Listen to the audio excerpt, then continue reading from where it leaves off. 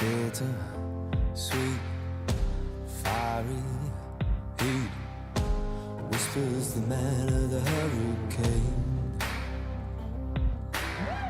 Oh, stop pushing me, gonna push so hard I'll just let go now. Lost in your mind, blown on the wings of the hurricane. I won't let go, I won't let go, I won't let go, I won't let go, I won't let go, I won't let go, I won't let go.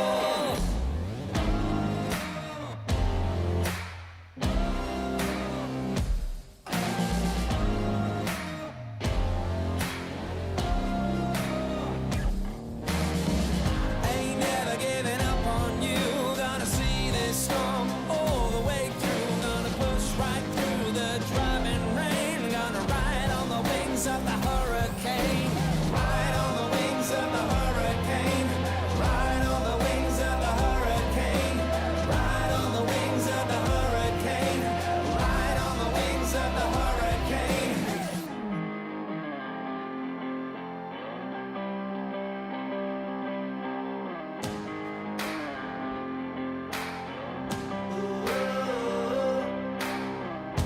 Spirits climbing, love contriving, passion driving, the tempers rising. Whoa, stop pushing me, you're gonna push so hard I'll just let go now. Lost in your mind, blown on the wings of the hurricane. I won't let go, I won't let go, I won't let go. Ain't ever giving up on you, gonna see this storm all the way through, push right through the driving rain, gonna ride on the wings of the hurricane. Ain't ever giving up on you, gonna see this storm all the way through, push right through the driving rain, gonna ride on the wings of the hurricane, ride on the wings of the hurricane, ride on the wings of the hurricane, ride on the wings of the hurricane, ride on the wings of the hurricane. I got this, you know, 'cause I'm in control, 'cause I'm in control, you know I'm in control. I'm in control, you know I'm in control, 'cause I'm in control. I got this, you know, 'cause I'm in control, 'cause I'm in control, you know I'm in control. I got this, you know, 'cause I'm in control, 'cause I'm in control, you know I'm in control. Let me take you for a ride. Close your eyes, come with me. It's a heaven in disguise, just for you.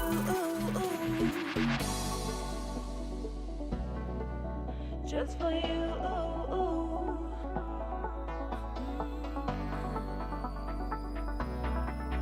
Just for you. You know I'm in control. I got this, you know, 'cause I'm in control, 'cause I'm in control, you know I'm in control. 'Cause I'm in control, you know I'm in control. I got this, you know, 'cause I'm in control, 'cause I'm in control, you know I'm in control. I got this, you know, 'cause I'm in control, 'cause I'm in control, you know I'm in control. Let me take you for a ride. Close your eyes, come with me. It's a heaven in disguise, just for you.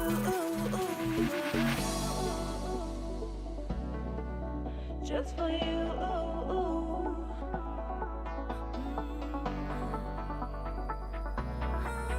Just for you. You know I'm in control. I got this, you know, 'cause I'm in control, 'cause I'm in control, you know I'm in control. Because I'm in control.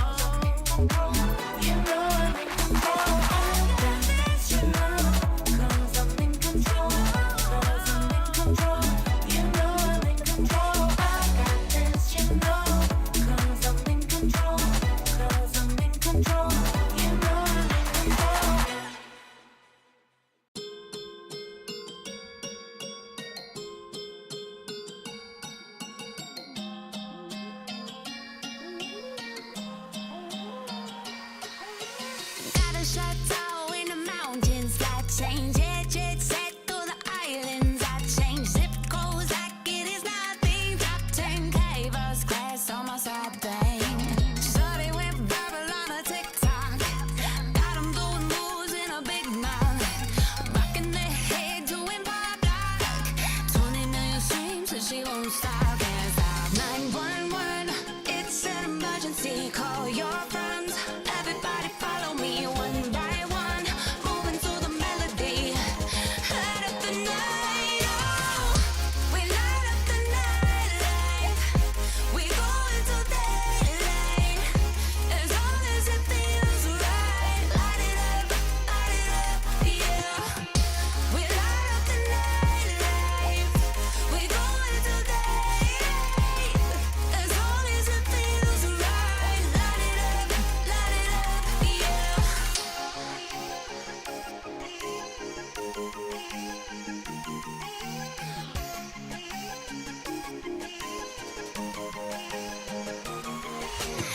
Only show me love, I don't clap back. Homie got a catfish face so you can have that. Topping hits on hits, can you handle that?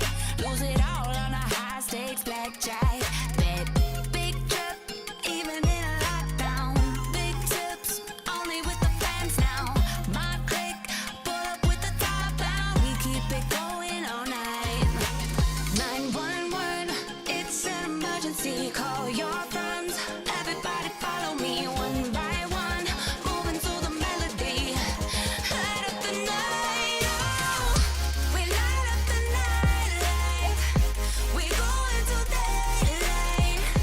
As long as it feels right. Light it up, yeah. We light up the night light. We go into daylight. As long as it feels right. Light it up, yeah.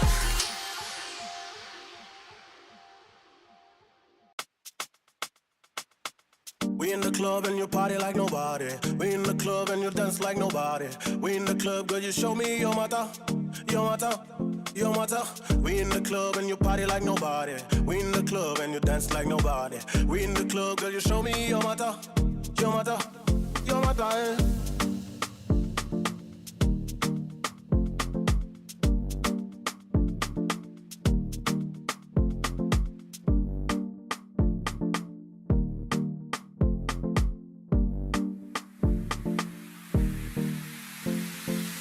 We in the club and you party like nobody. We in the club and you dance like nobody. We in the club, girl, you show me your mata, your mata, your mata. We in the club and you party like nobody. We in the club and you dance like nobody. We in the club, girl, you show me your mata, your mata, your mata. Eh.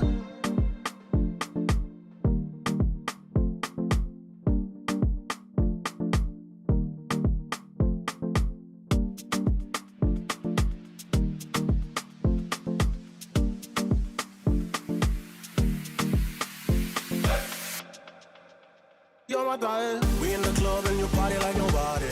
We in the club and you dance like nobody. We in the club, girl, you show me your mata, your mata, your mata. We in the club and you party like nobody. We in the club and you dance like nobody. We in the club, girl, you show me your mata, your mata, your mata. Eh. We in the club and you party like nobody. We in the club and you dance like nobody. We in the club, girl, you show me your mata, your mata, your mata. We in the club and you party like nobody. We in the club and you dance like nobody. We in the club, girl, you show me your mata, your mata, your mata. Eh. Your mata, eh. Your mata, eh.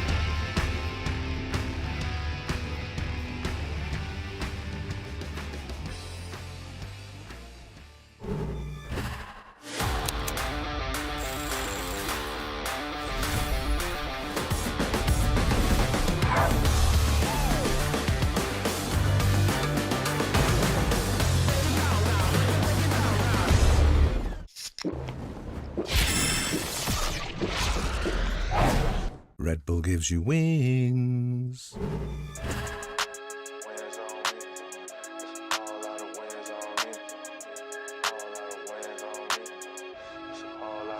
Yeah, I'm a prodigy, ain't no milk for this ticket, ain't no lottery, no robbing me. My joy comes in the morning, they can't bother me. I'm proud of me, thought I had to be like y'all, but I ain't gotta be. Took off, had to redefine my worth, now my mind at ease. Worst out of me comes out of me, we don't see no transitions. Stuck in the same frame of no clip with no ammunition, I am vicious. They can't handle me, I'm too ambitious. Ain't nobody invited you and your friends, this is fan business. Probably shouldn't be worried about your haters, let that fade off. Whichever cheese told me I wasn't gonna make it, should've got laid off. I know a lot of y'all thinking, when the edge catch don't pay off. Better know your worth.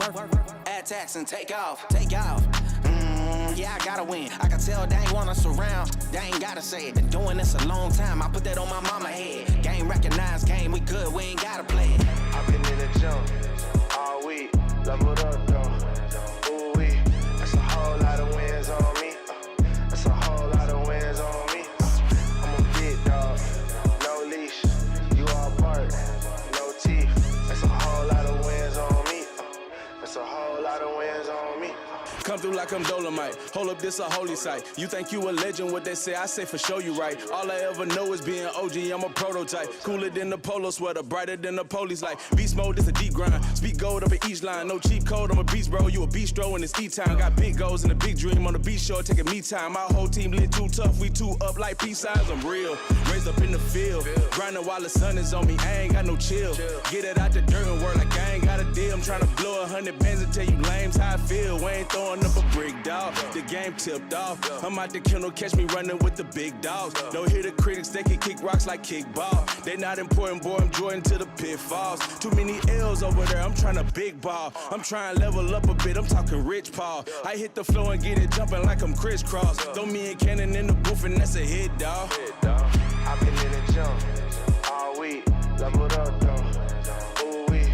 That's a whole lot of wins on me. That's a whole lot of wins on me. I'm a big dog, no leash. You all bark, no teeth. That's a whole lot of wins on me. That's a whole lot of wins on me.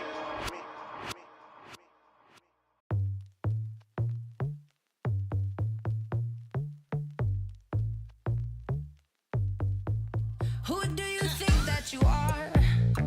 Coming around nose in the air with your fancy car. Ha. You don't think you gotta work hard to see your name on a star on Hollywood Boulevard. You wanna run the world? No, you want the whole wide world to run around you. You. To make your fantasy, you gotta work harder. You gotta work harder. Turn into reality. You gotta work harder. You gotta work harder. You gotta work harder. Yeah. You gotta work harder. You gotta work harder.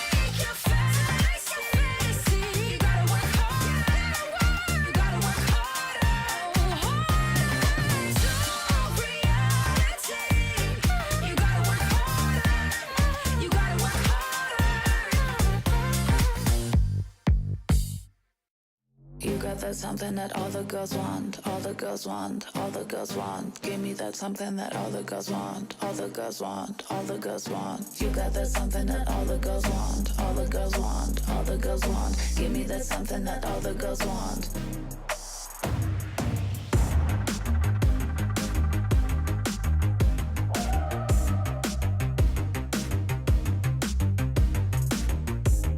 Hey you, who are you? Tell me your secrets and let's talk about it, about it. I know what you need. Come on, let me show you, babe. Let us dream about it, about it. Your hands would feel so good on me. I'm falling for that fantasy. You got that something that all the girls want, all the girls want, all the girls want. Give me that something that all the girls want, all the girls want, all the girls want. You got that something that all the girls want, all the girls want, all the girls want. Give me that something that all the girls want. You got that something that all the girls want, all the girls want. You got that something that all the girls want,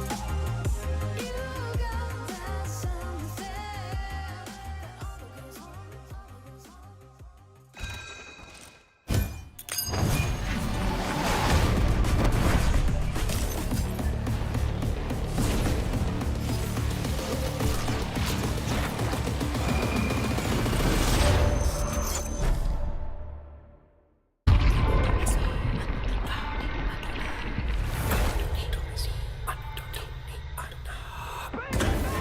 They said we had to prove ourselves.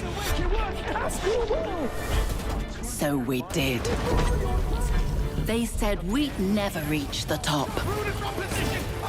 But here we are. We've broken barriers. We've shattered limits. Now this big fish needs to find a bigger pond.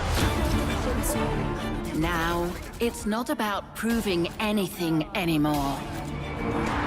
It's about fighting harder, rising higher. Now, we are fearless. Hello and welcome to VCT Game Changers EMEA Stage 2. It's the penultimate day of playoffs, and with so much on the line, we've brought in an absolute dream duo to help make sense of today's lower bracket final. It's Billy and Minnie joining me all day long, and I'm just so stoked to finally get to work with the two of you. We somehow always seem to miss each other on broadcasts. Yeah, I know, Zoe. It's an absolute pleasure to be able to be here with you. I mean, I guess Minnie's okay. I'm used to seeing his face and being in a stag with him a lot of the time. But yeah, no, it's an absolute joy to be here. Yeah, it's nice for me to be here too, because I've never done a remote broadcast and I've never done GC before. I've followed GC a long time, but it's nice to be in a different environment for once. Perfect. What can possibly go wrong, right?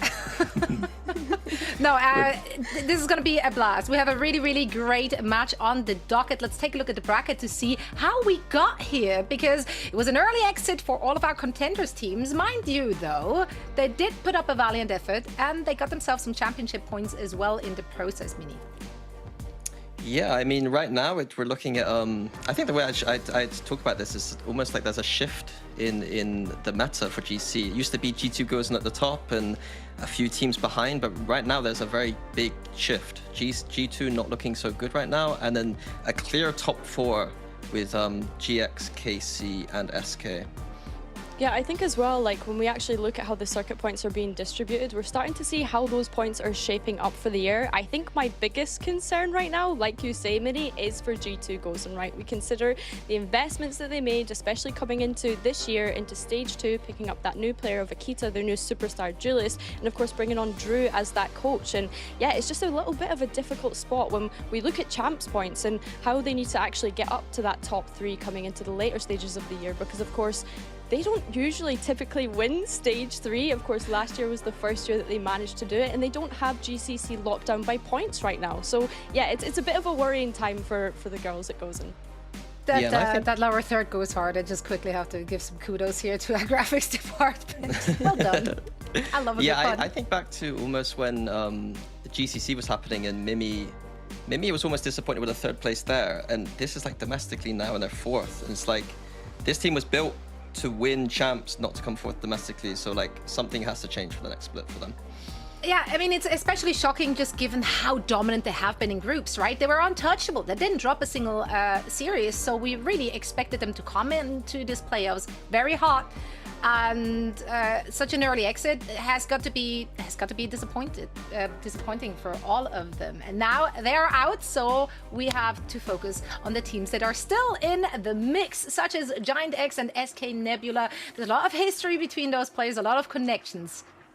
Yeah, for sure. I think as well, when we look at SK, I kind of highlighted it on the cast yesterday that they've brought in so many incredible individuals for this year. Of course, Purity being the only remaining member from that 2024 roster of SK Nebula. But Lisa has been, you know, the recent addition to this one. She's played in so many teams across the years. I'm thinking of Valiant, of KPI, of XL even. And she seems to have really warmed up to the tournament. And of course, we have Giant X, the team that we love and know and keep finding themselves in these grand finals so far this year. Well, they need to win today to get to that grand finals, but they've been having a great performance.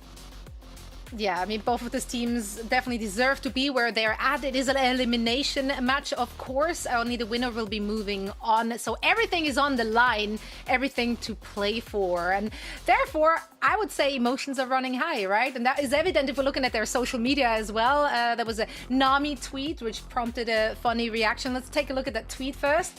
I love me some good banter, guys. I honestly missed this. I missed this whole ordeal, and I'm confused why we don't get this more in VCT. Like this to me, this is what I live for. Like if I work GC some more, I'm gonna be adding fuel to this fire because I'm gonna be stirring stuff up because this is hilarious to me. Do you know what's so funny? The last time I remember us having some sort of like toxicity, like friendly banter like this would have been, it was actually Smurfette and Nest that were on the receiving end of it when G2 goes and beat them. I think it was stage 3 of 2022. No, it would have been stage 2 of 2022 potentially, where they had like the guild logo at the time on trash bags. Like that's the last time I remember any teams actually being so upfront and being toxic in this way. So yeah, it's really funny that Nami's kind of finding that confidence.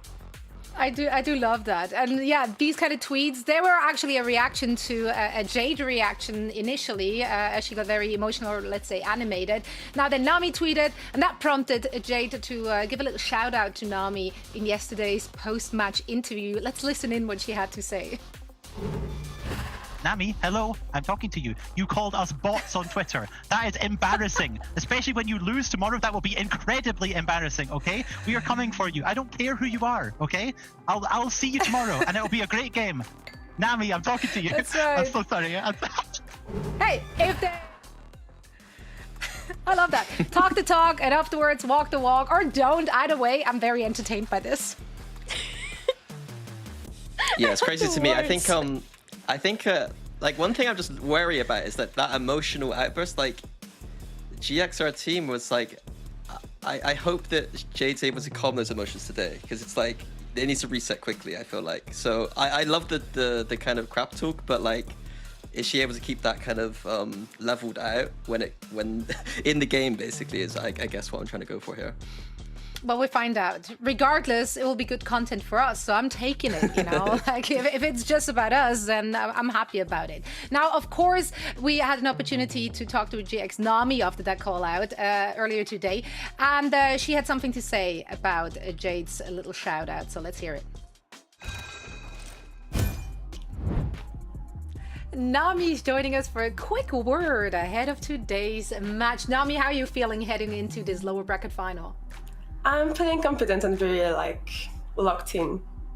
All my teammates. Feeling very. I love to hear that.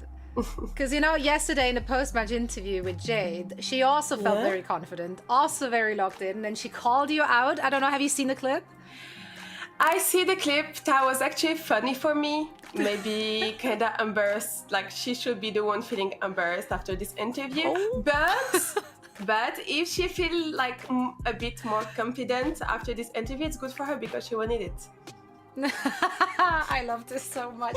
Does this kind of pre and post match banter serve as, like, I don't know, extra motivation for you and the team to really stomp them today?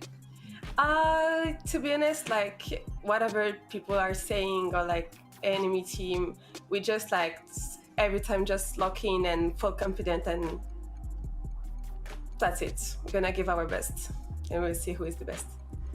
That's right. The proof is in the pudding. We're going to see it on the server. And now you have been IGL this stage as well.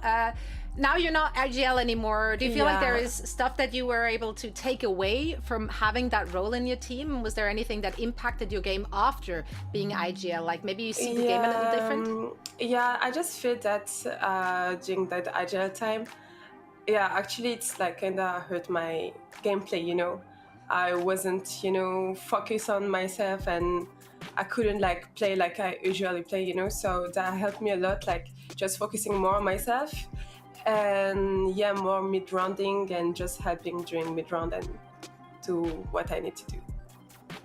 Right on. Yeah, I hear that you're a hype person and you bring a lot of like, you know, good spirits, good energy. It's me. Is that something that is difficult as an IGL to bring to the table? Kinda, yeah. Kind of like when I was like IGL, I need to keep also all this energy and give like, you know, like all this hype on the team was kind of like not easy, especially if I have to also play my game and focus on me, you know. So I couldn't do both. So now I'm more like a mascot and playing and hyping everyone, and my IGL is doing the work. Yeah, and your stats have been looking good this playoffs as well. Looking at the head-to-head against SK, the last 3 times that you played them, you guys won. It's always been with a score 2-1. How has your team leveled up? How are you going to make it clean today? 3-0.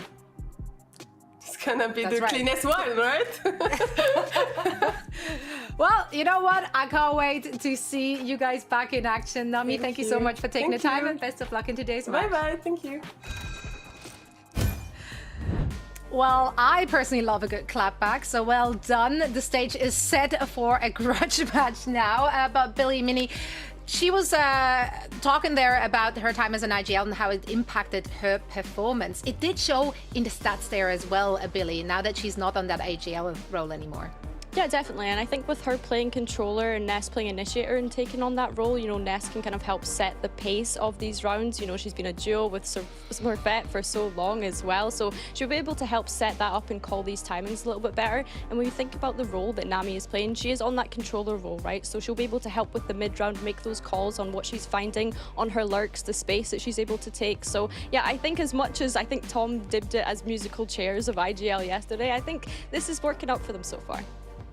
Yeah, and I think that Ness is still performing really well too, so that's really good for them. I actually asked Asker, the coach from Giant X, about it, and he basically explained that, like, along with Nami being energetic and not being able to be so energetic in the leadership role, like, which kind of reminds me of Boaster actually to some degree. Like Boaster, like, I think people see him as this energetic guy, but as the leader, it's really hard to do that at the same time.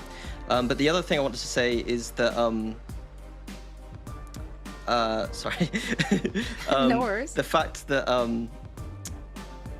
sorry, I just completely forgot what I was gonna say. That happens to me literally all the time, or mid-sentence. That's even better. But I give you a minute to remember whatever it was that you wanted to bring up. And meanwhile, we're going to take a look at one of the performers on the other side, because, okay, Nami called them bots, but they're bots on the hardest difficulties, that for sure, especially when they're playing like this. Jolina had a really, really good performance the last couple of stages, and she is, in fact, the best remaining player, just looking at the numbers. Absolutely, and I think as well we have to look at the performance, particularly yesterday. She was incredible all throughout that match. I think as well, like, the depth of her agent pool so far, she's played 4 different duelists during playoffs, so she's allowing a lot of flexibility for SK to be able to play with in terms of compositions that they're choosing to run. I think for me, the main worry at the moment is just if Jolina doesn't show up, what does SK look like? Because she had such a great performance against Giant X the other day despite losing, and I thought that she would be a little bit nervous, of course, facing her former team. And yesterday, again, she had such a great performance against G2 Gozen. But I need to see the other pieces of SK Nebula to fit together and not for them to just become reliant on this firepower of the duelist. Yeah, Let's I think actually that, take a look at the head-to-head here, Minnie. Jolina and Smurfette, how do they stack up? Yeah, I think that Jolina to me is like a massive talking point and the biggest win condition on the server for both teams. Like I think if Jolina's having a good day, it's going to go very well for them, and if she doesn't, it's like quite difficult for SK. I think the head-to-head, I think that when you look at the GX team, they have a lot of kind of people that if you don't follow GC really closely, you'll recognize still a lot of the names, and I think Smurfette is one of those. Smurfette being one of the kind of greatest duelists I think we've had in the region. But I think recently she's not been performing quite as well as what she would expect of herself. And I think there's kind of a big head-to-head today because Jolina is probably the best duelist right now playing in GC, I think, EMEA. And Smurfette's going to have to step up to that challenge. Yeah, SK as a whole has been looking very explosive with Jolina on the duelist, but also when SK Purity has been taking up that role again. I had an opportunity to catch up with her earlier today, talking about her impeccable Yoru play and so much more. Let's hear what she had to say.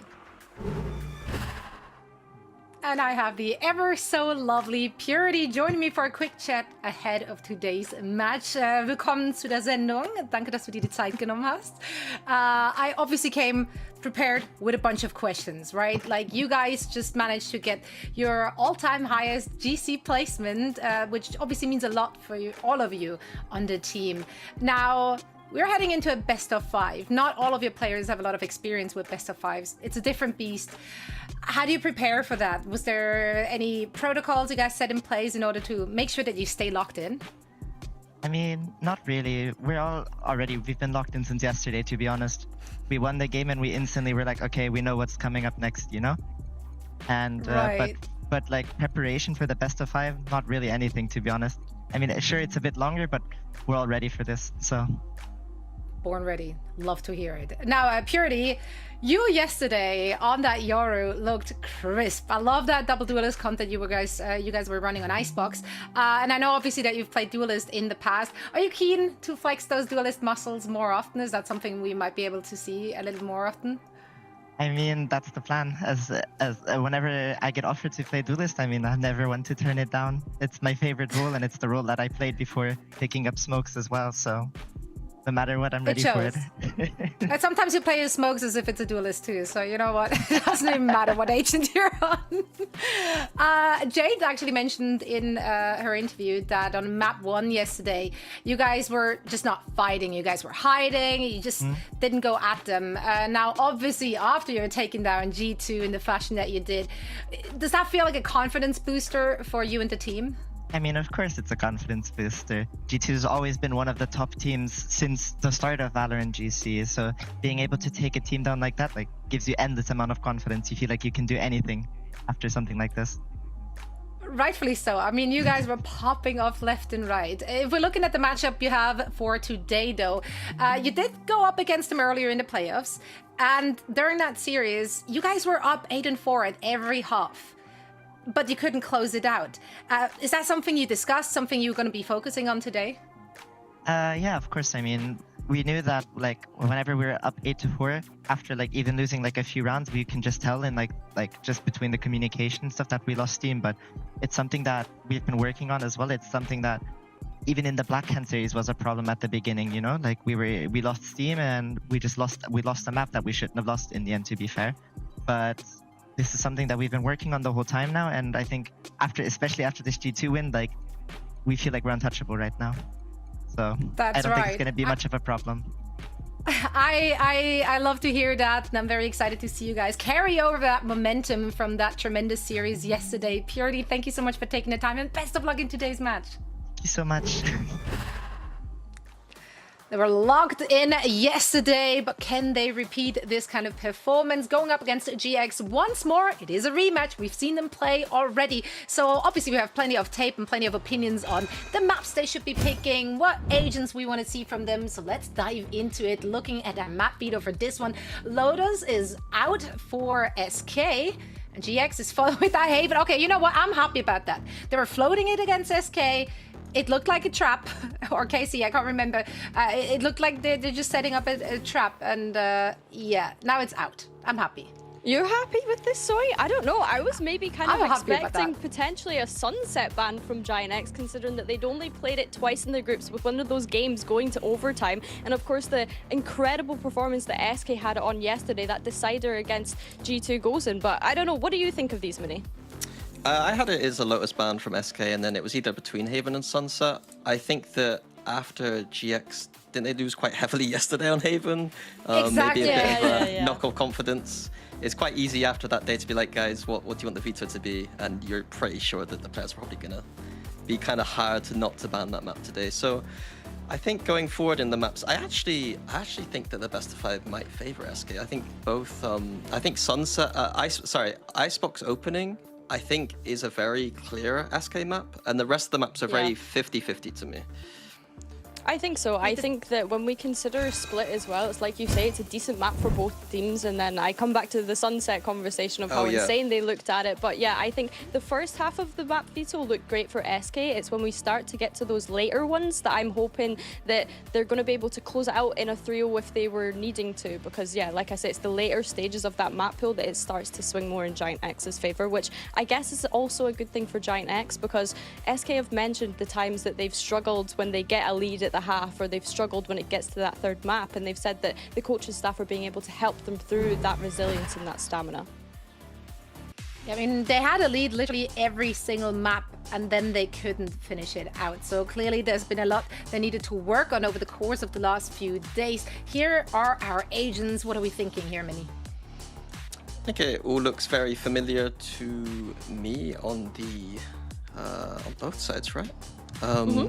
A Giant X doing the neon, the head-to-head with Smurfette and Jolina is going to be quite big. Like, can Smurfette get value from the neon on this map, which is quite peculiar. On the SK side, it's going to be double duelist, Paper X shenanigans, running at people, trying to get frags, and it's been working so far for them. Oh yeah, they looked phenomenal yesterday on that double duelist. Can they We're going to now hand it over to Kyra and Haza, who are on the mic for this banger of a series.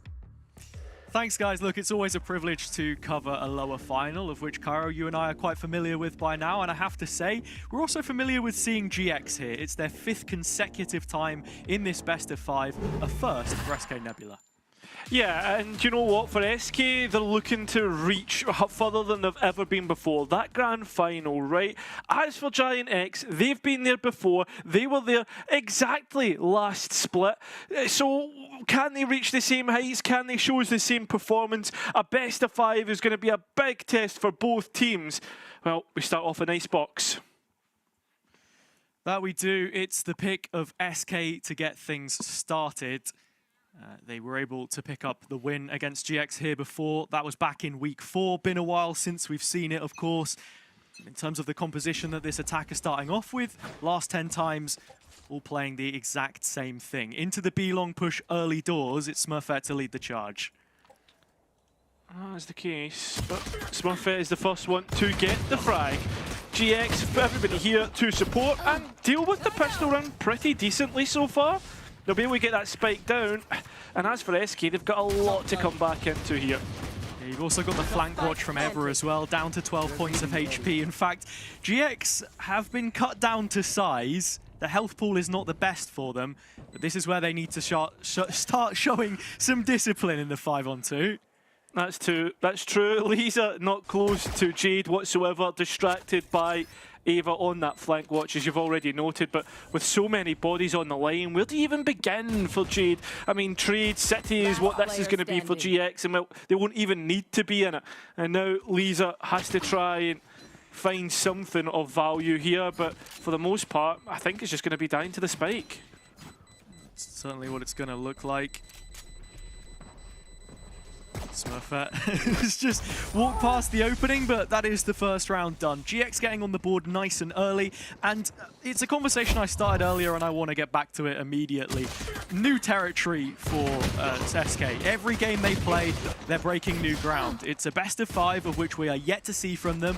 Everyone will know that they are back-to-back Project Queens / Equal Esports Queens winners regionally. However, those all ended in best of threes, their grand finals. They weren't really depth tested at all, and seeing that both teams have been playing all 7 maps in their pool and sort of banning accordingly, I think it's the perfect place for them to show that they're really at this next level. 100% agree, and the other aspect to this is, like, while it's the furthest SK have ever been, it's not the furthest these players have been, right? The grand final perhaps for Jade, but like you look at Jolena, who was on GX before, made that grand final all the way in split 3 of last year when they went to Turkey. I mean, there's a lot of experience and a lot of things that you can depend upon if you're SK to reach back on and then gain some, I guess, support in a way. Absolutely. It's the experience in these situations that I think counts for most, especially looking at the current state of play. The teams towards the top, parity between them at this point in time. SK beating KC, who wait for whoever makes it out of this one in the final. KC beating GX, and GX, of course, beating SK the last time that they faced one another. So it does feel equal in some senses, but this round is skewed in favor of GX. But despite that, it's Nami's Ghost that has opened up the B site and should be sending them on their way with 30 seconds left. Yeah, she's looking for more as well, taking an off angle, which actually goes Jade's way. A little bit of BM, as we've known from the post-match and pre-match interviews. It continues into the server. And the spike denied. With time so low, this gets a little bit more worrying for GX, because they need to confirm it, make sure they'll do that, and leave Jade all on her own. Yeah, it's a little bit dodgy in the end, but all good as far as GX are concerned. They will keep the majority of those weapons into their bonus round to just strengthen things up a little bit. And for SK, it's about responding nice and early, not letting momentum get the better of them here, because that's exactly what the case was yesterday in that opener against G2, as you can see the BM there as well. Jade said, I didn't want to let this one just slip away from me, and no better time to get on the board than now, the rifle round. Oh, that's the big thing, right? This is where we start to see the real stuff come through, the real strategy. How SK are really going to play this defense. As for now, pretty far back, right? Taking their time, GX exploring the map through mid. The Euro was the one noted by the Gecko Dizzy, but it was only noted, and I don't know if they'll actually know if it's the Euro. The players in mid, though, they're now known about, and you can see Jade trying to take up a position on Boiler. Just playing this tentatively. Lisa goes for the swing, trying to collect some information within that void in middle. Spots out 2 players, so Jolena has the line held, and Jade continues to cover through the window. Information on these players, but they have to find a way to take them in unison. Right now, it looks like GX are more prepared for every fight, and as they transition over to what now starts to look like another B finish, it's Nami left in mid as a late deposit. That's the thing about GX. They have made this map their home, split after split. I think that's the first time that we've really seen them actually show not the best signs of life on it. But right now, it's starting to look a lot more cleaner. A player advantage, heading into post-plant. And as you said, we've got to know when Nami takes her timing and when SK begin the retake. Douglas are holding on to some important real estate right now, but again, it is Nami as this backstab, which you're looking at widening the gap between the 2 teams. Still a 5 versus 4, still doable for SK, but they need to speed things up in this retake. There's not a lot of utility left in the pockets of GX. There's 2 mollies, one on Gecko, one on the Viper, but as for coming back in, it's the positioning that's going to be key for GX, as Eva proves once again. Playing in the pocket, under heaven. Jade at least gets one back, but look at this from Ness. It's the Sheriff that's demolished around, and GX look to convert the bonus. It's a huge bonus round win for GX. Jade is the only residual here, and that rifle will be removed along with the rest. Who other than Nami to have put it in the trash, quite literally. So there you go. A very strong start for the attack. The side which GX, of course, decided to start on.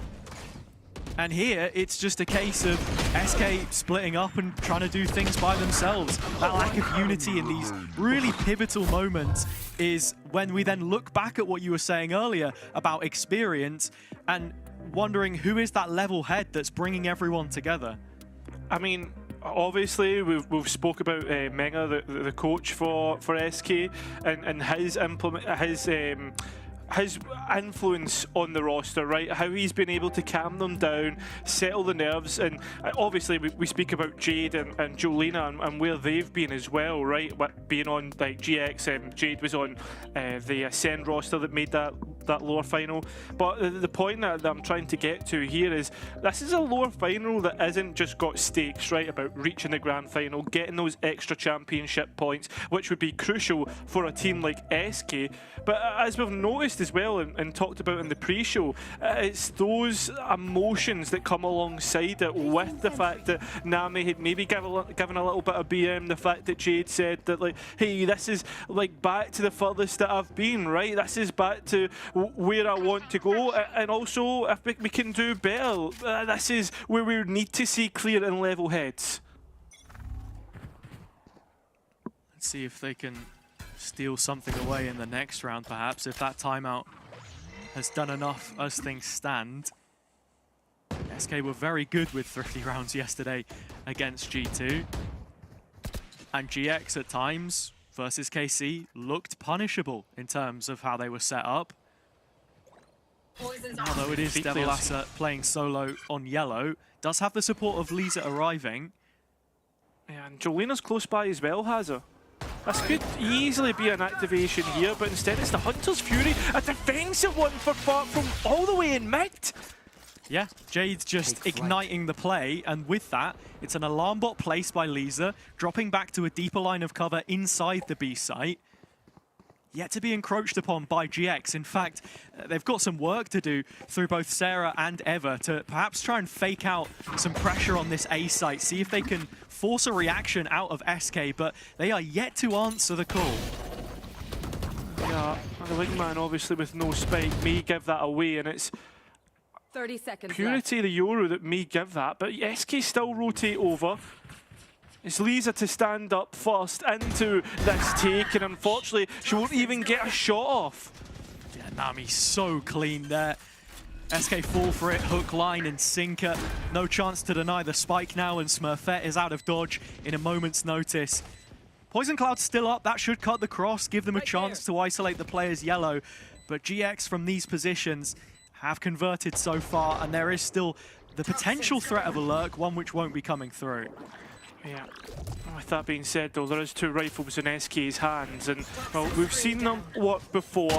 Maybe not in this map just yet, but well, there we have it. Devilassa getting the first. As the assault on towards Long is going on, the player on the spike has got it halved. At the very least, Jolena with a rifle dashes through, but Smurfette, cool, calm, and collected, doesn't get caught off guard.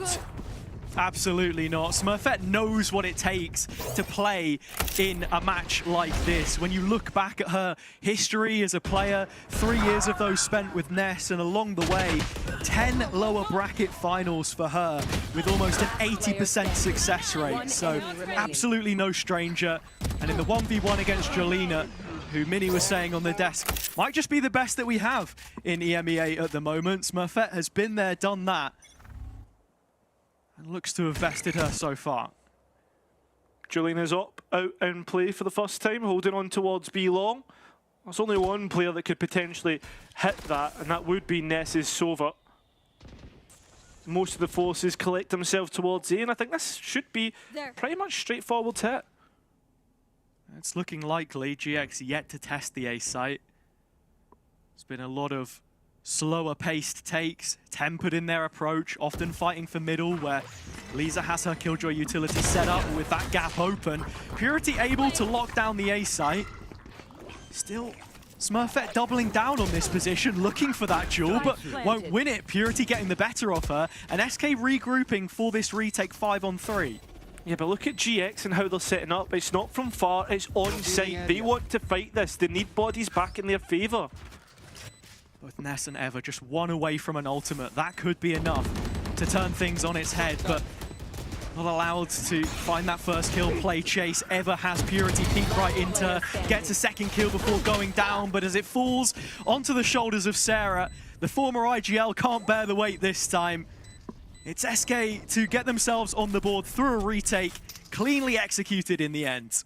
Yeah, and I think the biggest aspect of this round was I feel as if GX took a little bit too much space when trying to get the spike down, right? I understand that what they're trying to do is clear out the backside, but they didn't do it together. They did it solo, for instance. Smurfette and Nami were the two players that get picked up first, and when you're two bodies to the good on a retake, it should be almost unlosable. Yeah, absolutely. And I call back to that game against KC yesterday from GX as well, because just how disciplined they were at times, the protocols that they have in place did make GX look second best. And in this round, as the rifles are back out, GX are looking to punch down on SK. They flank the length of B long. There are two players towards Garage and Jelena right behind them. The only defender of A as it stands is Lisa, and she's not in a position to contest it. It's going to be another retake. Well, the KJ turret has been pulled back, destroyed, and with that being said, the GX players need to respond to this push from behind, and that's exactly what we're seeing from GX. Two players dedicated to the flank. Dimensional drift to clear them out, but what does the capitalization look like? Purity sent this one the full way through with a TP back towards Belt if she requires it, but exiting from the ult in jail, Jelena's right by her side, 2 kills back in the conversation, yet still SK trail. The next would be ever towards the 410. That's where Jelena will mount her assault back into the site, but Smurfette finishes what she started, and GX get right back to winning ways. That they do, and I think the biggest decision from GX is the pack of 3 playing on the site decide, let's go and find that extra space. They go and take Lisa out, and then on top of that, that's just easy for their positioning, right? This entry is lovely from Ness, good ultimate usage. Oh, sorry, it was the thrash that they used to go and take that extra space, but point being is the decision making on GX in these crunch moments has been on point. Yeah, and that's the quality of opponent that they present here to SK. Not just individually, but also when the stakes are up. SK are an unproven quantity themselves. Never's given a little bit of information. Jelena encircling, calling to the rest of her team. There's at least one here. She can smell blood in the water, and already Eva starting to take a bit of a hit. Does have the support of Sarah here, and since it's just pistols, well, you would favour her, but combined with the mid-aggression as well, it's put Sarah in an awful position, and actually, SK come out the better of it. This round gets a bit more spicier. There's nobody really to stop the plan, and Smurfette taking extra space towards Snowman will make this a really difficult retake for SK to try and approach. Remember, there was only one rifle in the hands of those defenders retaking. It is just Smurfette on this side of the map as well, though, so she needs to be careful. Walks back to default, damage taken in the process, and so Purity has put even more pressure on GX now. It's a 2 versus 4 situation, and the players are split up from both yellow and main side. It's Ness and Nami that need to combine. The smoke drops, and Purity has her 3rd, Devalasa the last, and it's done. A thrifty conversion for SK. GX put in such a tenuous situation, one that they just couldn't get out of. Yeah, PC card thrifty here coming through. Very nice to do something different when you're on that eco round, to go and upset the default of GX. And on top of that, from there on, I mean, you could argue that again, GX decision making, even though I complimented it a few rounds previous, trying to take that extra space alone is what cost them the round. Still have ultimates in play, and well, SK, they have a little bit more money to work with, so they'll probably get a buy in the next, but need to be careful of that lockdown, the overdrive, and the Viper's Pit. Does look like GX, to start this round at the very least, are going to be pressuring towards A. There is contact reached in middle. Jelena is just posted up at the bottom of the tube, but eventually does detract. Yeah, I thought they were going to get a time in there on one of the players. Isn't the case, but destroying that KG turret is going to be big. It creates a pressure point, a question mark. Is there anybody left down in bottom mid? Could they scale down that part of the map later on? That's why they're dedicating Nami to that position right now. That drone out didn't get the information that SK needed. And it's actually a red herring, which moves the players towards the B side of the map. And GX have this full A side for free. Ever wasn't spotted, so that's the call that they've made. One of the few players that wasn't an in-game leader might just have come up with the goods here. It's Jade on the other side of the screen. The drone won't reveal her, but they know too well, and Smurfette holds the angle, punishes the peak. SK get a taste of their own medicine here. 5 versus 4 with ults in play, the lockdown late if required. This should be a shoo-in. Yeah, 100%. How do you even begin to clear out this for SK? Your utility, well, your clearing utility was gone on the Sova with that first pick, right? As for Purity, only has 1 flash. Utility being thrown in, and well, so has the White Till. SK want nothing to do with this. They realise the position they're in, and would rather keep guns going into the next. They start running nice and early. Smurfette thinking about trying to chase, but when you look at the money on GX's side, everyone below 1,000 credits for the time being. The context of this conclusion, and a 6th round conversion though, is that things will be looking a whole lot better for them. SK's still hanging on, but you also have to think about the amount of ults that were saved in the process. They still have the lockdown, they still have the overdrive, GX. And GX have been doing very well at spacing their ultimates and choosing when to use them, right? That's the other side to this coin.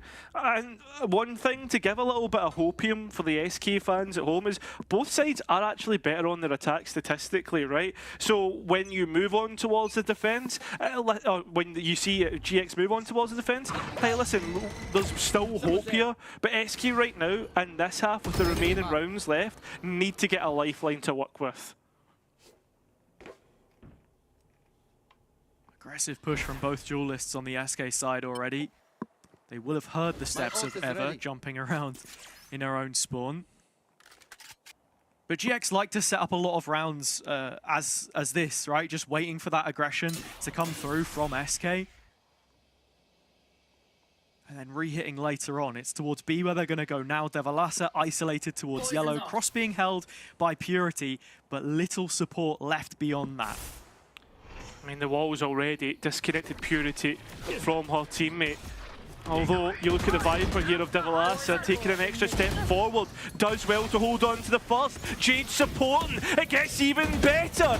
SK doing well here. And Devalasa, who's done so well to hold down yellow, gives a real chance to SK to win out this round. A third and a very important one in the grand scheme of this map. Unless Nami has something to say about it. And with 25 seconds left, and Nami now known about, it should be easy collected, and that it is. A big round for SK. Such an important round for SK, as you put it. And the fact that GX got out of the previous without a single casualty is the silver lining, because they do still have money here. But looking at the replay, Devalasa is so well supported through her own one-way, the flash and fake out thrown in by Purity, and of course Jade's ult. 2 kills from the Sova does make all the difference in that position when it can be so hard to hold on to yellow sometimes. Into the next round, it's rifles again, but no op brought out yet by Jolina. Perhaps maybe not feeling it. Would rather keep and stick to the rifle that was kept from last round, right? These last few rounds will be extremely important. And the Viper just noted there by the Owl drone. GX not want anything to do with it. They'll back off. Capitulate to the Viper's pit. But I mean, there's other avenues you could go through if they wanted to try and clear this through mid, but instead, no, it's all the way to A, where Purity's standing and isn't cleared. I'm wondering how much longer there is left on her TP here, and, well, just enough it seems. She does disengage from the situation, Ever recovering the Dizzy in the same motion. Still another 30 seconds before Ness has the recon up, and they can perhaps look again to try and burst into this Viper's pit. instead weighing up their options and perhaps thinking that a split through the kitchen would be a better idea. However, Lisa's turret in kitchen, well, he's going to spot them on this cross. And it is, and Lisa can easily peek off of that. Well, the explosion has come through.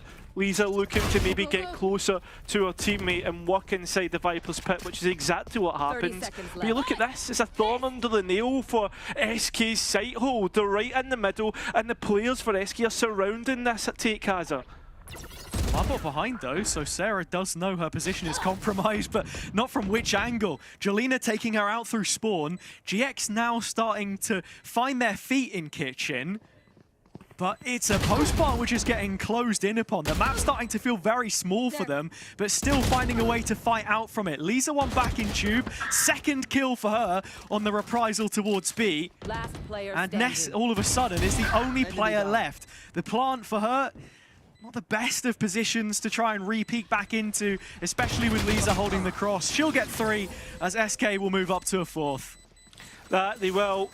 And there's still time to even prioritise the orbs on towards Lisa so that she has her lockdown for the next round. But a very well done retake by SK, and maybe arguably a poor post plant from GX, right? As you said, the map started to get closer. How many 1 versus 1s are we going to give Lisa here? And on top of that, it was just easy for SK to trade out all the way to the end. Yeah, it's the circumstance more than anything. SK coming into the round had the perfect call from the pit. It's even the micro details. Lisa having a nano swarm available, placed to stop the exact same split which they ended up going for. More of a 4-1 in the end. And now GX put onto a low buy.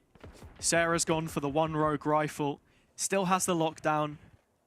And Eva still holding on to the Thrash as well.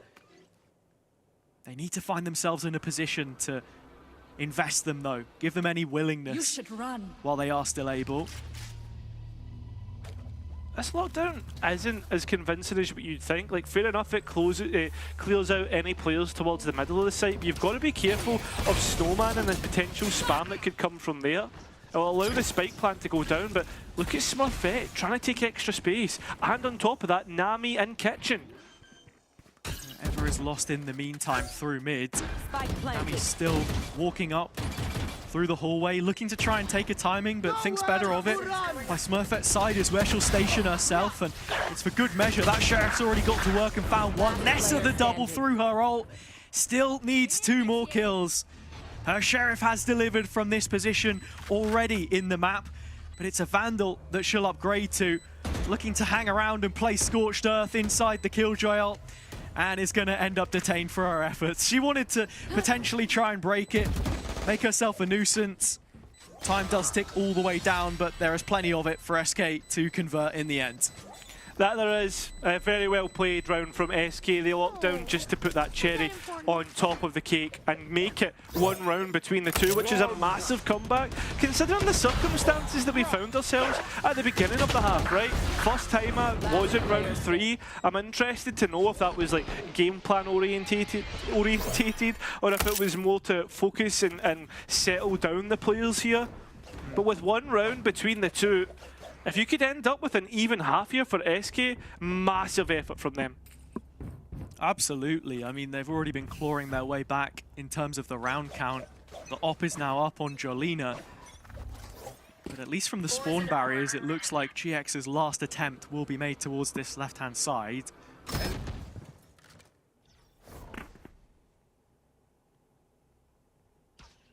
Double duelist towards the A pushing forward here.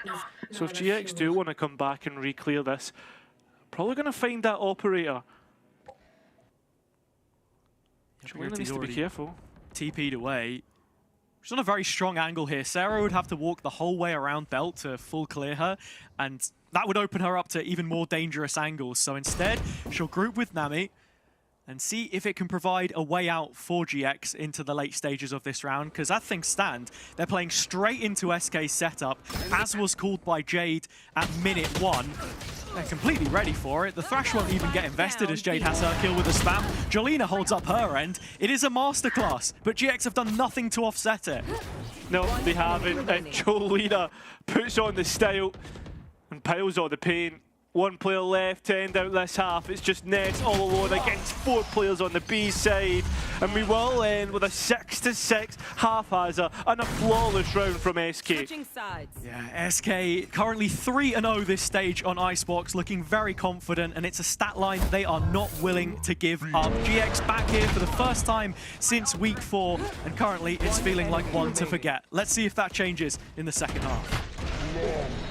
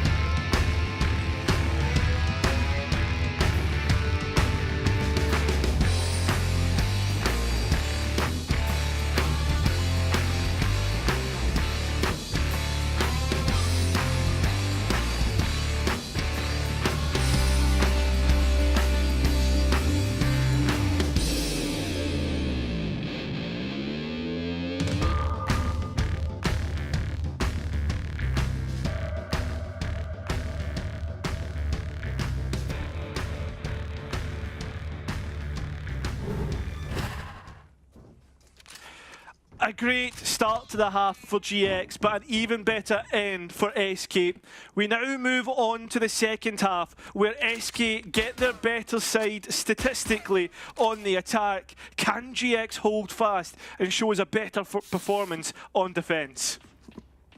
Smurfette has been playing pretty damn well so far, though. Currently 11-8 to Jolina's more impressive 12-6. So it's both of these duelists I want to be looking at right now, especially Smurfette, simply based on the fact that they're playing Neon on the defender side of Icebox. GX have so many setups that circle around her getting aggressive mid-round. And more often than not, mid-control, something which they forfeited here just for the turret, as already they have been highlighted outside of B. Rotations coming in as well, as you see that Sova making their way over, and Jade left all alone on this B side, shows up on the pistol once again. SK, that was never their final destination, is going to be on A, where Sierra holds it all on her own. And that's what this half is always going to be about. Can you handle Smurfette and the proactivity that she's going to be looking for? Jade's already dealt with it. Now it's Sarah's turn to see if she can skew the odds back in the favor of GX, but it's not happening. Ness giving herself up to Purity there as well. This could be a flawless pistol. And as soon as I've said that, of course it isn't. Oh mate, the caster's curse comes back to haunt you, but I think you can almost guarantee that this will be an SK round, as they start with a turbo pace and a very well played pistol strat, faking over towards the B side. Eva's at least able to get one before being traded out. And then, yeah, like that quick TP back, Jade left on their own to try and get at least one or two. And from there on in, I mean, yeah, Jade sets her team up for success and the team finish it out with ease. Sarah, another player as well who really impressed me last campaign, the previous stage, her Icebox performance, an MVP against former team G2. She has continued to grow into her Sentinel role on GX. Was a massive factor in them making it to the final as they did. These are the names that you want to see stepping up for GX if they're to turn things around, but as it stands, an anti-eco for SK, and look, a chance for them to put a bit of daylight between them and their opponent. They've not beaten GX so far this stage. Over a best of 3, I mean, the best of 5. It's only going to get better if you can convert your own map pick. 100%. Lisa's over towards that A side all alone, and for whatever reason, has pulled bodies towards that side of the map and even got a pick. So with that being said, we're expecting this spike to go down easy enough for SK, and there you have it. of comfort. GX. Both Smurfette and Sarah committing to the double stack on A. It will land them at least one more kill in this round. Sarah realizes that she just doesn't have the pace to go for the upgrade, so they'll regroup in this retake effort, knowing more likely than not it will end in failure. In fact, they're not going to give it a go at all, which is probably the best decision to make, especially when Jade is hunting. And with that kill, only one away from the Hunter's Fury now coming into the bonus. And we've already seen how impactful both of those Sovas have been so far. Yeah, and that's probably the decision from GX to be like, hey guys, let's just make sure we die to the spike. Jade just a second too late to get the orb. But you're 100% right, and I think that's something that we need to speak about as well. Is like if we look at it map to map, right, and we see how often Jade is actually able to get her ultimate up first. It's like 9 times out of 10, like in the third round, and if it's not her, it's like Lisa, it's someone else, right? And they're really good at funneling orbs into their players and getting spikes down on the correct player as well. So it's really nice prioritization from SK. See how it looks here. B long, the easier of the two orbs to go for. Drone coming out early doors and the rest of the utility with it. But Smurfette is the clear in the corner and Purity's found her. Threads the needle. A delayed reaction from Smurfette, or so it seemed.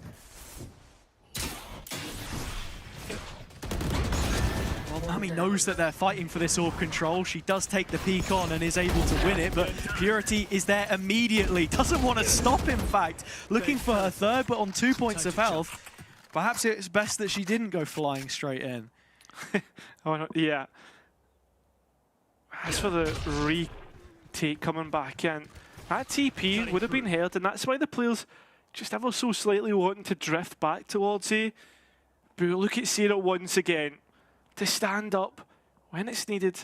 As time ticks away and SK wait to get all of the forces together. That's the recon, and with the ult here, taps the plant instead. Now committing to it, Sarah takes the timing. And Lisa, Purity, both of them low. The latter on the site, the turret is a problem for any low health player, and so is the time. It's running out, and Sarah's still confident to take these fights in her stride. The mosh is there for further denial. There's barely anything left here for SK, but Jolina looks like she's still going to be able to get the plant in. Lisa with covering fire. A crossfire set up, in fact. So Ness has to go the long way round. This is so doable for SK. The fact they've been able to bring this back, but Ness looks to clutch up, but instead it's Elisa who's been able to survive on 22 points of health. It's an absolute miracle. Ness really should have had the 2v1 there, and even so, GX probably should have had the round in general. The way that they were holding on to B, I guess you go a step back and say that SK had openings and perhaps should have been a little cleaner in how they were translating that. Honestly, Cairo, I think right now we're seeing a lot of first map nerves in a best-of-5 situation for both teams. No, I 100% agree. Aggression, though, towards A as Ava finds a pocket in which to work. Do SK even have an idea about this? Purity doesn't.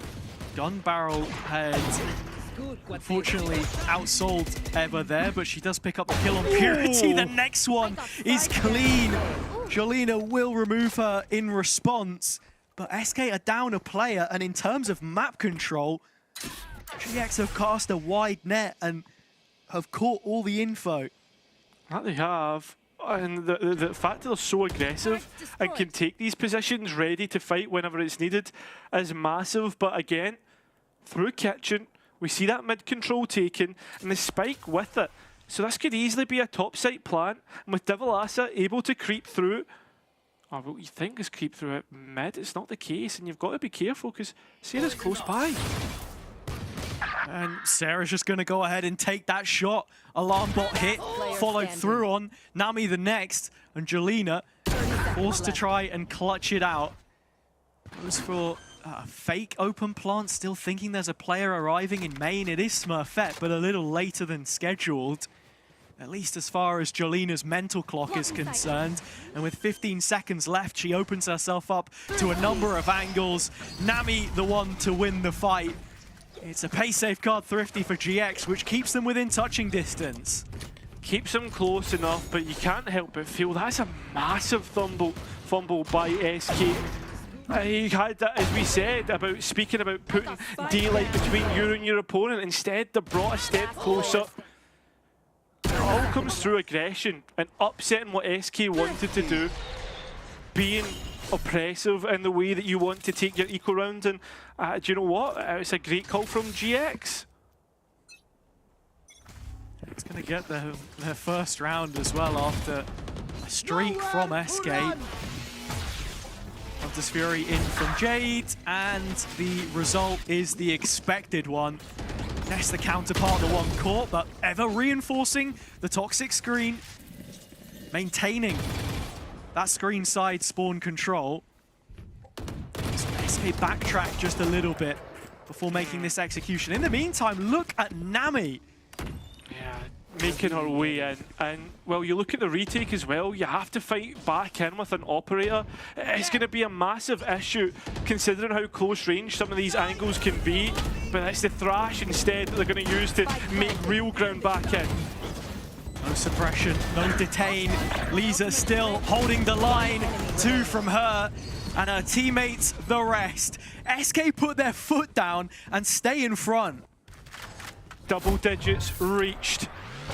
And I mean, from the opener to the end, I didn't feel too comfortable once I saw the Thrash coming back through. And you're just thinking, like, hey, this is going to take a rifle off board, but Lisa does so well to hold on to screens by herself and then the supporting cast. And finally, we get the first timeout from GX after only being able to win 1 round out of 5 so far on the second half. Even when you go back and look at where the blue X's were placed on the map, there was a pile of bodies all on the same angle. SK holding aggressively, not getting full value from Ever's Thrash. Lisa now with a lockdown. Ness still a ways off her counter. It's a real rough situation to be in if you're GX. This is 11 rounds expected for SK. And in terms of what needs to change, well, I think the macro on the whole has been pretty good from them, right? You're getting great information through Nami on the previous with her flanks. A lot of this is being left unchecked by SK. The exact kind of things that she was talking about, being able to individually excel more when she isn't in-game leading, giving that information over. It's in the stressful situations that we're not actually seeing the team play.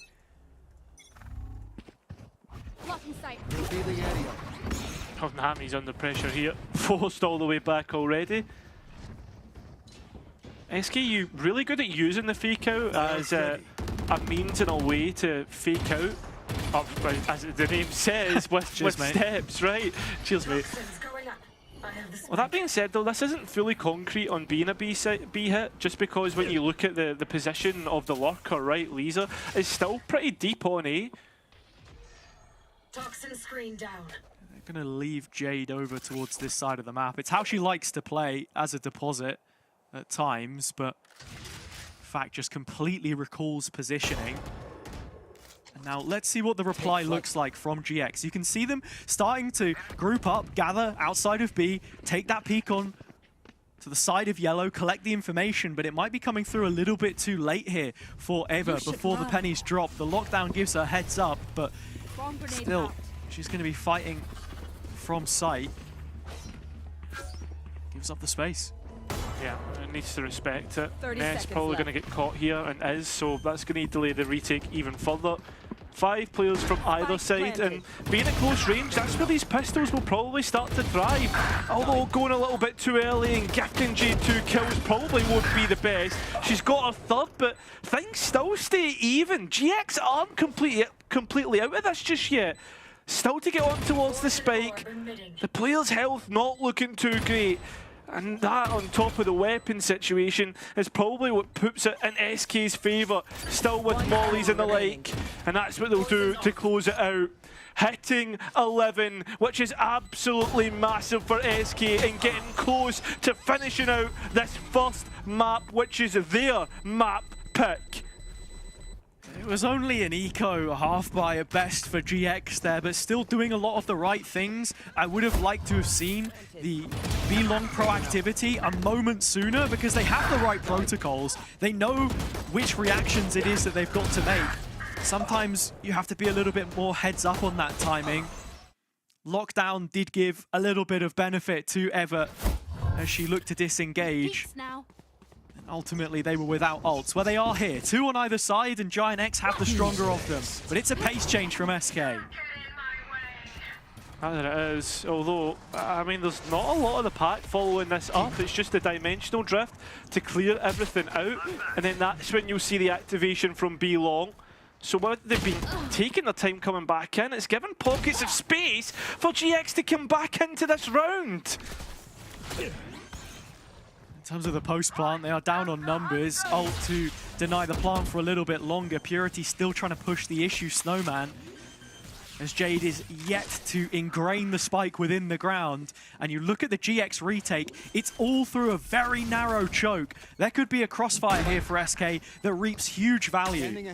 Well, there's also a lockdown if Sarah really wants to use it, but instead it's the rifle that gets used from all the players on GX's side. SK had a nice plan, but it's been completely foiled by a punch in the face, and that punch is flawless. A great round from GX. It's a fantastic round from GX, as you say, executed flawlessly with the players they had left with the concession of the spike plant.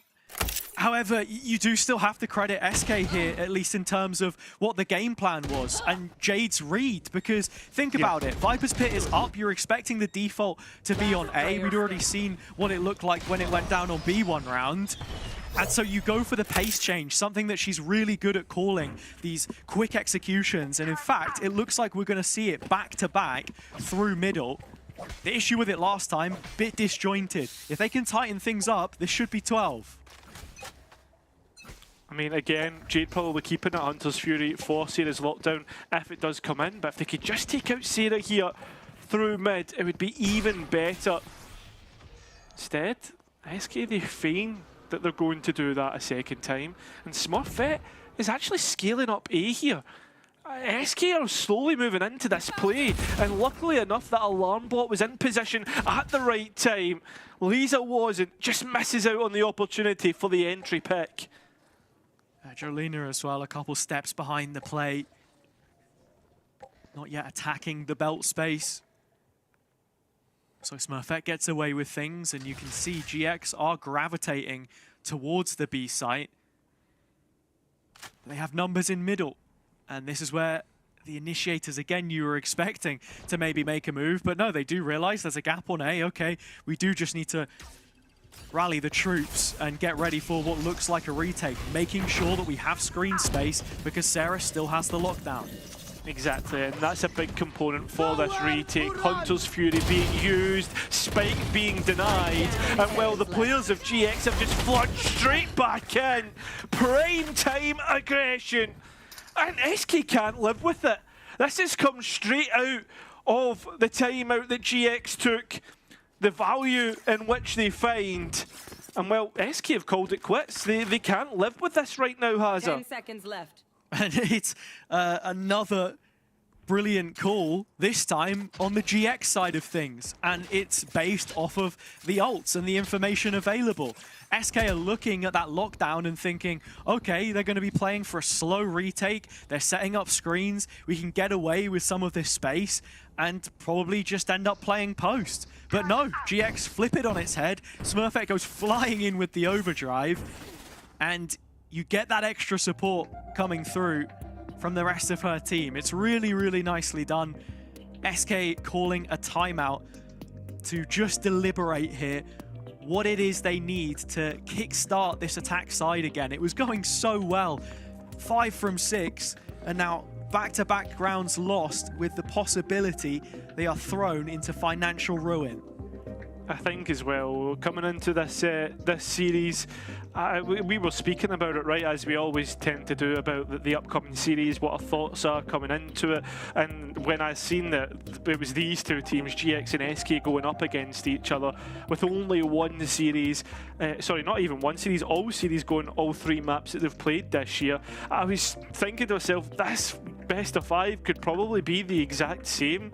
You got to think about it like a very, it's like a long war, right? And this map here is an early battle 1 if you can get it over the line. SK, time and time again, always let the lead slip when they're at an advantage, right? When they have that killing blow, and they can't let it slip here. That second timeout being used, and it's prompt considering the success that GX been having. This buy doesn't look too great, but with a Viper's Pit in the back pocket, if they can get that into position, that would be the big trump card in this one. Got to get past Smurfette's Outlaw first, and Nami knows that SK cower to the corner once the snakebite comes out from her. B control is not a problem between the two of them. And sure, there are a couple of pistols in there, so still 2 rifles remaining, the majority of them brought into this round, but half the player numbers, and SK with a lot of ground to cover if they want to get the spike down. I mean, the fact of the drones here as well, I think just caught the head of the Sova there. Doesn't even get a chance to confirm it as Lisa walks forward and takes Sarah out. So Ness needs to be careful of her position. But with the alarm bot activated, they know the flank is on. Their position is suspect. They know that they're up for grabs. Ness has to play this as disciplined as possible. Invite that pressure. Now Nami already is coming from behind, looking to swarm in on the positions and make it double digits themselves. It's 1 round between these two, and sure, we can make concessions about the buy of SK, but Hazza, there was still rifles in play and they couldn't make it work.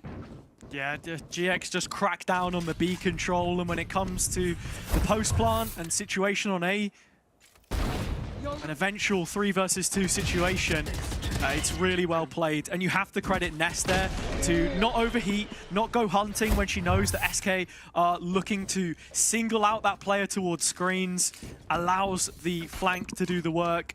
Nami had been noted, but Smurfette with her was just too tall of a task. 11 to 10 Cairo, and SK are running out of cash and running out of rounds.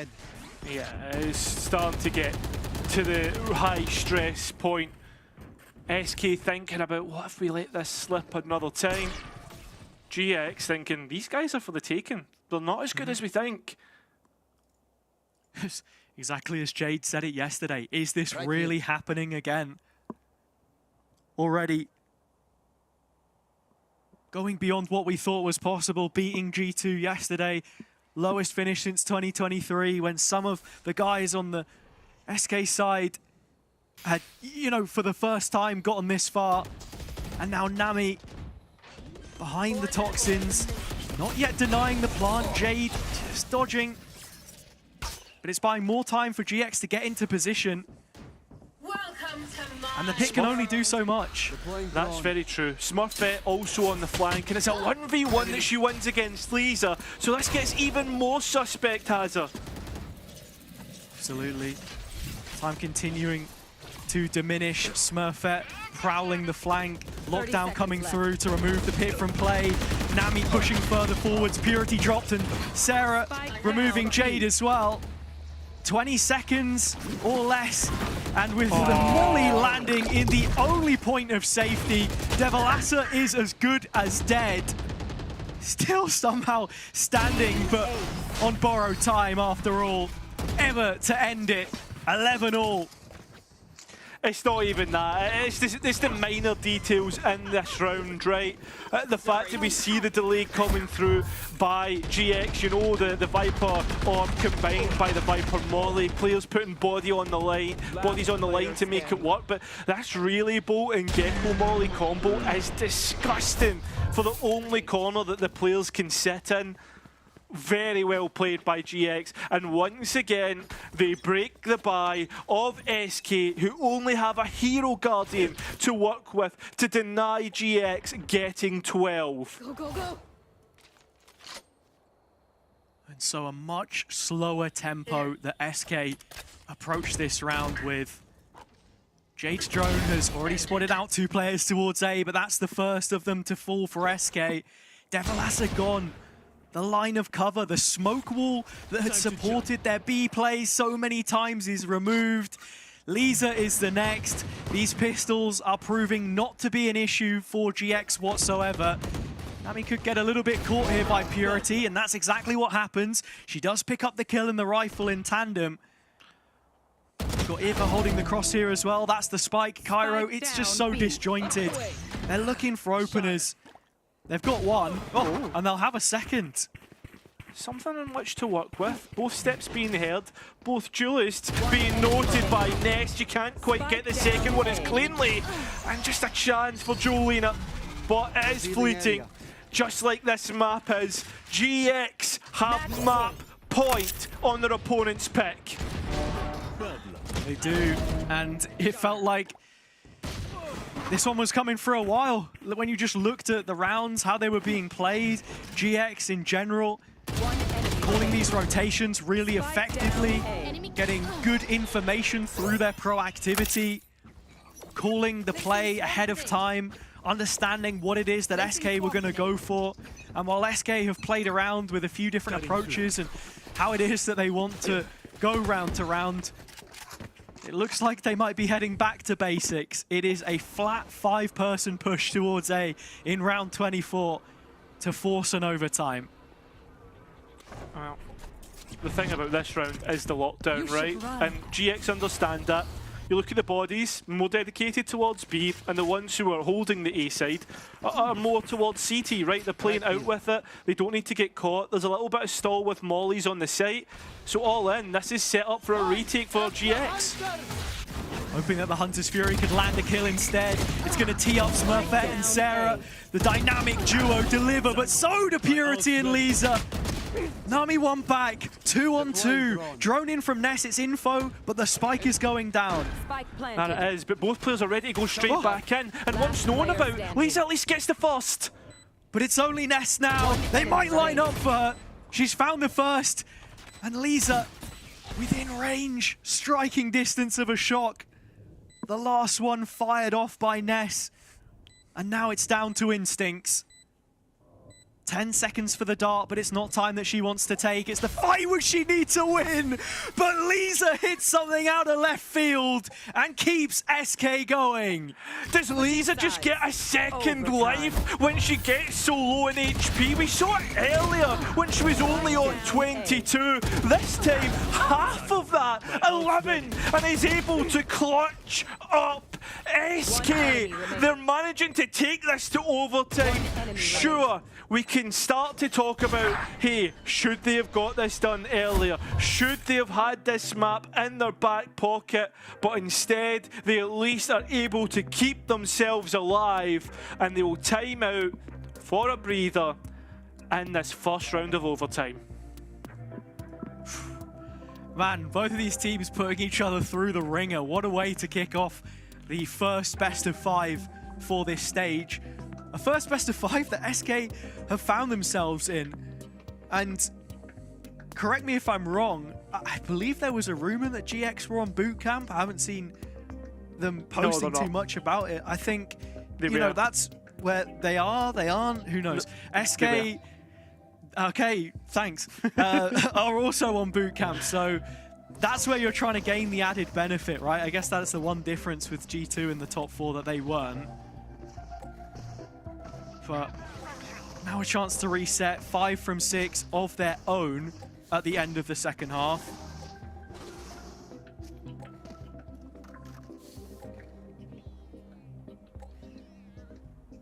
But yeah, first round of overtime, operator in play for Jolina. Glass cannon, that's the big thing to note here as we come back into it. And that's positioned more towards mid, more interestingly. And GX, it's just a flat out B. So it would appear. We know that SK liked to push the envelope on their defender's side, send Purity to the nest. Has the TP to dip back if she so needs it. It's Devalasa on yellow again, and when the poison orb drops, GX are yet to show a sign of intent, supported by Lisa and Jolina with an op this time. Once we reach that minute mark, GX should start to make a move.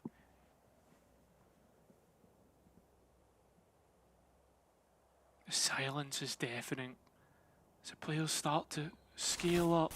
The operator just denied by the Viper's wall for a moment, but Jolina knows there's prey at the other end of this string. Still waiting for that opportunity to bite up and catch one. SK have bodies ready to go. GX still playing with this time. 30 Time seconds is running left. low. Toxins replenished on the GX side. The wall goes up after the orb drops and they find both of the kills. Only Jolina left on the B site as things stand. Jade scrambling to support her teammate. But the damage is done. And Nami's already starting to close in from behind.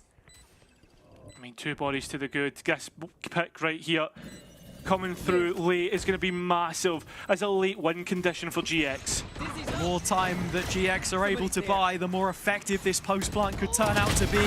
SK finding kills in the meantime, but here's Nami right behind them. Double kill to end the first round of overtime, and it's GX with the advantage. What a frustrating round to try and deal with. Jolina thinks she has a chance, and the Neon going by misses out, and then as the players swing, Jolina just has to back off, let the gun get the second bullet in the chamber, right? And then on top of that, Nami changes the path and goes through kitchen this time. So delayed, and as you said, GX, they bought time. They did everything that they needed to do, and that's why that post plan was so effective. It's those late lurks from her again. Not dampened by any extra responsibilities. Completely free to play her own game, as good as we have seen it from her. Not just in GC, but those co-ed events as well during off-season. Spotlight Series, Spike Nations, you know how good she is. Now GX just one away. Already it's the Dizzy out on 8. They look to try and create a bit of pressure, but Smurfette walking out of position, caught by Purity. This is where Nami looks to try and equal the odds. And oh my god, what a position. Timing's everything. Oh, the players are walking into a crosshair. And as she does try and get the pick, has it, it's easily found. Now is a quick activation towards B. You know where that's where the anchor was. And now GX need to be careful coming back in because there are 2 bodies less. Lasser was looking behind herself thinking, was there something I missed? Okay, it's time to take the B site. GX in the meantime have been able to restore order through Sarah. The Nanos have slowed down the pace, and they struggled to deal with her in this position before. She has so much confidence to take those fights, as does Purity. Over the top, off the rope, and it's Nest gone. Deleted. A flawless response on their own attacking round means that the first set of OT is not enough for these teams. Yeah, both had 6-6 halves. Well, there's no surprise that we can't get any difference here in overtime. Sure, there was a little bit of disrespect shown. This is disgusting from Purity.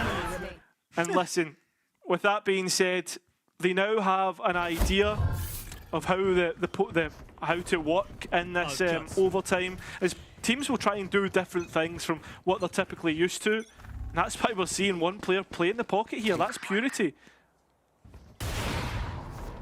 Jolina's op is noted early, and look at the response.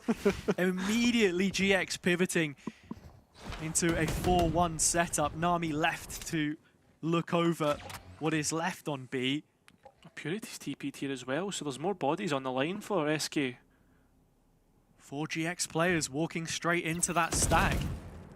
Aggressive alarm bot should give them a heads up as to who exactly it is they're up against. And with Purity already removed and Nami continuing to walk up B, there was a chance for a pivot. That's now gone. all focus for GX should be on finishing this round on the A site, as Ever is now one off the Thrash in post. Yeah, that spike plant is going to be enough to get it, but SK going to just flood back in. Look at the bodies ready to go, and Jade's already out. Smurfet's stun has held them at arm's length, but that's only for so long.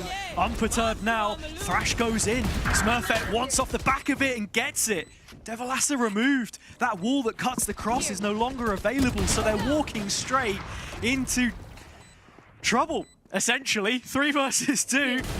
Jolina in the open air, still not able to find the shot that she needs, and with Smurfet bridging the cross, Jolina is a dead woman walking. Ever from pipes. 14 for GX. Advantage taken on the attack once more. And it's a big advantage once again. Only 1 round away, and all it would take is 1 defense round. Jolina doing well to hold on to the B long space, but it's this activation, right? When the spike's trying to go down, SK making it chaotic, but GX doing well to win the gunfights given to them. And yeah, I guess now we look towards this round. 10 rifles in the server, no operators. And most of the bodies for GX towards the east side of the map. Only Nami watching over B. So tentative in her approach, but Ever unrelenting, straight in at Lisa's throat. And with any kind of backline protection now removed, start to wonder, do GX want to go ahead and test things a little further? It doesn't look like it. They are resting on their laurels, their own devices, happy with this mid control through the Killjoy as well. It's looking pretty comfortable right now. Now, Viper going to be noted by the owl drone. Well, with her dropping off, could signal the fact that this is starting to look like a B-pop. The player's slowly scaling out though. And Nami hasn't seen anything just yet. Yeah, Purity slipping the net as well. Doesn't get her chance to strike, but it won't matter. Jade stealing the spotlight and planting the spike. Lambot still in mid to stop the potential flank coming in from Devilassa, but GX are already here, boots on the ground. Now that they are, that Molly is going to force out Purity. At least gets her one. Devilassa activating, but Jolina at the same time gets hers. Now it should be easy enough to trade down from, and that it is. Round and round we go. Only one more round of overtime. Oh really? It's going to end? 16-14? Wonder who to. I was thinking we were going to be here all night, to be honest, mate. Cheers, mate. It's only map 1, remember?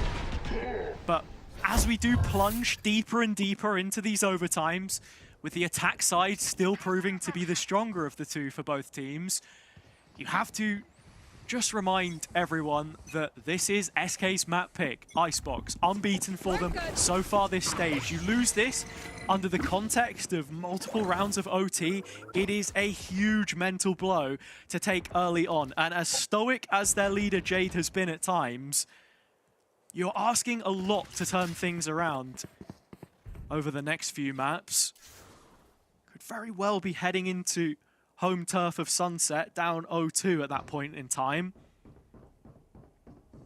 So to the defender's side they go. Same B setup as we've seen many a time. But Purity wanting to bring this aggression in mid-round. Right here. I think Devilas has just caught one of the players jump spotting there. That's why you see a regress in position. Alarm bot will give the first notification. There was a molly placed. GX haven't fully decided, I was about to say haven't fully decided where to go yet, but seeing the KG and the Viper towards B, they decide, hey, A will be a lot easier to try and get into, but Jolina's here and can't quite find that first duel. Yeah, it's a stun just to keep them honest. Still Sarah seeing if she can find a player, should be Lisa on the cross. Lisa wins it, and Jade holds on to her ground, as do the rest of SK. The A site is under wraps. A flawless finish for 15, And what a round to win. They are the first team to take a defender's side on overtime. And I'm glad you said it, Hazza. It is the first time that we've seen a team win out on the defence. But it's whether they can now start to convert this, right? They've been good on the attack. It's about finishing this out.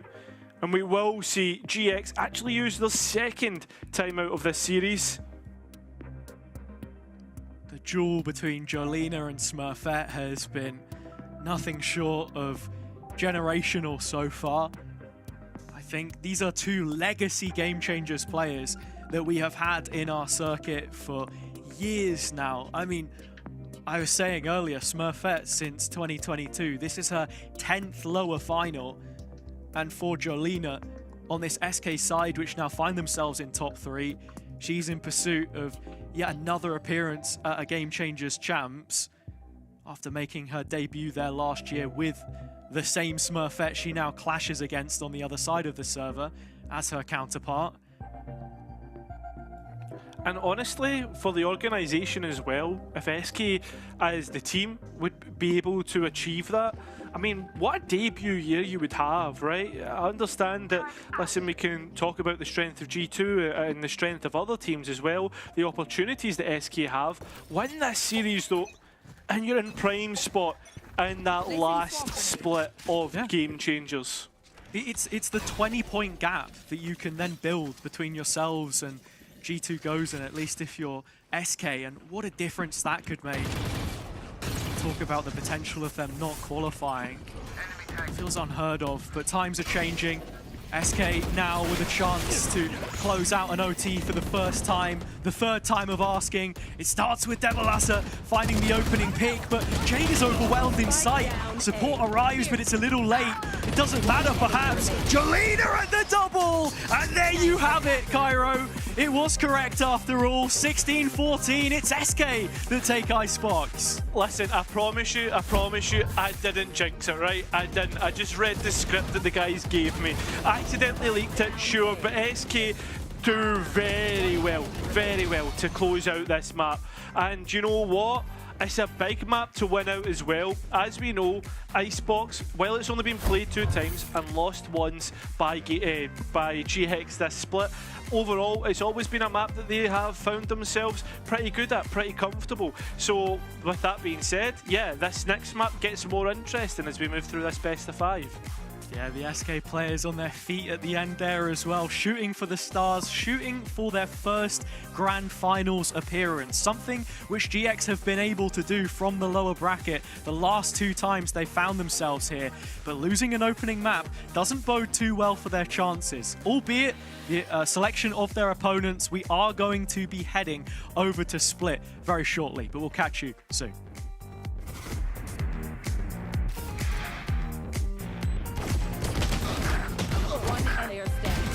One enemy remaining.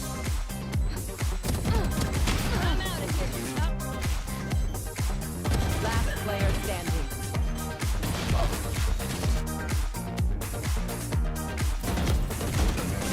One enemy remaining.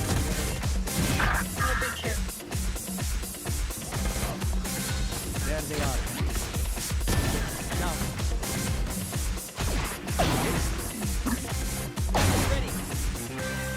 Spike down A. Stop watching, my ultimate is ready. One enemy remaining. Spike down A. One enemy remaining.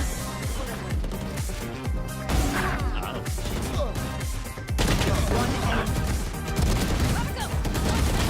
Spike down A. Here. One enemy remaining.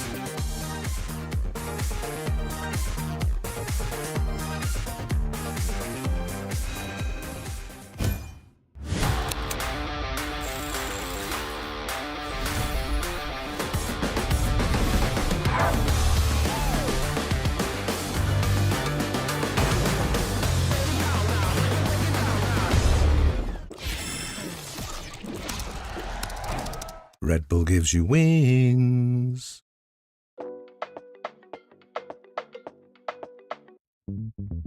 Usually Lately I take a backseat, yeah. Low key, I'd say I'm discreet and don't wanna put my heart on the line. Too many times I've been burned. I bounce back quickly, and with the drama, tell 'em miss me. Won't never let it go too far. Expose my heart, that's risky. Maybe there's just something about the way you stop and stare. Something in those eyes tell me you care. I'm still learning how to trust. So can we keep this between us? I got a reputation to uphold, so don't reach out your hand for me to hold. Don't rush to tell the world that I'm your girl right now, 'cause I might leave swiftly, just based on my history. Been on a take them flights at death for sight of trouble. Maybe there's just something about the way you stop and stare. Something in those eyes tell me you care. I'm still learning how to trust. So can we keep this between us? If you choose to stick around, don't say I let you down when I burn it to the ground. Because I'm still learning how to trust. So can we keep this between us?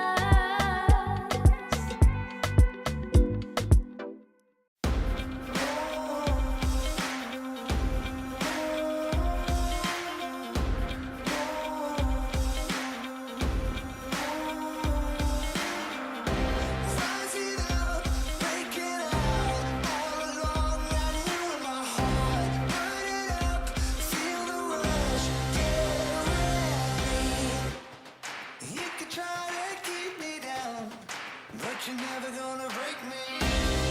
All the years I've known my heart, all the fears are falling apart.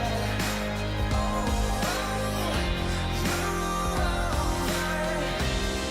Gonna fight till the end of the road. Gonna make it on my own. Deep in my soul, my brave wild heart.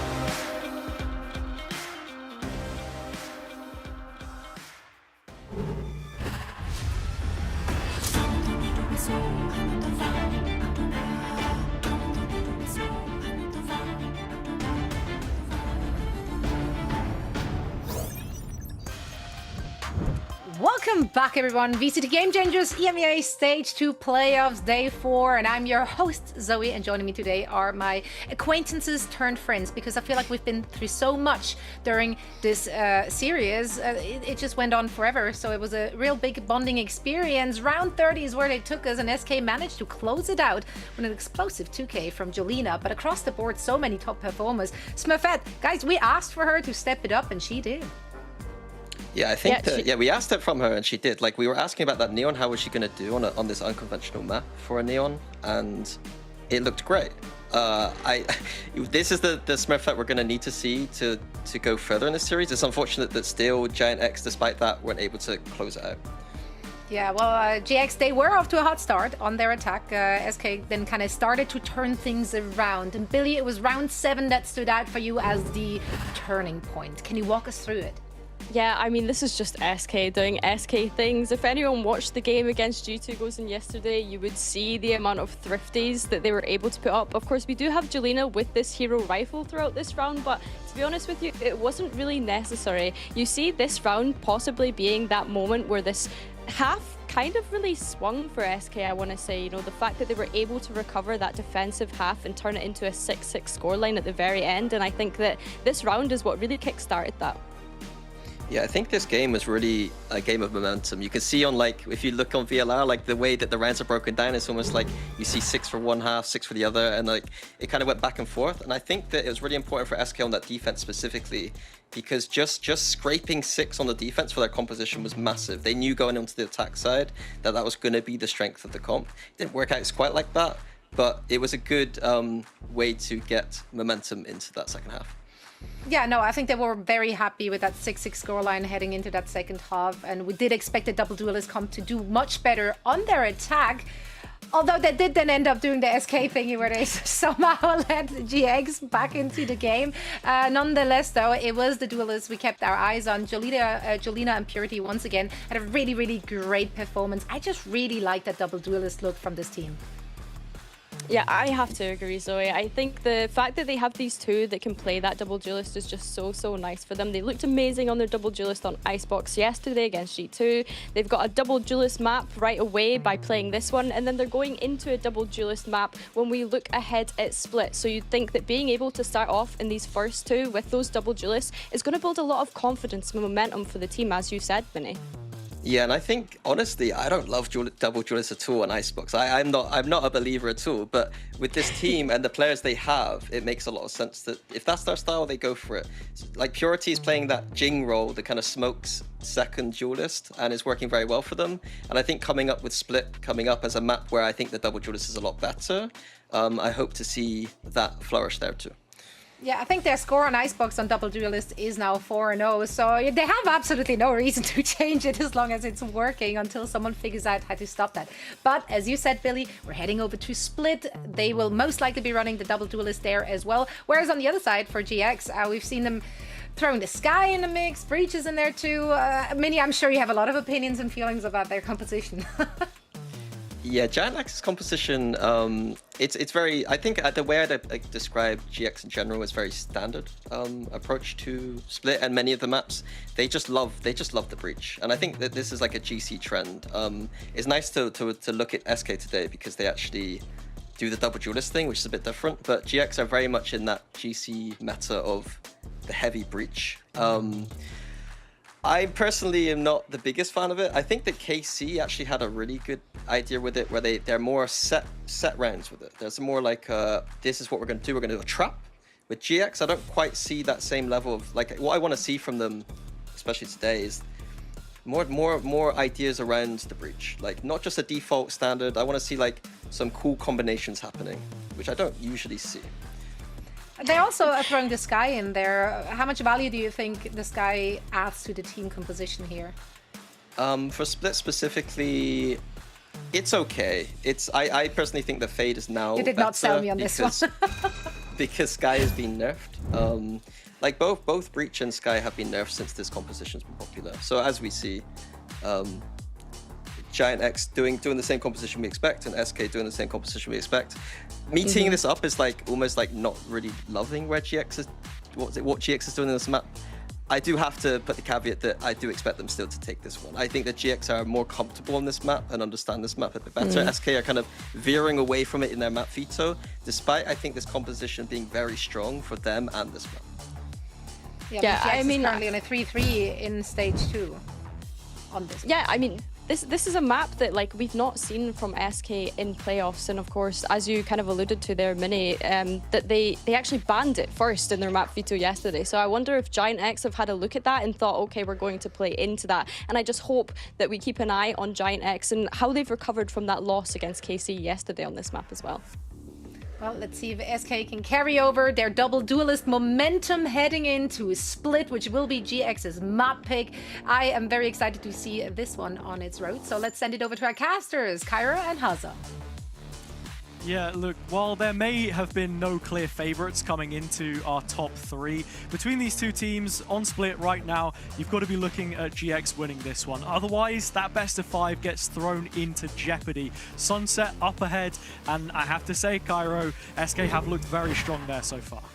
They have, but listen, eyes solely on Split for the time being, and both teams have actually had decent results on it. There's just so much more preference from GX here. They've played it 6 times and won it 5. As for you look towards SK, they've played it 3 but won it 2. So with that being said, both teams only with 1 loss. I'm going to be interested to see how both interact with each other and how we see this double duelist be, I guess, given the opportunity to go and take the fights on defense.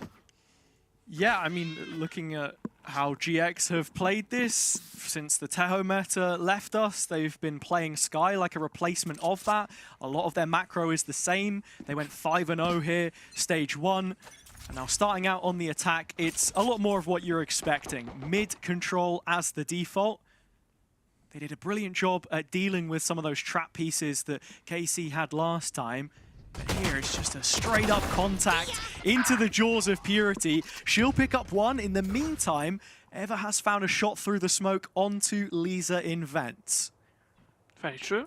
And with that, Sierra has also taken some space, and it's some really good space that's all the way up ramp. The players of GX know that they have the space. Purity's thinking about walking out and at least gets 1. So the spike now known about, it was in mid. What does SK do now? The A site is where everything is going to go down on, and there's 2 players here for the defense. Devilassa looking to make the cross on 2 HP. She sits right below them. First shot landing. First kill picked up. Jolina following suit. It's a long road for Jade to follow, but her impact is still felt on the ground. A smoke coming in to just support Jolina backside.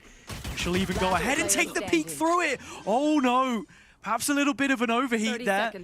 The timing doesn't play out for her entirely. Nami has won the duel, and with the paranoia released from Jade, it's the 1v1 that we were looking for. The beef is squashed, and it's Jade that comes out on top this time. I don't think any beef will be squashed between these two. As Jade adds salt to the wound. A big pistol round for the defense to pick up, especially on a map like Split, denying the opportunities for the attack to get going. That momentum, as we saw highlighted by Minnie and Billy, has been very clear and very obvious that that helped both teams right on Icebox. Probably going to be more of the same on Split. Now we move into the anti-eco, and a big pack heading through B main. Eva does collect some information through that flash, but no real follow-up from it. It's Sarah late in sewers as the B play ensues. Jolina's Marshall already picking up 1 with the smoke placed and the paranoia behind it from Jade. B doesn't look like a problem right now. Sarah, at times, is the only real outlet that GX have on this attack side, and she's come up with nothing here. It is a whitewash on round number 2 from SK. Yeah, they're making no mistakes here, and neither they should. The better weaponry, dueling out in the 1v1s, and they look to try and get more orbs. Jade's the one that's actually going and fighting here, the Battle Omen, but a flawless round and more spice to the action. Is going to make this next bonus round even more difficult for GX to try and get through. Yeah, this bot is shooting back right now. Jokes aside, I have to say, Jade preparing for this game, as you know, she would have been. We'll be looking to exploit GX's setup on a lot of these rounds. They play 1-3-1. Sarah's outside of A. She's trying to scale up. That's what I was talking about. A focus for GX really should be towards Garage and B main, because there are a lot of rounds where it felt like their extremity control was a little bit weak, could get exploited. And we've seen a tiny bit of that so far. Same 1-3-1 I'm talking about here as the Trailblazer will go through. How do SK deal with this? Smurfette vulnerable, up close, beats the fade Paula, and that flash is lovely. I don't know how Smurfette managed to sneak the bullet through onto the player on ropes, but you'll take it if you're GX. This is where SK look to post their reply. 2 players heading through B main, and Purity stepping away on the A side. She is the one about to be put under duress. 3 players from Vents, but it's a judge in her hands. Could we possibly see another crazy play? Surely not, right? Of course it had to be Smurfette to get rid of it. Oh, I thought for a minute that was one of the SK players totally caught off guard. Spike can make its way onto that site, and you look at the 2 guns remaining for SK. It's guns that you want up close and personal. And there's a lot of bodies here to make sure to get rid of Devil Asa. In fact, that's not the case. Hang on, yeah, those positioning's not too bad. I don't think Jade's been hurt TPing either, and so she converges on the ramp position. All of a sudden, 2 versus 3. Not out of the woods just yet for GX. Oh, not entirely, although Sarah might be able to make that clearing all by herself. It's all about damage that Jade can do here. She now knows that, well, that Cypher's towards heaven, right? Spike ready to explode, Jade still hunting. But at this point, it will be around towards GX. And it will be Jade to go down to the Spike, or so you should think. Well, she has a Phantom now, so, I mean, how many more does she want to get? She's still yet to die. That now puts her at 6-0, I believe, at the start of this one. Just a single point off the ult, but can't imagine that factors too heavily into what SK's plans are following up, but brilliant damage nonetheless. Yeah, and you'll take that. Nami's now been denied actually having a rifle. I don't know if anyone can buy for her. She certainly can't buy herself. Disgusting from Smurfette. Purity unlucky that she gets caught probably by a pixel there. And then from then on in, it is just as much damage as can be possible for SK. To follow up from what I was saying in the pre-round, I would like to see SK maybe move to taking a little bit more control on these extremities, but I suppose right now with that Viper Orb and players behind it, there's absolutely no reason to give up anything that they have in mid, and that's exactly why. It's as simple as waiting for the players to push into you, and that's where the double controller will thrive. One player nearly being caught there. Well, in fact, it's Lisa that's going to capitalise, but Jolena knows about the player in main, tries to take the fight. Sierra now being converged upon. You see that Lisa was thinking about moving up. Instead, they both drop off, worried about the B main players. And Jade should be a little cautious here as well. Very quickly looking like the B site will be expanded upon by GX as Sarah is continuing to roam elsewhere. It's into the crossfire. Oh, wow! Shot from Ness in the dark lands.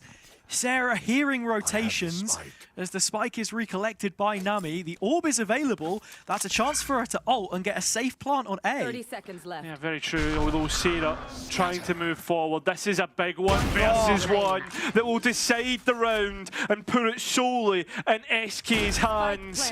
What does Nami have for us here? She places a smoke in which she can work around. There's 3 players which she needs to fight. One of them isolated towards CT, and you imagine all 3 players won't move until they know that they can move together. Nami gets the first, but that's all it will be. And it'll be around to SK. And it's a very well orchestrated round from SK as well. Jade is a little lighter on B because she knows, okay, I get 1 kill from the corner, I can ult out, I have both of my TPs, and that paranoia has done a pretty good job so far in reinforcing the lane in general. So they double down on the mid control, that's where they find the first pick, and you don't see it in the replay here, but I was a big fan of the A fight, just putting the pressure on when you know that more often than not, it's only going to be Sarah, maybe she has a little bit of support with her.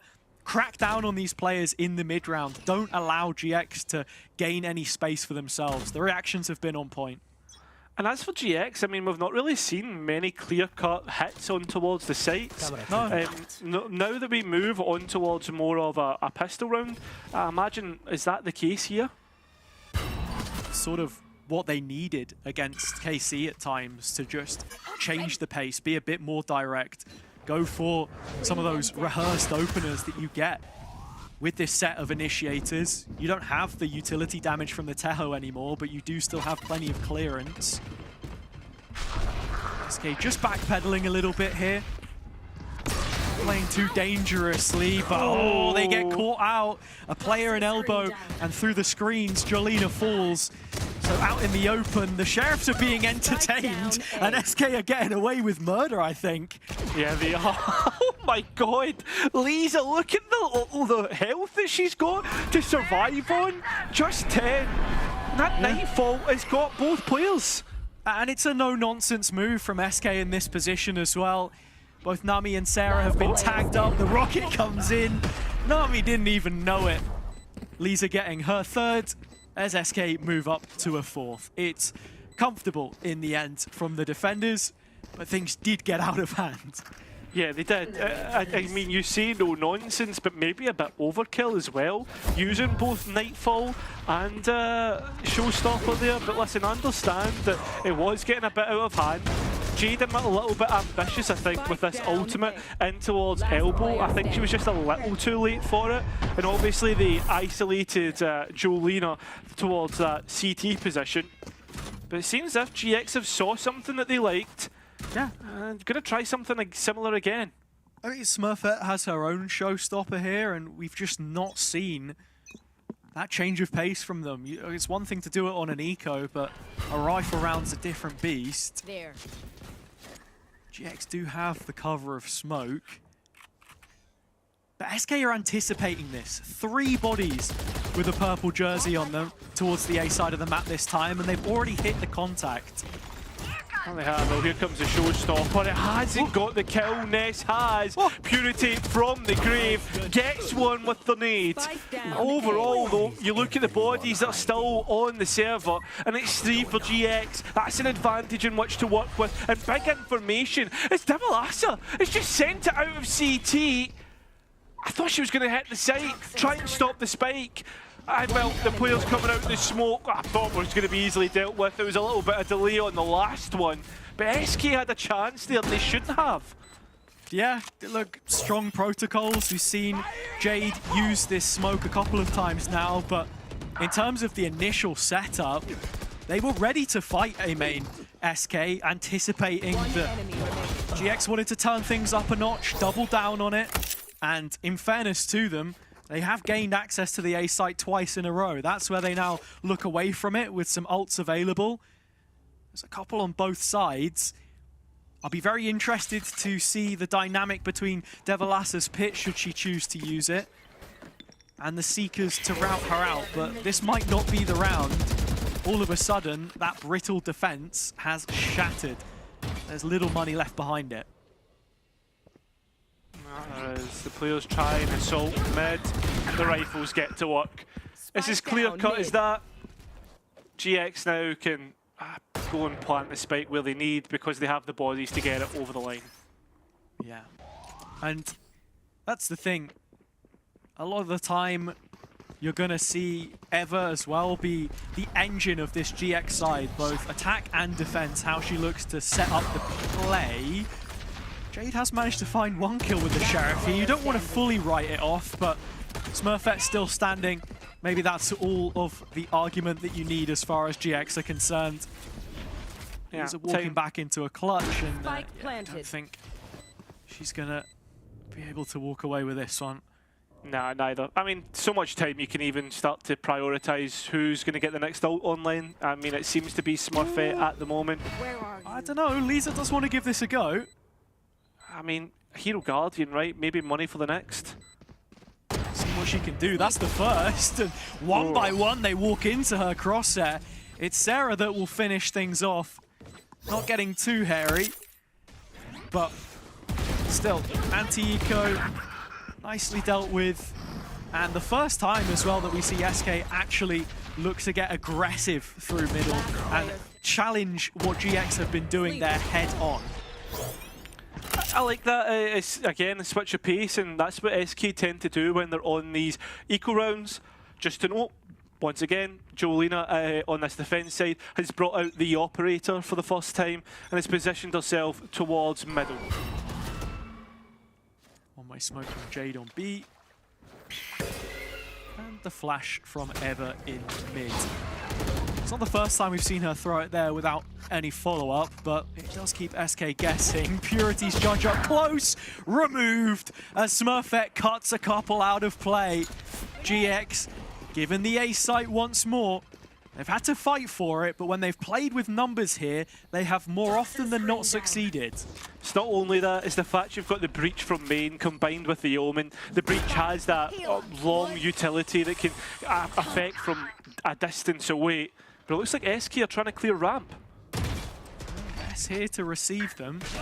Nami in support, but Ness goes solo. And with Jolina picking her up, do SK expect that second layer? Nami still taking this timing, playing from the off angle, just holding the cross. In fact, she's a few steps further back, but Devilassa still deals with her. It's a 3-on-3 all of a sudden, and with the dimensional drift coming in, Jolina can tell where everyone is, but not Sarah. Gets overlooked. Smurfette still supporting, and this troublesome two have done it again. The scoreline is tied, and SK have slipped off of form. Yeah, I mean, 3 rounds in a row now. When does SK use a first timeout? Do they need to at this moment in time? Because right now it feels as if they've like had one slip up and then they've just fell flat in their face, right? Like especially with the economy state and the way that things are starting to go. GX have that momentum. There's that keyword once again. It's only going to further be enunciated by the fact that the economy is just in tatters for SK. Wax on, wax off. One round and then the next. You have guns and then you don't. And this is yet another one of those situations. Devilassa trying her luck, rolling the dice a little bit. A mid-insert deep. We've not seen this so far. We've been hearing the steps as well right now. GX are ready to clear this. Well, they are. But it's whether Devilassa can live up to what we know she's good for. Kills department. The player's ready to go. Fast found. The player's nearly lining up, but doesn't go her way. Still, GX find themselves and keep themselves at an advantage and take that B site. Yeah, the biggest issue here as well is not only did they lose the mid control, Jade in the meantime also went down in B main with an aggressive maneuver of her own. So a line drawn in the sand. GX have the B site, they've got authority and utility. All of their flashes, bar those on Ness, now removed. Still available to counter this retake. Ooh, okay. Rifle in hand, and Lisa finding Smurfette makes things just a little bit more interesting, right? With the utility set up and what GX's plan is just so good, and Sarah has not missed a spot as we've moved into this next map. That is 5 for GX and the advantage for the time being. Yeah, GX have been playing some pretty straightforward rounds, but the last couple are just them punishing SK. Honestly, is how it feels, especially the eco rounds where they are a little bit more lax, pushing, trying to look for kills, not relying on their site setups anymore when they don't have the weaponry. And where GX were getting exposed before against KC, as I was saying, was just playing a very effective defender's side game, not leaving any gaps. Sarah has been able to find a few of those so far.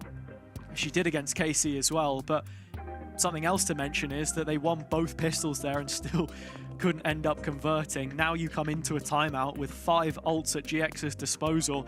SK have so much talking to do if they want to turn this defense around for good. Yeah, a lot of talking, but not enough time, right? It's the first timeout being used out in this map. And Giant X, realistically, if you were to put it down to this, the last 3 rounds, if the ultimates were spaced evenly enough, you would expect Giants to win their way to the end. So whether they can do that or not is another thing entirely. Jolina's up back in play. That is towards the ace, towards the middle. And B site pretty much left open. SK looking to play that in a more retake fashion.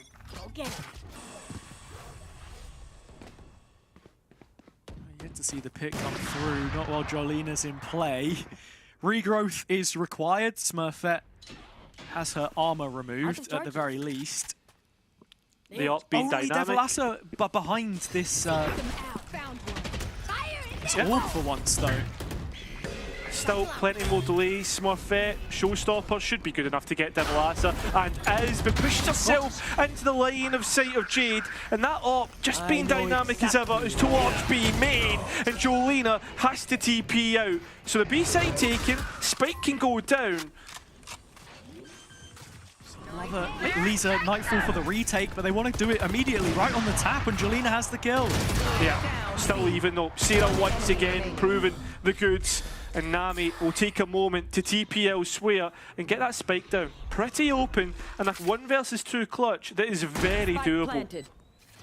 Should be anticipated to play from screens or heaven here. It's actually back site where she posts up, so plenty of space that SK have to clear. As long as they can do this together and trade effectively, it's a 1 round. But it's Nami that you've got to get past. That's very true. I mean, the Nightfall, the Haunt still to come up online, and I'm sure that would be the key piece of utility. Oh, but wow. Nami has the time, and the players don't. No! Oh! And Nami with the Red Bull clutch against the team that she called bots. Well, she's proven her theory right here. Yep. Definitely going to be a few screws loose on the SK side after that one. It's a genius play from Nami, and exactly as I set it up, with that plant spot, you're anticipating it to be open for, you know, heaven or maybe even screen. But she's playing back site and nobody's cleared it. It just feels like such an oversight, but incredibly well played by Nami and the kind of risk that you have to take. Let's put GX up to a 6th. But has a look at the amount of ultimates they expended to get there. 4 in the last in that last round. And it's an immediate quick play right off the back of the clutch just to see if GX can hammer home yet another round. They found the first couple of entries at the cost of Smurfette's satchels. The rocket which goes back in from Purity does reap the reward. Still numbers, bodies on the site. Purity deep clear and Lisa left alone from the tower. She is expected.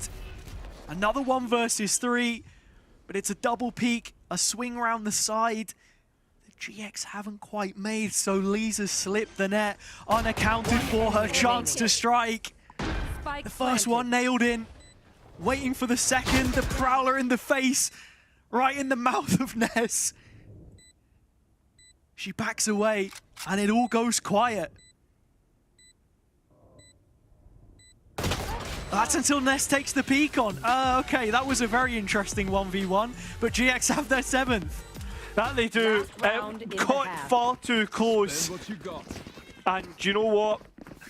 It's still hurting SK here. Have to push the chips towards the middle of the field. Have to rely on what they have left. I mean, Jolina left in the corner here, only to get 1, but I have to compliment GX here. In terms of how they take the site and play off of one another, sure there's a little gap here, a little bit lax that Lisa's able to manipulate, but for the most part, how they brawled was pretty good in my opinion. Very quick into the next round, and it's an entry pick by Smurfette. Divalasa supporting from the heavens as well.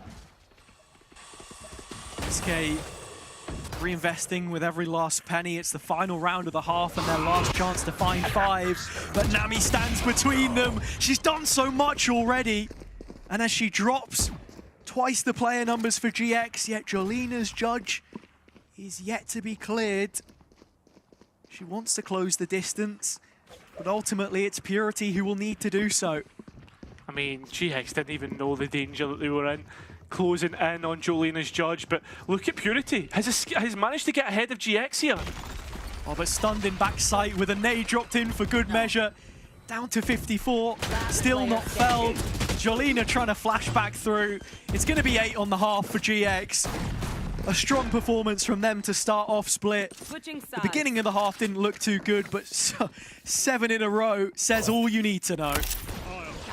That it does. I mean, as you said, SK, they got a good start to this half. Momentum ended up in GX's favour, but with defence coming up now for GX, can they finish out their own map pick?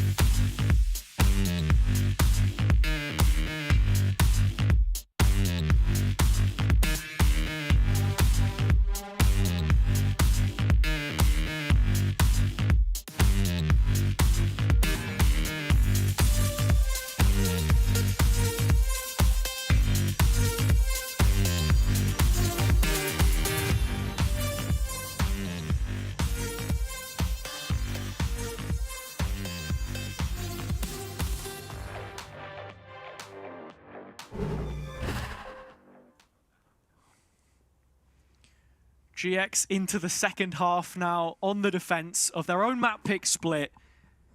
It's this difference in composition that we've seen. The double initiator up against the double controller, double duelist. And SK have lots of work to do if they want to flip things on its head coming into Sunset. It's going to be a long road back in this map. Again, though, we always know that the side biases when it comes to this. But, I mean, when you look at the win rate, it's actually positive for SK on the attack.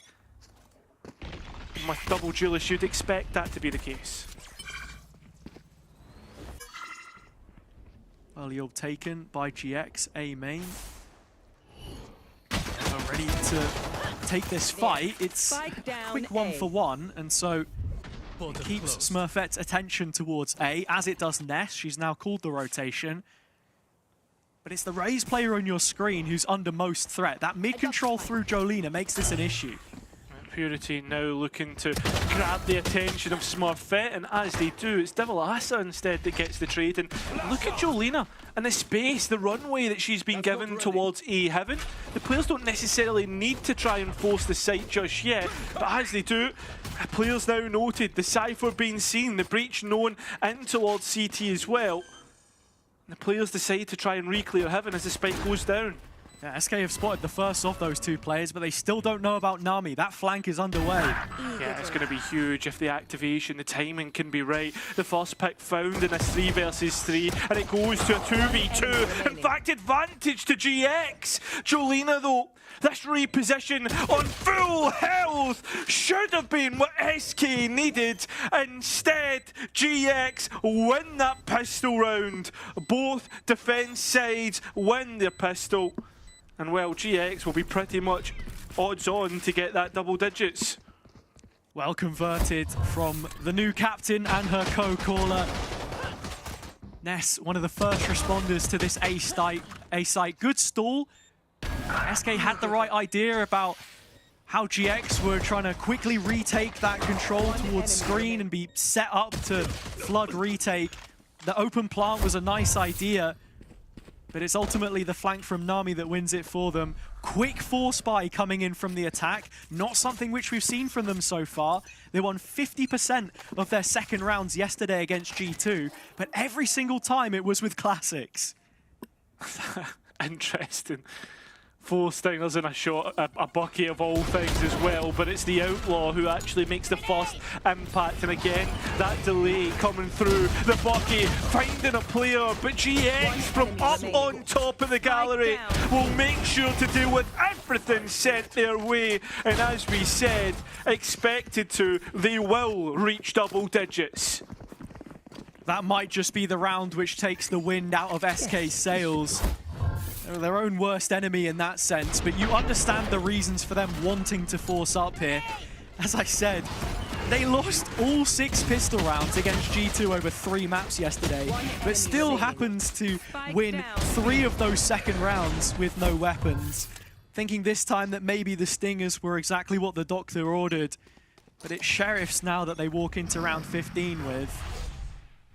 And GX in prime position to take this to 11. It would be the most SK thing ever to go and win this round now with all the pistols. Nami, other side of the smoke with the judge. Has been noted to get out of there as quickly as possible. Nami? Oh. I thought for a minute she was going to get caught off guard there. Paranoia hitting 2 or 3 targets in the mailroom. Only bad news delivered to the SK doorstep right now.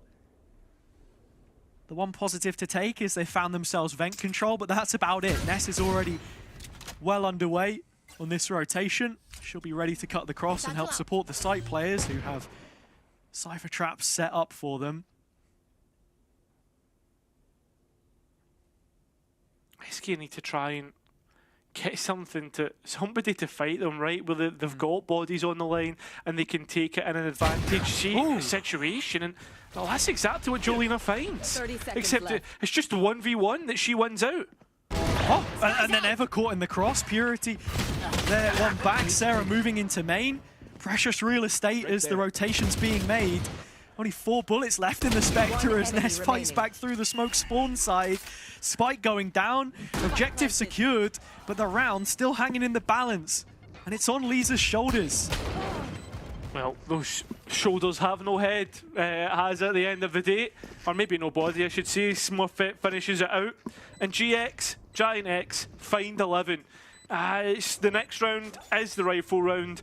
And I think if SK lose that, we are going to find the map pretty much be able to close out the next couple rounds.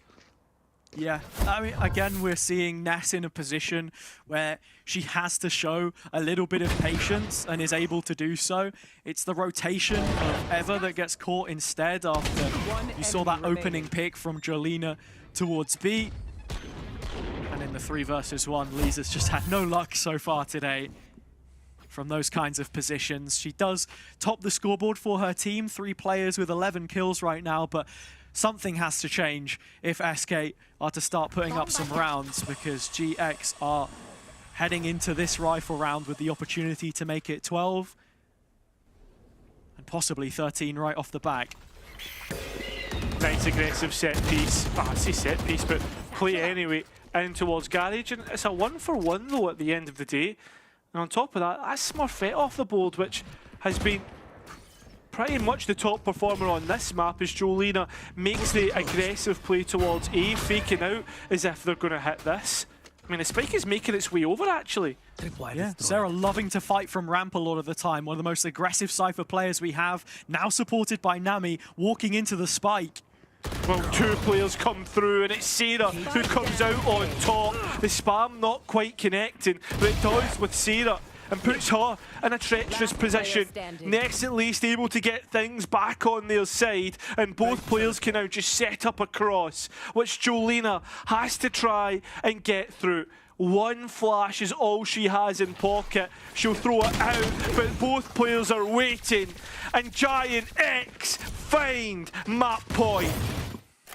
That they do, and it comes through some aggression on the extremities, punishing SK. I like the flash through there, and this cool mid-round from Sarah to re-aggress. Hearing what most likely would have just been the steps from that ramp position, whether it was her cam towards sewers or something of the sort, there was information given away, something for her to just cotton on to making that decision.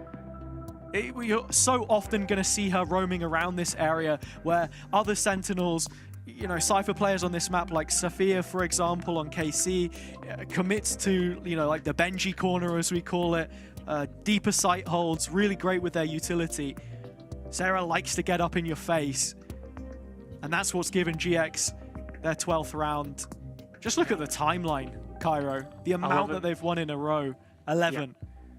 It is mental, mate, and it's a performance that they're putting on.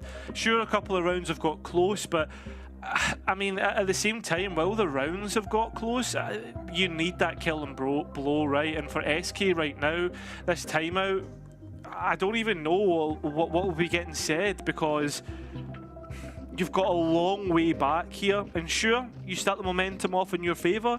Giants, maybe they have to use a timeout of your own. That's when you can get to reintroduce the coach again. But in terms of margin for error, there is none now. SK need to be perfect if they're even going to start a comeback.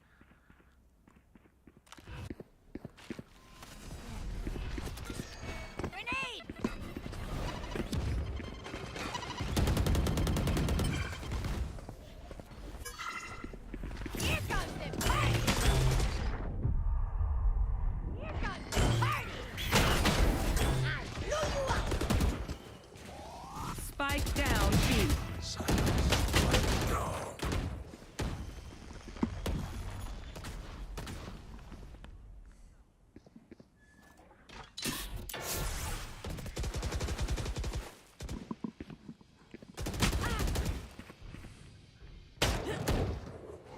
Waiting for Smurfette now. And she does go down from Lisa. Got Devilas around the side, adding yet another kill.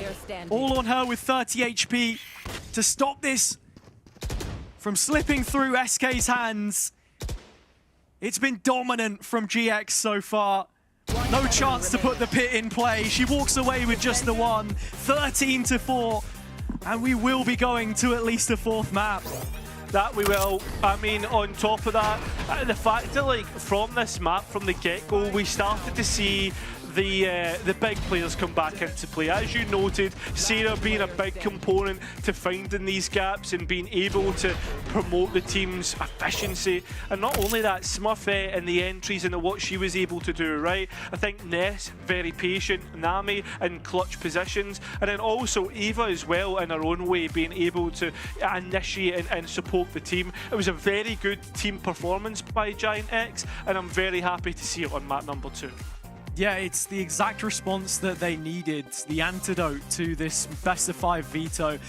The lower finals, which we so often accredit to them being insanely successful in, and that's the response that was asked of them. We've got Sunset coming up next. Pearl has been opened up into the pool as well. Things get really interesting the longer that this one goes on. We'll have to wait for now though, so we're heading off to a break. We'll see you soon.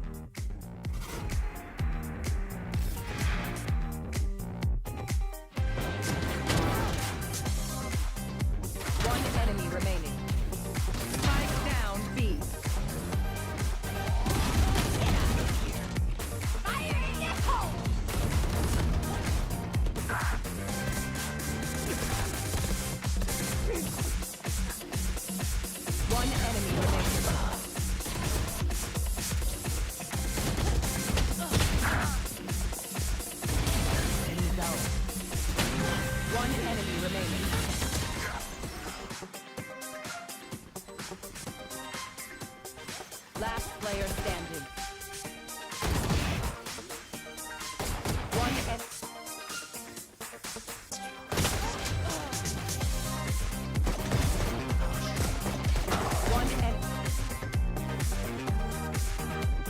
enemy remaining.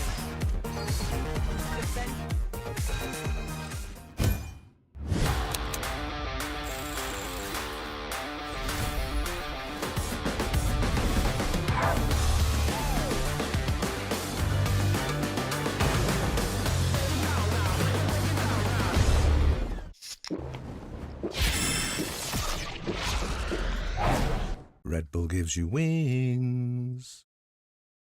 Walk anywhere, eyes them locked, on me fresh sneakers straight to the snapback.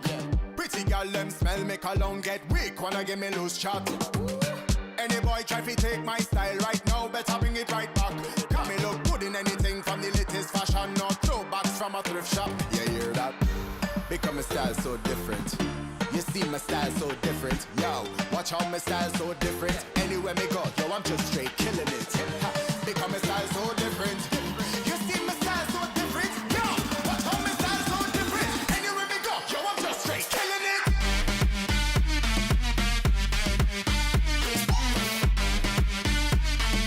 Anywhere me go, killing it.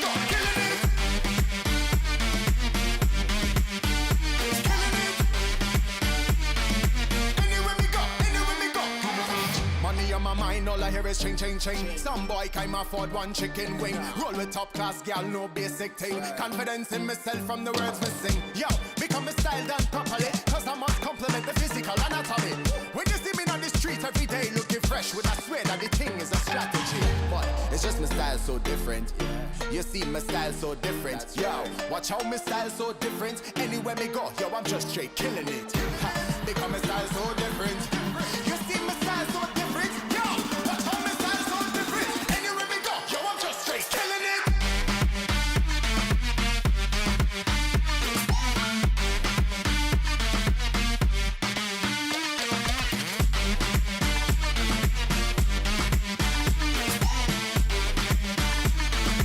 Anywhere me go, yo, I'm just straight killing it.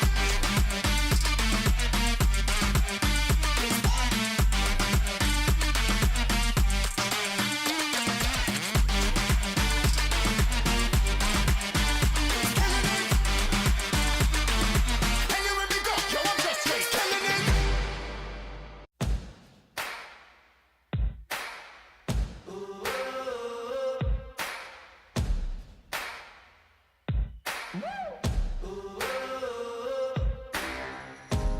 Bitter, sweet, fiery heat whispers the man of the hurricane.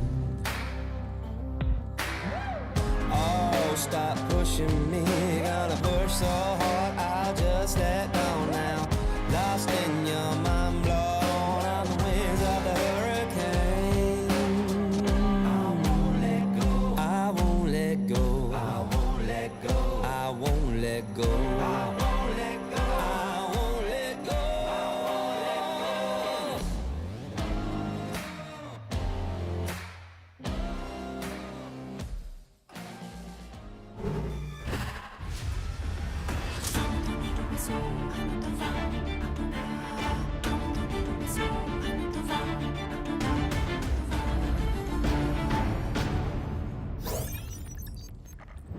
Welcome back one and all to VCT Game Changers EMEA Stage 2 playoffs. We saw signs of life from SK very early on in the series, but they could not get that momentum rolling. GX winning 12 rounds in a row at the very end. A brutal second half for SK. That was devastating. Absolute power from the other side, and a lot of it came down to individuals. Nami talked the talk heading into this one, and she walked the walk as well. Look at those stats, Billy. She was frying on the server. She was doing incredible, and you have to really feel for SK in this moment, right? Because you thought that when they'd switch sides, they'd be able to get it back. Of course, they started on the defense with that double controller and that double duelist composition, and the fact that Giant X were able to equalize it to 4-4 and then continue to snowball from there and not allow SK to be able to get a round on the board, it's just, honestly, they're going to be kicking themselves for that. Yeah, it was just complete momentum on the Giant X side. This is kind of how best of fives often go, though, where like one team has their map, the other team has the other map, and then the best of five kind of starts sometimes on the third map. So I'm hoping that's the case this time around too. Yeah, well, if we're looking at the numbers here from Nami, we talked about, you know, the shackles of the IGL role. They're true and well off of her. Like, she had so many high impact kills on that Omen. Yeah, I have to agree, and I love that we're highlighting Nami here because, like you said, Zoe, she's the one that's been able to drop off of that IGL role now, and she's picking up so many multi-frags, right? We know that she's a player that has such great mechanics, and now she's able to actually go ahead and make her own plays and not worry about the rest of her team or what they're up to across the other sides of the map. So yeah, I think that she's had a phenomenal performance here on Split. I mean, look, I don't usually enjoy seeing headshot percentages on a graphic, but a 50% headshot rating with the amount of frags that she got is absolutely disgusting. It really is. One other thing there too is that I don't know what's going on in the comms. I can't know, but like if the energy from Nami is also really high, like that bodes well when you're like a momentum-based team. Like if they're getting into those momentums and Nami's playing well and she's supposed to be this high energy player, then that's the kind of result you see. I feel like GX are able to take it away from SK there. Yeah, and we know that everyone in their team is a really good communicator, hence everyone is picking up the IGL role except for Maeva at one point, right? So they're all contributing so much to it. But I also think it didn't just come down to those individual pop-up performances. It's also just the compositional differences we saw, right? We saw that double initiator comp going up against the double duelist, double controller comp. Very different approaches to this map. Can you break this down for us, Mini?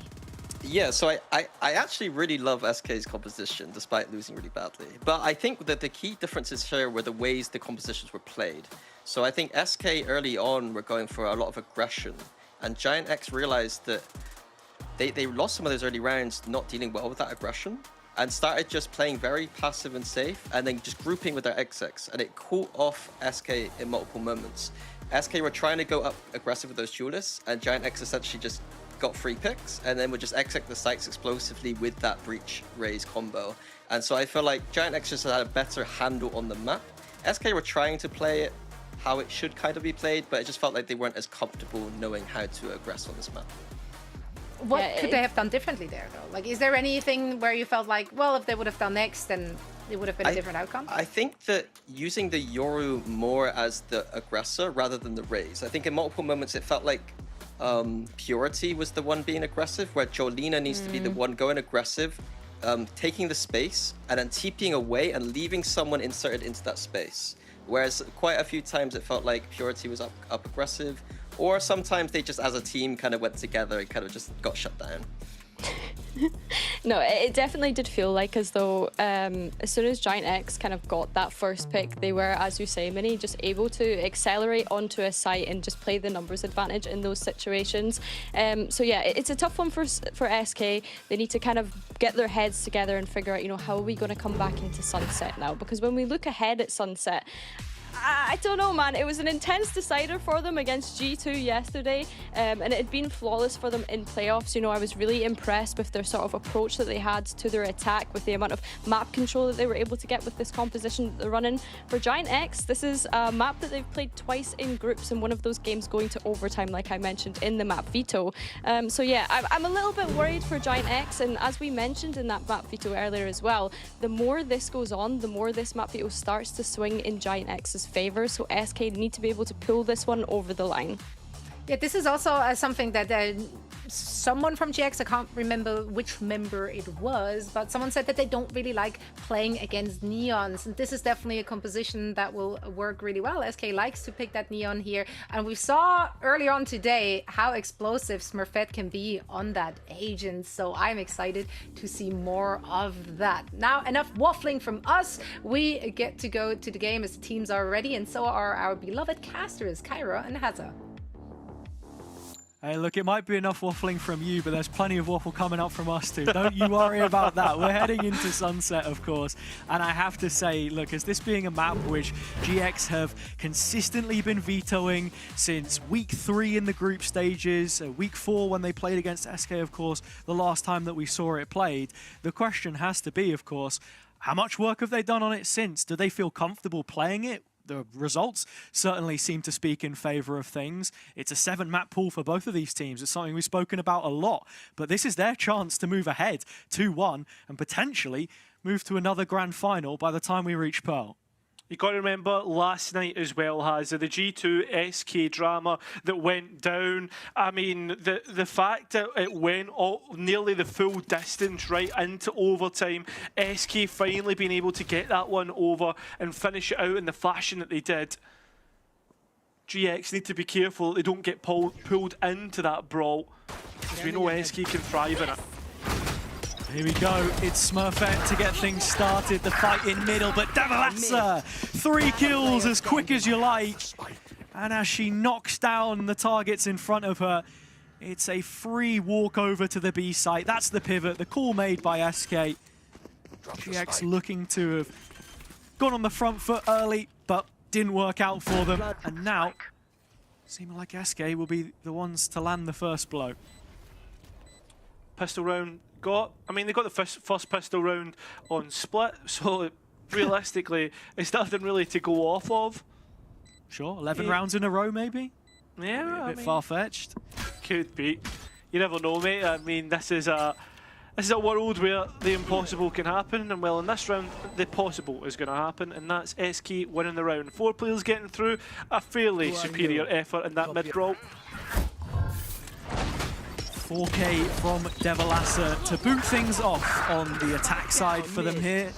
For SK, it's the 8th stage of Game Changers that she's played since 2022. This, of course, the furthest she's ever been. Oh, this is a nice spot. Former teammate of Jade back on Rebels, one of the many pieces that she's pulled together in what Jade was saying could have been the last year that she competed. Yet here she stands in a top 3. Led the march forward in mid on the previous round. This time it's a lot slower paced, but similar ideas in terms of how they approach things. SK need to be careful again about the site stack here towards the A side. This is where they're trying to split towards Devilassa being the anchor in main. The players coming out of market. It's only Smurfette that veers off, detached from the rest in towards main. The support instead comes through default in the form of Sarah, but she's nowhere to be seen.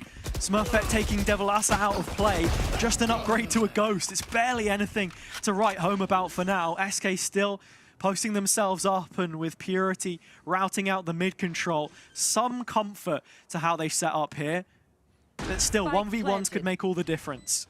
The lucky thing is Smurfette was only able to get a pistol from that main duel. Jolina found out, and that's a rifle in the hands of GX. I said 1v1s, but with Jolina there by herself up against 2, it becomes a problem. Finally, the support network does its job. But Smurfette's Ghost wants to keep on going, given another chance.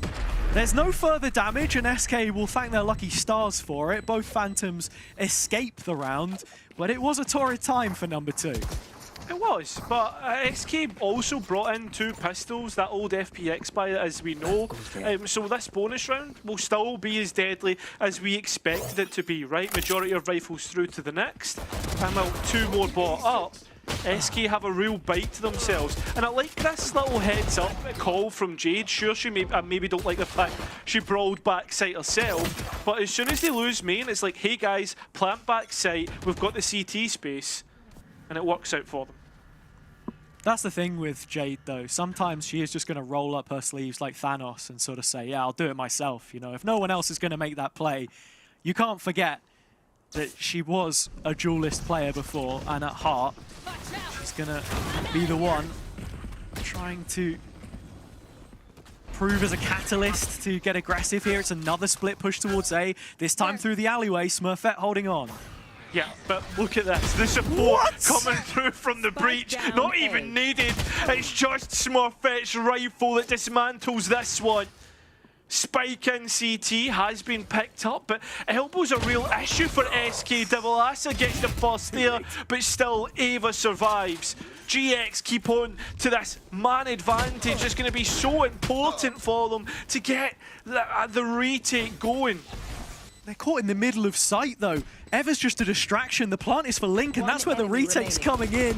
It's all falling apart. SK won't get their bonus round. Smurfette is the one that stops them at the gate. It's the fact that in one spray she gets 2. I mean, it's not even as if they lined up, right? Sure, you could argue the spacing is a little bit difficult there, but my God, man. Listen, I'll be real.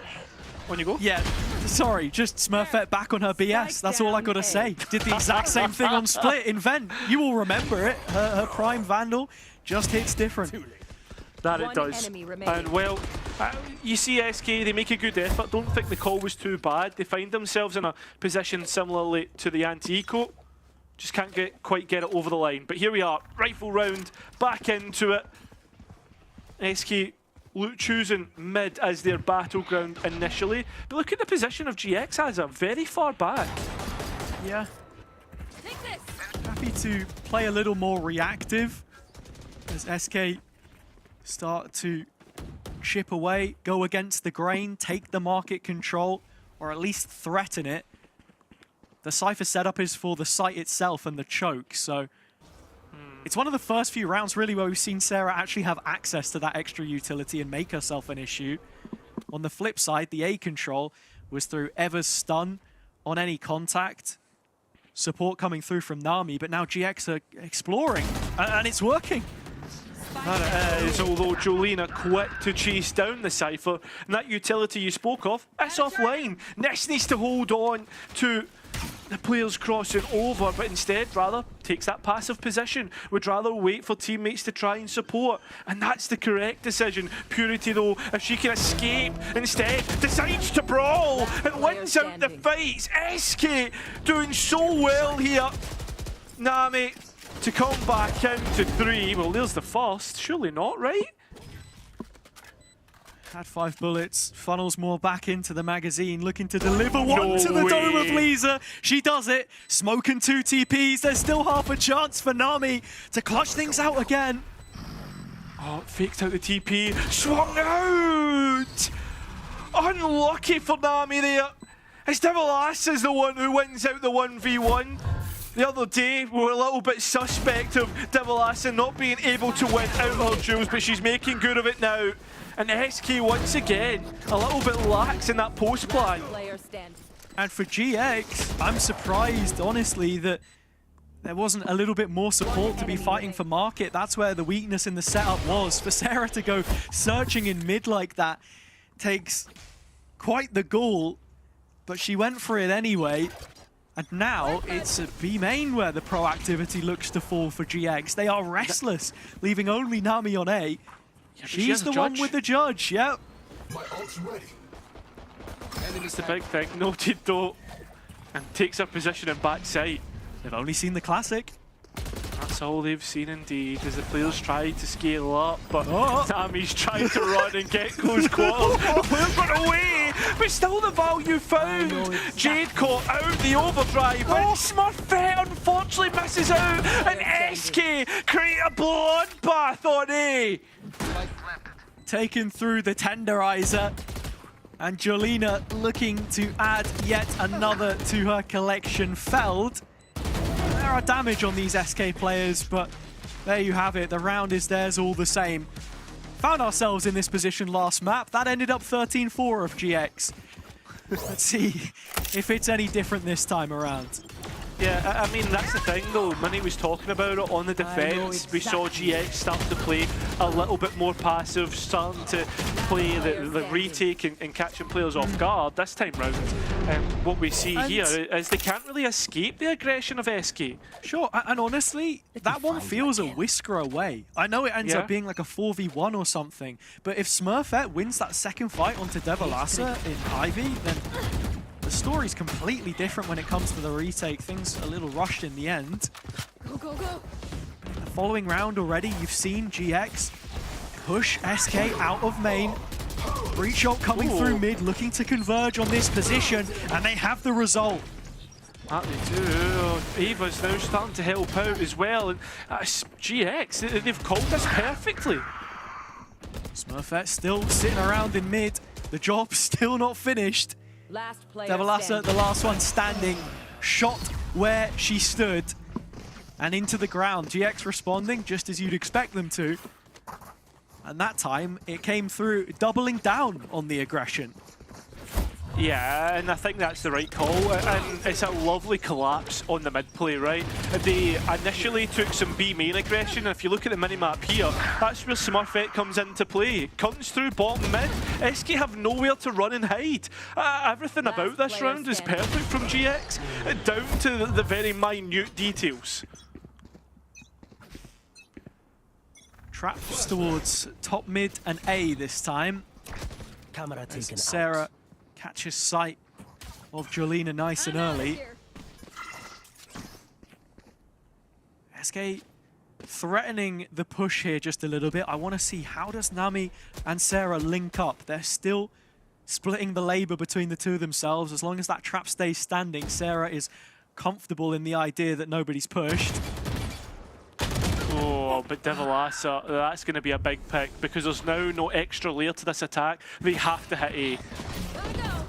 With the suppression onto Sarah's trap, there's nothing to hold the gates any longer except for the gun in her hands. Jade at the double, but Eva, a resounding response, and beyond that smoke, there is still support post Nami's death.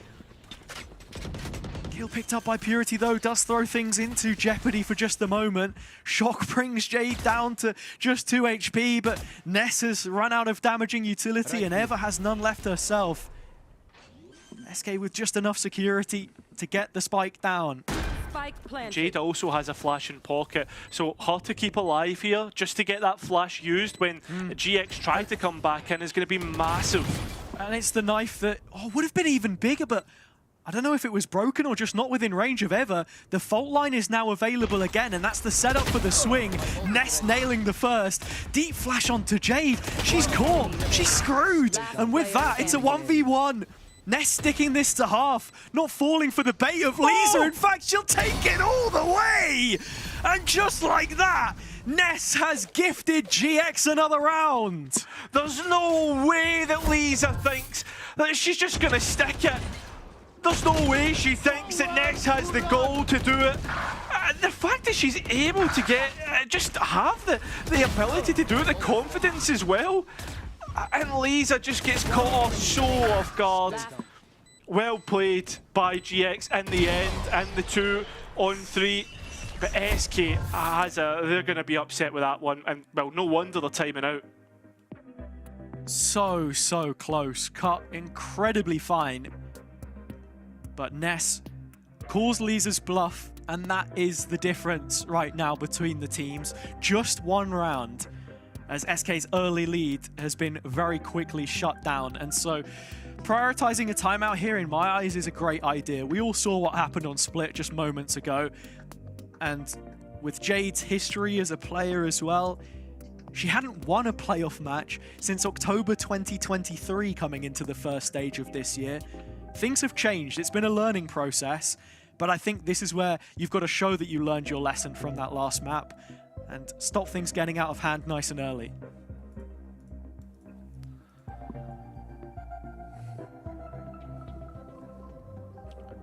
Well, the outlaw being brought out for Smurfette obviously is counteract to what is going to be that low buy from SK. The overdrive is one we have to take note of, and if Jolina decides to use that as a point of advantage, or even just something to even out the playing field, I should say, and well, with the aggression here, I think that's a real opportunity. Look at the trap setup as well through Market. I wonder if that's counteract to maybe trying to break through Market there. Who just wants to stop SK going for a quick push with the overdrive. It looked like Jolina was set up for. Got this rifle on Lisa as well, like you said, and SK looking all too healthy at this point in time. They forced the issue on Smurfette to be holding towards Market, and now this regroup to push through Garage and out onto A site is calling Eva over. Revealing area. It's not only that. But they don't look fully set. Only just now you can see them start to move on up, and the spike is heading back to middle. But it is. I mean, big retake tool lost there as well with the paranoia gone. Used early for Nami trying to fight for themselves. Smurfette holds on to mid. The reaction ever so slightly late, but at least is able to find Jade. And a TP into the back lines is going to be a difficult problem for GX to deal with, and that it is. We're even on the player count, but not on the players on the site. Look at how close this is. Oh, it just goes Jolina's way and wins out the site. A Hunter's Fury to try and deny the spike. It's done so just for a moment, but as the Hunter's Fury goes, that spike can go down. Both flashes and a recon left on GX.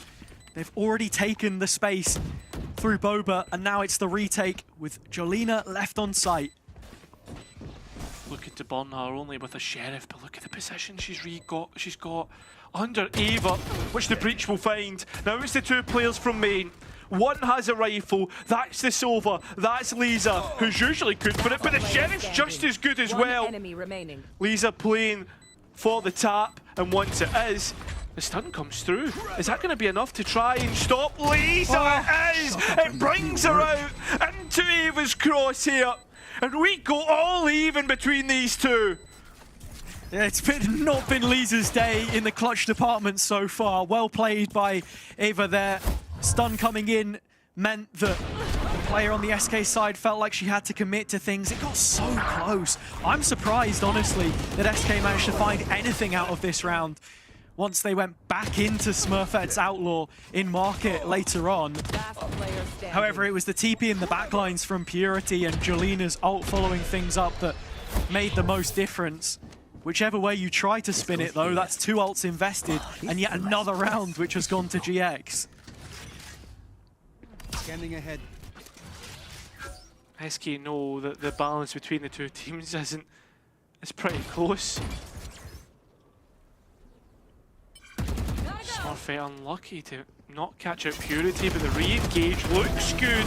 The stuns not so much. And SK run away with a pick. Really nice set aggression there, but GX are looking to retaliate through Eva. Finds one, flash in hand.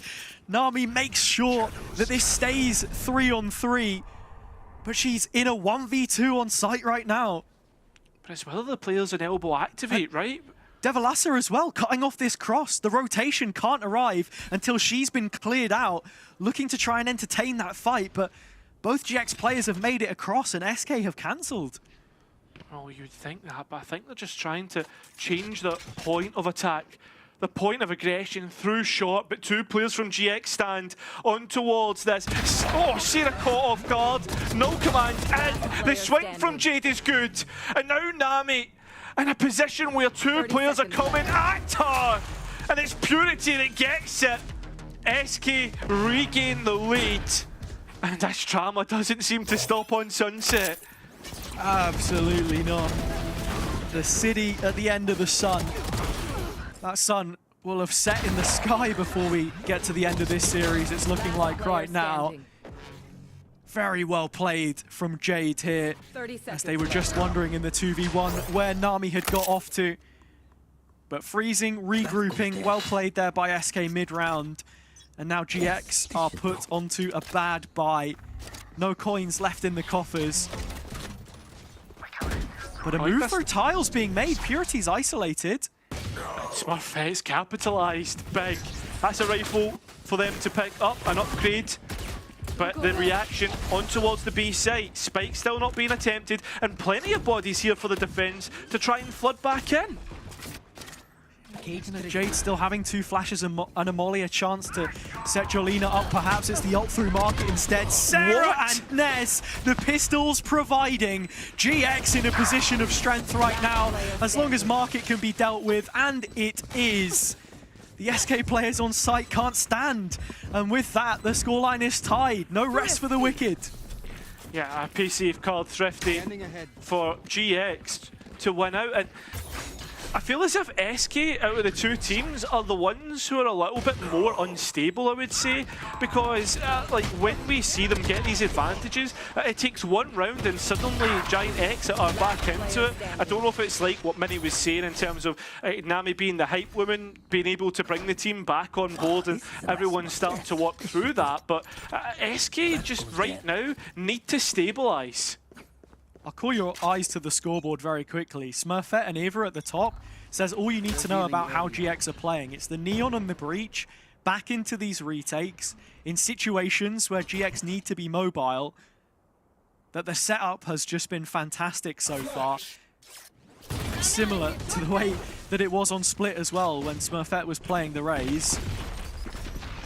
Damage onto this pack of players. She recommits! And, well, it's ill-advised in the end. Ever a little hot under the collar, but backtracks quickly enough, and Ness arrives to help her out. Devilassa looking for the time, and Nami's here though. Okay, and that's a neural theft online as well, so the information gained for the attack. Purity also in a position to take a timing from elbow, and as soon as that second pulse of the neural theft comes in, she begins to walk into the open, but Ever expected it. Spike heading elsewhere. Devilassa looking to close the net here on rotation. Difficult angle to be cleared, but GX should expect this. A player deep, that is. That is very true. The players swing over. That's not what you're wanting. SK now have to try, find delay, find something in which to work with, and that seems to be Jade that's doing it. Unfortunately for her, it's the utility to come back in. She's forced away. Smart enough from Jade, just emptying her utility belt to delay. Lisa next up, another initiator with plenty of tools. Has to try and do something to help her IGL, but the work has already begun. That it has. First pick found. But Lisa giving the information to her captain. Hunter's Fury in as well, trying to keep a bit of chaos, but Jade can't capitalise, can't make good of it. The Sheriff gets to work on the spike, the last player goes! And a Red Bull clutch for Lisa. You said she hasn't been too good at it, but at the key moment, she is. Will be at least even on the half if SK can't win this next round. Yeah, Lisa had had enough. And in the 2v1, she does convert. The tag team between her and Jade was very well played.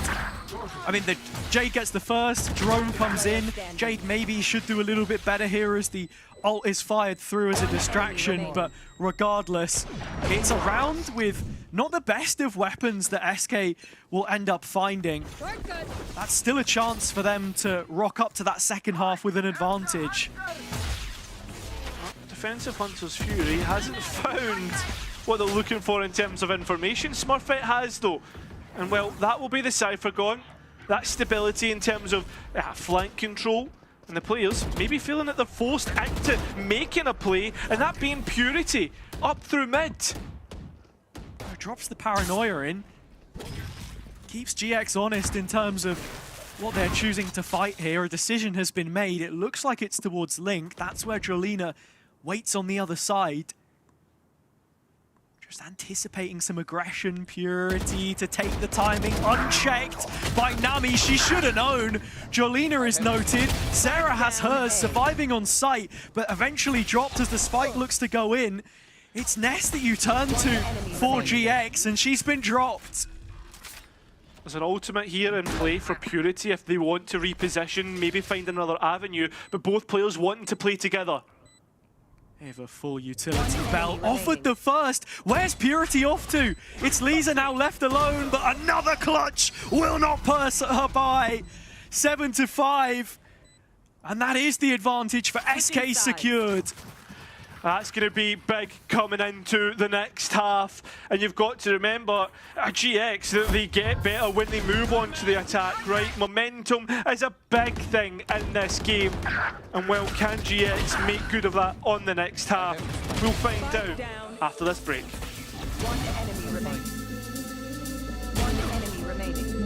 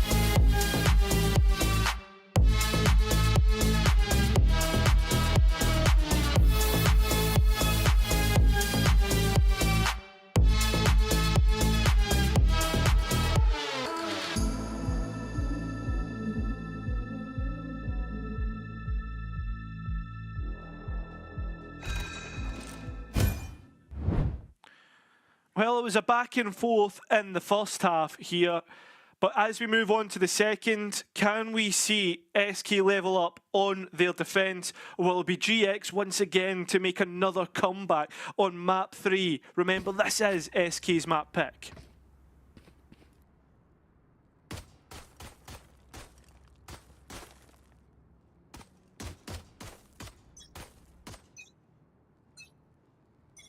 Seven rounds to 5 as things stand. How could we forget it was their map pick as they gunned down Gozen last night. 13-11, same difference, different opponent. GX, in fact, of course, playing their 4th unique opponent in the 5 consecutive lower finals that they've showed up to. And as for now, it's the B play. Market the only control. Devilassa trying to hold the cross, but try as she might, it's a done deal. Oh, nice little glimpse through the door before it closed. Smurfette finding the smokes player, and Ava doing even better. It seems like these two teams want to just keep trading pistol rounds. And well, look at that. It's an absolute rout through the B site. And Jade, well, she's been good for a pistol clutch before, but 5 is a lot more than 4 that she did last time. And yeah, she won't even get close to that number. GX will immediately respond after the half. Yeah, GX have been really good at building on the scoreline into the second half. We saw it on Split as well. That one a little bit more cut and dry, or at least you would hope so, as SK do still hang on to the lead, but it becomes a one-round game by the time you get to the gun round. And in terms of how they want to play this defender's side, of course, you have that quick rotation through Jolina. I remember you were saying the other day how you wanted to see her step up on the duelist a little bit more on defender side halves. Very good on the attack, but sometimes lacking in terms of finding first bloods for her team. It's a passive approach, a bunkered up A site, as Jade is left to collect info on B, of which right now the wool is being pulled over her eyes. It's a slow roll once again from GX, and this is something that they're very good at, being patient, catching players off guard. Hello? Jade's able to get the first. So when we get to this retake, as the spike's about to go down, that'll be 4 bodies on the line for SK. Sarah walks out into the open. A family photo of SK players means that they do have the numbers, and it's these classics again in a second round. We saw it on Sunset yesterday. Could it be fated to repeat here? Looks like the case. Smurfette gets paranoid at the prime time. Nami is there to support, and that's the saving grace of the Neon. That's exactly what happens. Just as you say, could it happen again? It gets snatched away. We're all even. That we are. The fact that Jade even finds one here onto Ness, clearing the close corner, has to be a positive. But to just take a step back yet again, and what this series means, what this map in relation to it means, this is SK's pick. Their chance to go up 2-1. To head into Pearl, of which it was only a difference of 2 rounds the last time these teams played each other. It means so much, and this gun round is everything to keep that charge forwards. SK ready to fight here. The fast lane allowing Nami an option in towards elbow, but as it dissipates, so does she. So ultimate orb picked up, A main space gained, and the players of GX forced elsewhere. Thinking for a moment she'd be hung out to dry there, but instead finds the kill, stops the rotation, and the 2 players that are still heading in from Link are going to take a lot longer now to make their arrival. Smurfette finishing off the job on Devilassa. Sarah yet to be cleared without support in backside, and well, it's not going to arrive in time. Jade there as well. Lisa by her side, and as much as Ness tries to do, it's not going to be enough. Felt like GX were all over SK there, but they're the ones that have the round slip through their fingers. I mean, it's this position in top mid that Smurfette's able to find an interesting battle through market. But yeah, as you said, like as we head towards this backside play, it's from here where it all goes downhill from Giants. And I mean, credit to SK where it's due. When they're fighting together, they're fighting well. And well, they're able to get their first round of this half. Break's over. Yeah, it just took a little long to group up and support Sarah there. You see the fast lane on A. The shrouded step faked this time by Nami as SK can gain orb control. Goes on to Jolina, 1 step closer to the overdrive. And Purity deposited. Nice setup from the duelist to buy some space for her teammate. Cage triggered. Sarah once again trying to lock out on B, or at least fake that out. Question mark as to where she's actually went, and it won't take long for SK to clear that side of the map, because of the Cypher setup. So that's why we're not seeing too much of a rotation towards the other side of the map, as now we see Giants start to move into their execute. Oh, Purity still ready for the standoff. Smurfette shot down. And the A site held on to Lisa, has spotted Sarah on the walkout, but still can't stop her. Another contact from the Sentinel is hit. Now she's calling over the rest of her team. Less than 30 seconds. Purity stopping the top mid play from coming to fruition. Jolina's out of a stun, still looking for it as the crosshair gets placed to the ground. But Sarah's in backside again, and this time the support is with her. Ness by her side. Sarah needs more. Oh, Nami threads the needle right through the middle into the hearts of the SK players. The Nebula go down, and we're all even again. What a way to do it from Nami, from nowhere as well. Sarah does so well on entering into the site, and again, like, it seems to be fine margins between these 2 teams, like who can come out on top in terms of the brawl, and that's an insane way to finish that out. SK, the defense, they are put down to a low buy. As I said, heartbreaking stuff. Go, go. Jolina again able to collect the ult orb outside of A. And Purity will tread with some caution, as she does still have a judge to help support this one way. Deploying drone.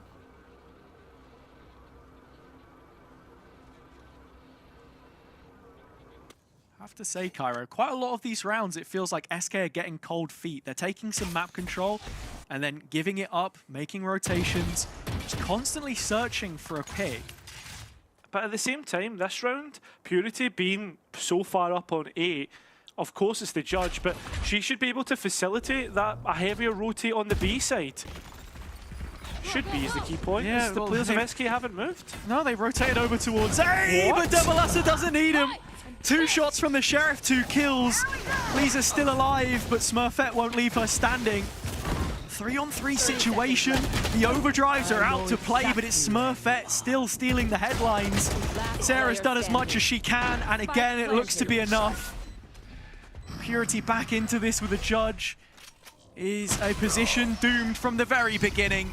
As GX take the next step, they now stand in front. Come on! One round in front. It could easily go back the other way as we head into the rifle round on the next. This is the next full buy, but as we're starting to reach the end of this map and the position that we're in, we just saw the timeout being called by SK. We're getting to that position, however, there might not be a lot of buy rounds left, right? Considering if SK continue a losing streak like we typically expect, because GX are so good at keeping the momentum up. Oh, for sure. And there's a certain mental aspect to it as well in terms of how SK are playing as a team. So many individual talents on GX. All it takes is a little bit of banding together and they do look like a top 2 team. And they have been, because that's the narrative that we bring into this, Cairo. The amount of lower finals that they've had, this being their 5th. The first 2 stages it was 3rd, the second 2 2nd.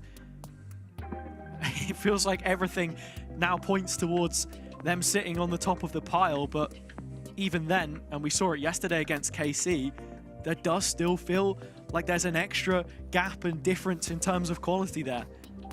Oh, 100% agree. I mean, Jolina bringing out the op, which I believe for the first time on Sunset, from what I can remember so far. 1 round out of 5 for SK as well, the other thing to note. And it is a glass cannon operator that's positioned itself in mid. Common angle. We saw Smurfette rocking it on the previous half. Now it's Jolina. I'm out of here. Effective can she be as the push comes in from main? It's a spy cam for first contact. And as soon as that is hit, Devilas is ready to fight. It's into the fire and flames as the ults are thrown out the woodwork. Everything bar the kitchen sink. GX collapsing onto the B site. It crumbles. Still connector control for SK. Waiting to flood as soon as that spike goes in. But Nami's position isn't cleared, and she gets 2 for it. The players now, I mean, Jolina, you'd imagine, would want to save this up, but she's sticking round. Yeah. She's even going to try and send this. She has no shields. GX are fighting tooth and nail for backside control every single round. They're understanding, okay, we can't get market. Ever's going to do it at the end to finish off Jolina. But that's the difference that I can see round to round. They know what the priority is. They know how to beat SK in post. And as soon as Nami gets in this position, it doesn't feel like there's any chance that GX were going to let that one slip. No, 100% agree. I mean, for Jolina though, I would have thought that she would have tried to at least save the operator. And now we move into the next, and it's like we were saying, right? That low buy now coming through. How many rifle rounds are actually going to be left at the end of this half? And it's once again SK beginning to capitulate as we move into the second half and not dealing with the momentum of the game. Yeah, SK probably only have a couple more buys beneath them if GX take the straight line to a map win as Ness is getting pushed up on here. Utility from the SK side, but no kill. Just a trade in terms of information. This is where Purity feels like it's best to drop back to a deeper line of cover. Oh, nice TR! What? Hello? A Sheriff once again! Highlights for SK. That might be their opportunity to come back into this. Not even just round, but perhaps to this game, but once it gets to crunch time, usually GX find a way to fight their way out of a bad position.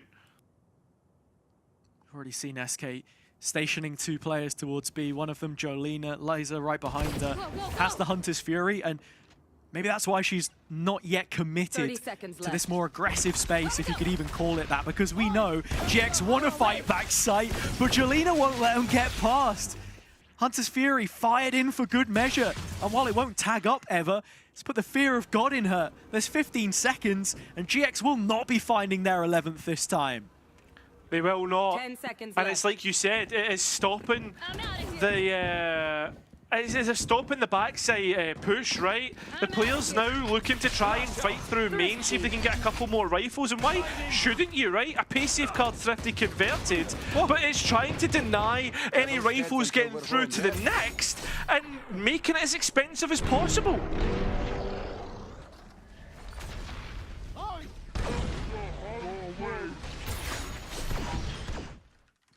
This is a nice spot. What a round for SK to have found at this point in the game. Op now in play for Jolina. A huge boom for the economy. And now, as it stands, GX forced to respond. SK have caught on to what the game plan looks like. They know what it is they need to do. Can't use that. I'm still surprised that that Cypher setup hasn't completely changed for the backside B if GX were to fight back there towards that side of the map. Instead, we look towards mid, Nest clearing out, but nobody scaling off the back of this. It genuinely feels like most of the rounds we've seen so far are just SK GX sizing one another up and then waiting to take that final bit of aggression. We've not seen SK be too proactive in terms of actually taking the extremity control. Purity now starting to have a look in late round, and that should be the call that it is a B play. Seen 2 or 3 players suppressed, but not stopped. Execution coming in. They can't end just yet. Jolina has found her first through the smoke. That she has. That felt like an execution. But Giant X fighting on the site and once again getting backside control. And actually just the site itself. I can't believe what we're seeing. The same issues cropping up, but the success of Giants is the same every time. The way they play off one another, and Purity can't even get a look in. Has to go up against a double stack of players, which will find Giant X at the 11th round. Giant X coming into this one just looking so prepared. It was a brilliant recon dart. Lisa has thoroughly impressed me with how good her utility usage has been from someone who on her previous 2 teams was a duelist, a sentinel, a jack of all trades. But this is a frustrating round for SK. Yeah. You have all the support there. I feel like mid hasn't been much of an issue. I would just love to see both traps invested towards B, whether it's the choke, backside, something like that. You've got the potential of players coming in to support. I mean, the fact that Purity is playing on A feels like a necessity because of those TPs to disengage, but just something like a Paranoia, anything really, counter utility is what we're asking. I suppose the dart from Lisa is the beginning of that, but just not enough. I wish we could have like some stats graphic that shows you like how many times did Giants actually finish towards B, because it feels like the majority of the rounds has been to that side. Purity trying to be up front on the trap, gets caught off guard, and rifles lost here, bodies falling to the floor. That's a screamer of a shot from Jade. Scanning ahead. But that spike's going down. Oh, Ness is overwhelmed. She was what was left of GX's mid control. So it breaks for a 3-on-3. Rifles in the hands of every SK player. Plenty of utility on these initiators still to make the retake happen. A couple of them suppressed on site. Flashing the recon. This should net info. Nami is spotted back site. It's all on Devalasa, and she's found her first. That's a big pick as well, because that's the elbow control gone. So now, as they try to come out of the smoke, it should be easy enough, and it is! Double digits found, that's the 10th! And it all comes from just gaining that player advantage and overwhelming mid. So much going on in these rounds. Yeah. This continued theme that we're seeing Purity pushing down A. It's been such a mixed bag, but when GX have been given the opportunity to punish her and execute, they've gone for it. At the same time, we've not really seen SK set up for a retake on A, and the one chance that they get to actually show it to us, it's very successful. So the fact that 60 seconds have been given back to the defense here, not just the offense, as GX are looking to close it, I think conversations should be had about what this defensive setup looks like, because I'm seeing conflicting ideas which could really be brought in the same direction.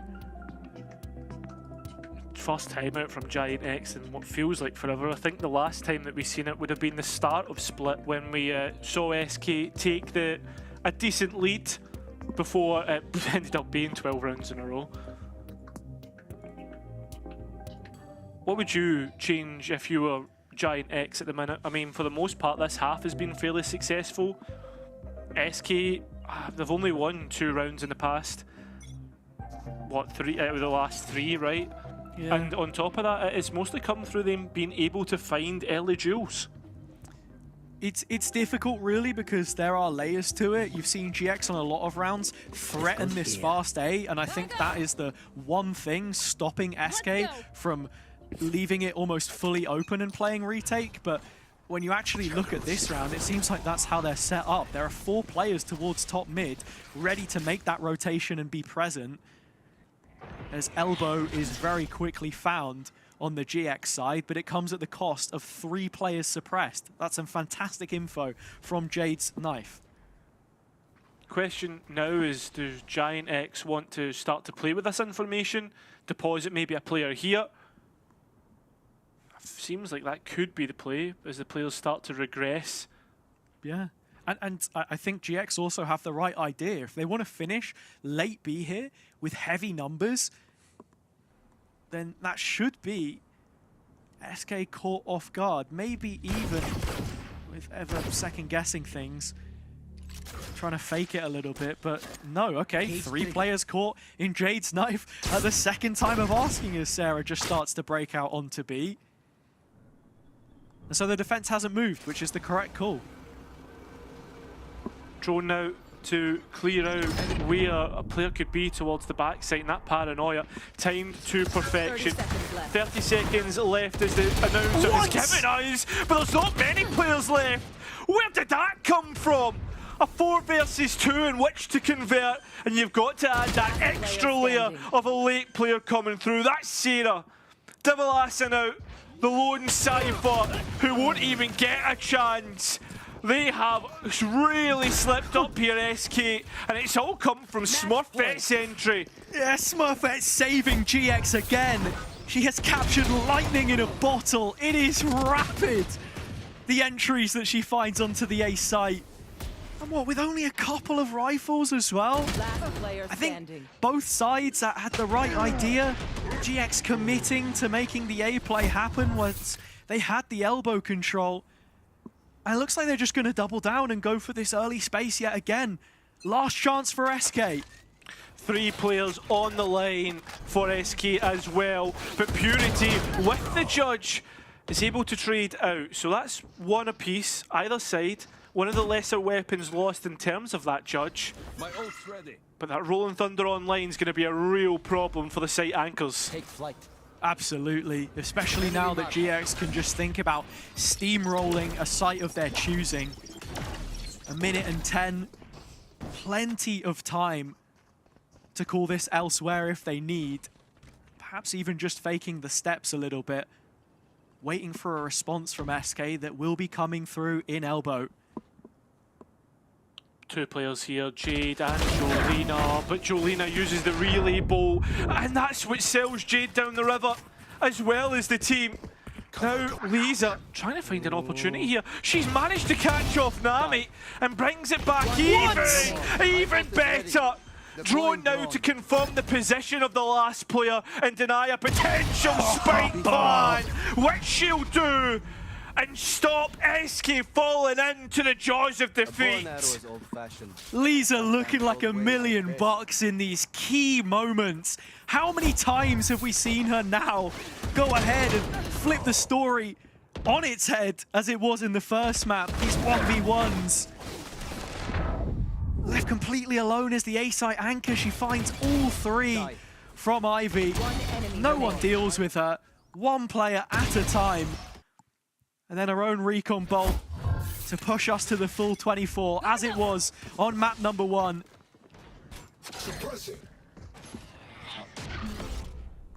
Needs to be careful of Nami.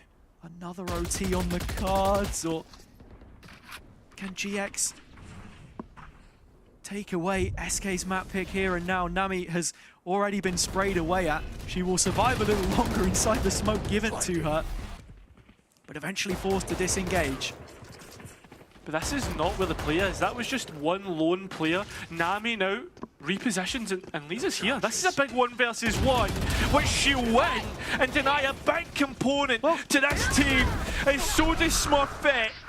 Giant excellent to finish it out here. It was only Devilasser on B. The site has crumbled, Cairo. SK now just 2 players away from falling on Sunset.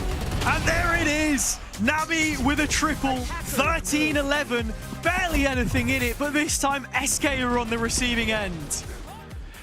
Yeah, I don't know where that's come from. SK once again, though, we find the exact same position where they should have been able to finish this out, and yet again they let it slip. Jade said in a previous post-game tweet that they struggle with energy sometimes, and right now they need big energy coming into Peril. No, absolutely, and that's what you're hoping that this boot camp is at the very least going to give them. You could see, even once they pushed it to a 24th, not still in high spirits, things dampened a little bit. I would love to hear from Minnie's perspective as a coach what exactly it is that they need to turn things around, because it definitely did look disjointed towards the end of Sunset there. That's all from map number 3, 4th on the way. Will it be the last that SK play this stage, and can GX take it home, or do we go the distance? That's what we want to know. Don't go anywhere. We'll be right back after this break.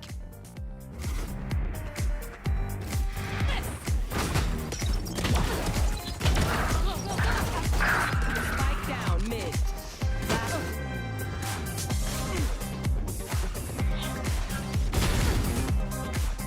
One enemy remaining.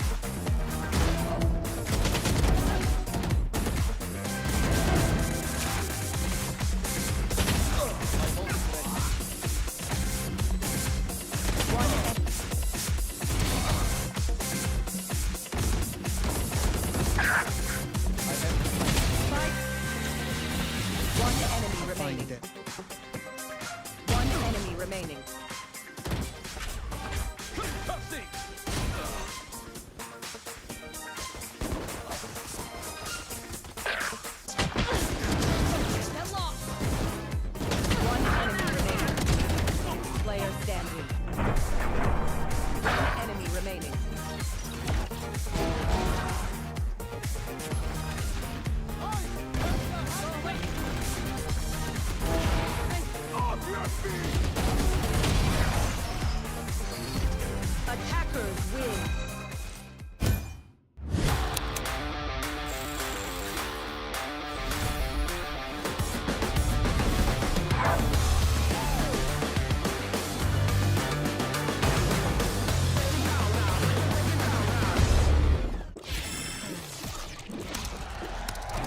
Red Bull gives you wings. We in the club and you party like nobody. We in the club and you dance like nobody. We in the club, girl, you show me your matter, your matter, your matter. We in the club and you party like nobody. We in the club and you dance like nobody. We in the club, girl, you show me your matter, your matter, your matter.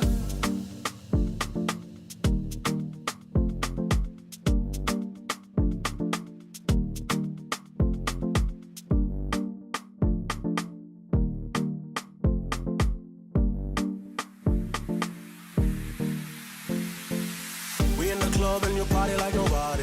We in the club and you dance like nobody. We in the club, club, girl, you show me your matter, your matter, your matter. We in the club and you party like nobody. We in the club and you dance like nobody. We in the club, girl, you show me your matter, your matter, your matter.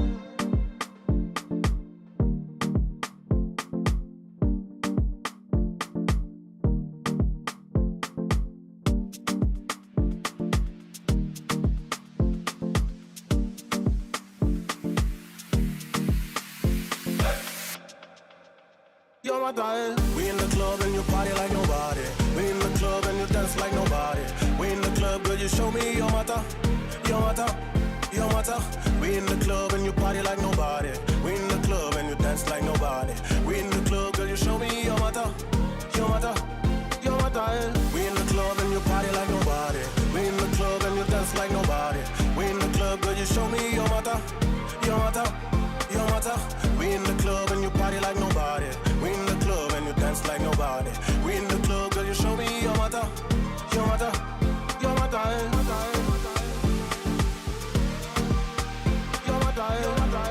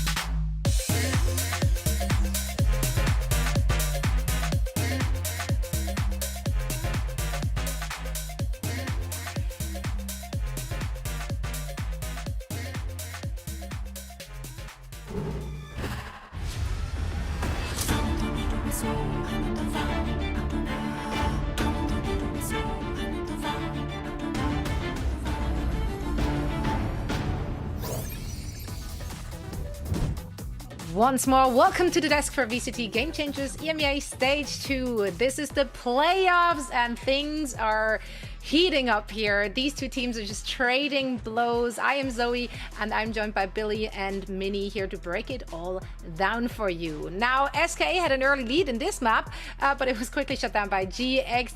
These two teams are just going neck to neck. Another close map, of course. But once more, it was GX closing it out. Minnie, you called this an unexpected win before we came back on camera. Can you please elaborate on that? Yeah, I think that me and Billy were setting up this idea that this is not a map that Giant X are particularly comfortable with. The wins that they've had have been against some of the weaker teams in GC, whereas on the other side, SK literally snagging wins against teams like G2 Gozen. So from the veto process and the general kind of results, it felt like SK were more comfortable, but Giant X just proved us wrong, I guess. Yeah, I mean, they clearly did their homework, right? There were a lot of moments in that game where it seemed like they had a really, really good read on what their opponents like to do, adapting to the way SK, for example, has repeatedly set themselves up with a lot of mid-presence. Billy, this is something you pointed out as we were watching the game. Yeah, absolutely. And it's like you say, they either did their homework or it was a really great mid-game adaptation from Giant X. And we've seen that specifically on round 6, like you say, where they were recognizing this sort of mid-aggression and mid-presence that SK like to go for. And when they usually do this when they're not taking elbow control on A, right? So Giant X, completely aware of it, have something set up for it. A couple of rounds prior, we did see Sarah kind of get overwhelmed in that market, but this time round, they actually just decide to invest that Rolling Thunder and take the fight over towards SK, which I think was really, really nice, right? Like I say, they either did their homework or they were able to make those mid-game adaptations, which if they're able to do this right now in this lower finals, it's just going to set them up well for coming up against KC in the grand finals tomorrow. Yeah, their playbook on point for this one, but also, of course, once again, individual pop-off moments, especially in that second half. Minnie, Smurfette took over. Yeah, I think we asked her that for this series that she needed to step up, especially against Jolina, and she certainly has. I think this win was pretty much off the back of her aggression. Like on round 16, earlier in the attack, the momentum all started from her just making like a brilliant individual play, and then from then we saw the kind of the back and forth with her and, you know, the support utility coming out there. On the SK side, it just looked like on defense they weren't sure how to contain the space, and Smurfette was just really aggressive and just able to take it from them. Yeah, I think for me, it was really nice to see this neon head-to-head between Smurfette and Julina. Of course, Julina being the former controller player for Giant X up until this year. So yeah, I think seeing that head-to-head in action was really, really nice. And it's like you said, Minnie, Smurfette was someone that we asked to step up to the plate at the very start of the day, and she seems to be doing that. Now we are heading over to Pearl. That is GX's map pick after they snatched away SKs. What do we want to see from them? Because GX won this the last time they played this very playoff. They ran this Vice composition. Astras were in play across the board as well. What do you expect to see here, Minnie? I'm gonna expect to see their Vice Cypher, which is for Giant X. Like usually we're kind of setting them up as a bit more standard, maybe boring at times, and this is the map where I'm very excited to watch what they've cooked up, because Vice Cypher is not a combination you see almost anywhere. I personally have no idea how they're going to play this. I imagine it's very defensively focused, but I'm very excited to see what we've got in store from Giant X. Yeah, it feels like a sort of even playing ground for both of these teams, despite Giant X having the upper hand on this map last time they faced SK, like you're saying, Zoe. But yeah, it's more that composition that I'm looking forward to seeing from Giant X. As you kind of alluded to, Minnie, it's the kind of more creative maps that we get to see from them. But I think as well, Ness is going to be a big focal point for me, because she's going to be the one that's playing that Vise. And of course, she's picking up this new role of IGL. She's having to jump over onto that Vise, which is something that I would say is probably not going to be the most comfortable for her, given the agents that we've seen her on time and time again. So yeah, it's going to be a real test for them here, I think. And for SK to go the full haul, they need to be able to get this one over the line. So yeah, I think it's probably going to be one of the more exciting maps that we have today. I mean, I felt like all the maps thus far have been quite exciting. They've been playing it really close, just like last time. There's just something about these two teams going at each other. Also, now they have the reps, right? If you faced a team previously already in the playoffs, there is definitely a few notes to take away from that, Minnie. Yeah, for sure. Both teams being able to kind of go and do their homework. I think one narrative that maybe isn't touched on very much, but I think that the coaching scene in GC's changed a lot, right? So the top 4 teams are very much the top 4 teams now, and all of the top 4 teams have coaches that I know and recognize, very established people. And so doing your homework is very normal for these coaches. So having played each other on Pro in their last games on Pro means that there's going to be a bit of back and forth. It might actually be a bit of a weakness for Giant X, because the Vice and Cypher to me is a little bit more of a cheesy thing. So maybe if SK do their homework, they'll be able to dismantle that a little bit more. Yeah, I actually wanted to kind of ask you about this, Minnie, because this is something that Jade meant. I believe it was Jade that mentioned in an interview, you know, how they've got the coaching staff in that kind of help them with the fatigue, because they've mentioned that, you know, as they get to the third map in a lot of the series that they've played, that it starts to get a little bit tiring. I know Purity mentioned in the interview today that, like, she's not bothered, she's not fazed by playing her first best of 5. But how do you think, Minnie, a coach can kind of help in these situations now that we are going to that 4th map? I think a lot of that work, and whenever I answer these questions, it's usually the process and not so much like in the moment. Like Korea isn't going to be able to do anything right at this second to stop that. It's about setting up the environment and having those talks about how do we do this. You know, some of the players can be a bit silly sometimes and not have, you know, simple things like water around them or go out for a walk and all that kind of stuff. So I think it's just the process rather than like in the moment having something. But as we see here from the Agent Select, very, very standard as we expected. Or what we expected, not standard from Giant X, but yeah, what we expected. Well, it's the standard for them, as that's the comp they've been running with last time as well, successfully so many times. So you know, sometimes it's good to just stick to your playbook and stick to the comfort most of all, as that's what they need coming into this, because it's match point for GX. Can they close it out? What do you think, Kyra and Haza? You can't be putting us on the spot like that. All I'll say is it's going to go right down to the wire, exactly the same way that it did as the deciding map of the upper bracket semi. 13-11 that one, GX taking it home. And here I'm feeling a lot of the same, Cairo. Yeah, I have to agree, Hazza. I think the other aspect to this that we've got to consider, like as you said, like this map was played previously, and the thing that worries me about when this map was played previously was it went down exactly like Sunset. We saw SK show signs of promise, but then they capitulated and allowed Giant X to come back into the game and win it out. It all came through that anti-eco round, if people can remember. Nami then started to get more and more momentum, get more confident, and was a real MVP to rescue Giant X from that. So with that being said, can we see more heroes? Can we see SK finally go and close out a map? With pings going out towards mid, you can only assume this will be another split that SK like to do on their pistol rounds on Peril. Last 3 pistols, all splits. Started off A, we've seen B. They went back to A the last time these two faced.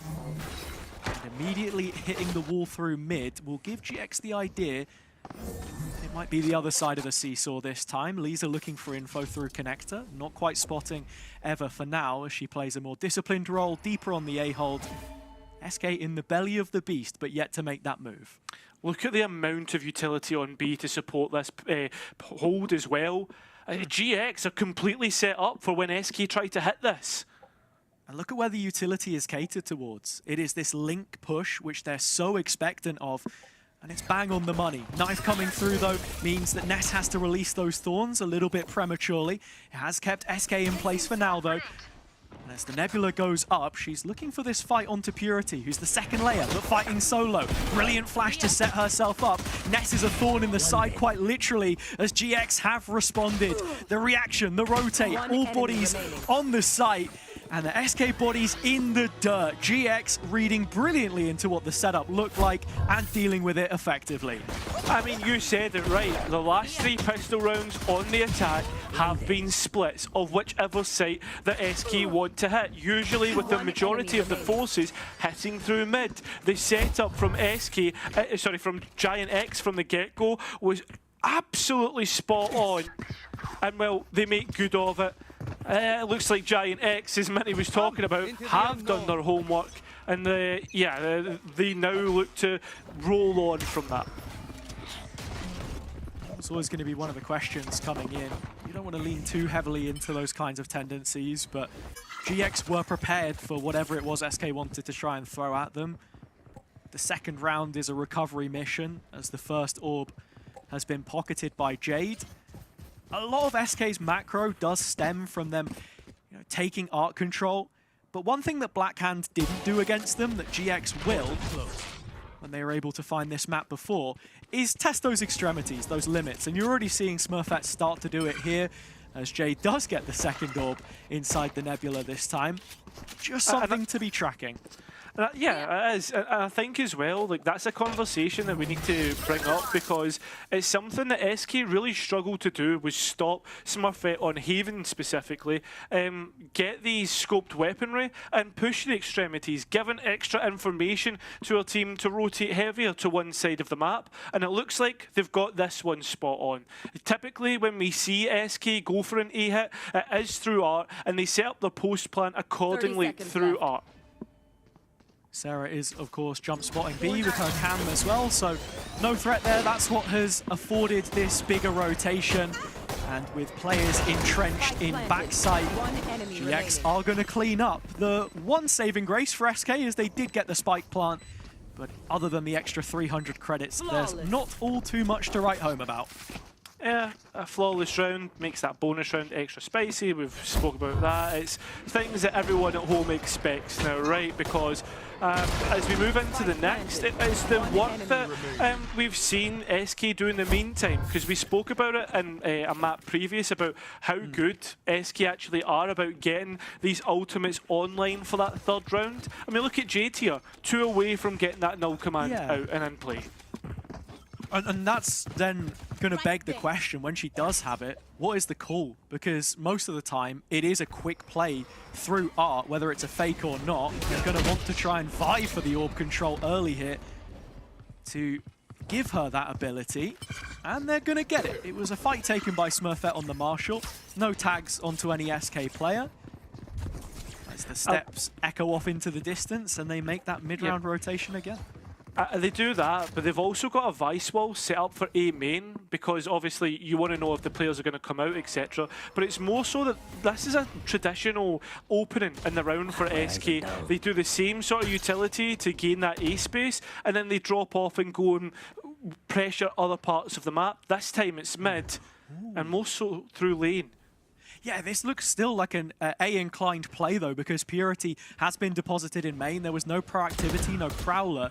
Finally comes out from Eva, and she knows that Connector is compromised. Devalasa trying to play back through the opposite way. Purity gets hers, but that's one arm of the push completely snapped off. Smurfette has all of the freedom to be supportive here of Ness in her endeavor, and SK in the middle of the map are out of time and might just be out of options. Oh, Ness is just giving it to them on a plate! That they have, and Smurfette, you look at it, only with a Marshall, right? Or what did have a Marshall. It's a Bulldog now that's on the floor. The last two players to come in, Stinger and Bulldog. You wouldn't really fancy them here. As they're getting forced back further and further. Feels like a real misplay from Ness. As Nami tries to make that Stinger get to work. A 2 versus 1 for Sarah to clutch up. Yeah, it's a tough position, a tainted one for Sarah to try and approach, as Jade will finish things off. And look, as much as you want to single out one player, I think the call just has to be made between Smurfette and Ness. What are we doing as two here? Do we want to fight and reclaim this main control, knowing that it's either the Astra or the Killjoy, the late lurkers that SK like to try and play through when they do go for these split setups? Or are we going to go ahead and face Art together? It was neither here nor there. That's what ends up costing them. But the KO is online, and we're into the next. Smurfette has the operator though, and you look towards B Long. She's ready to go and fight these players. In behind screen at the moment. Revealing area. But you have to remember, if Jade commits the ult, then there is no easy way out for Smurfette. Very committed in this position, and with the smoke placed, it forces the jump up, which Purity should be prepared for. It's the cam that she'll dispose of instead.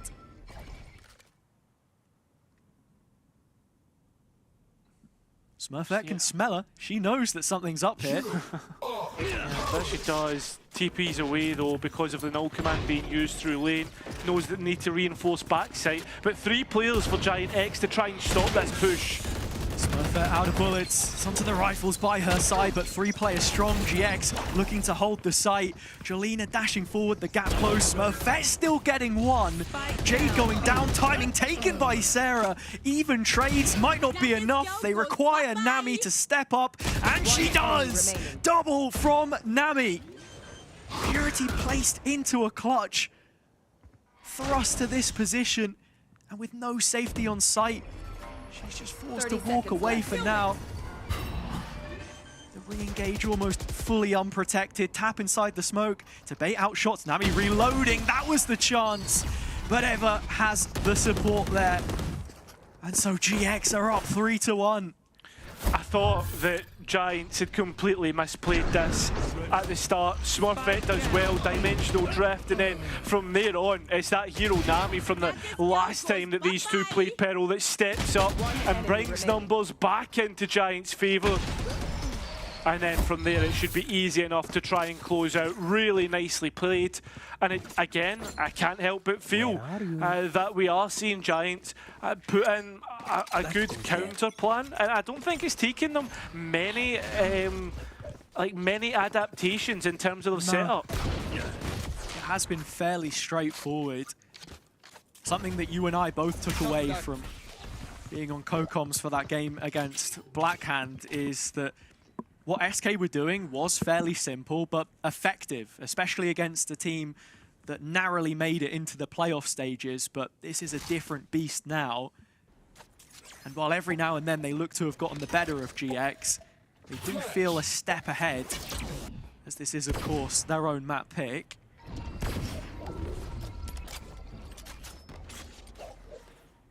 You look at that setup as well towards lane. They've got all the information that they need, so this should be so much heavier towards A. You've got a Cypher Trap and Connector, a Vice Wall at the bottom of the lane. GX have just moved into playing deep sight holds, something which SK had struggled to counter at times, but Sarah always fighting the forefront, does pick up the first on the way into the B site, A site even. Yeah, Spike should get in towards a position where it can be planted, and that it has. But look at Eva in the position that she's in. She's ready to swing out and fight with the rest of her team. Sarah noted though, the spam trying to be attempted. Trade City is where it should end up, but instead it's just domination as Giant X find 4. Brilliant work from Giant X. If Sarah had received the dart from the owl drone there, it's a death sentence playing from Pit, but you have to commend her confidence in that situation to just stand up on top of the wall and take that first engagement in the open air before relying on the setup. Completely catches Jade blindsided. But again, it's the right ideas, the right kind of counterplay that GX are going for, and I'm curious to see what their setup will look like after this 60-second intermission called first by SK. And I think it's a big timeout because they are starting to... I don't think they necessarily look lost in the sense that they have a plan, they're sticking to it, and they're doing what they want to do. But at the other aspect to it, like as we were talking about in terms of how Giants have adapted to the game plan of SK, I don't feel as if we're seeing the adaptations back, right? We're not seeing SK really interact with this double sentinel information that's coming through. I feel as if the middle of the map where SK typically get a lot of real estate, they're not getting anymore, right? And Giants are having the full information economy in their favour. As for what the coach is calling, I mean, where do you even begin?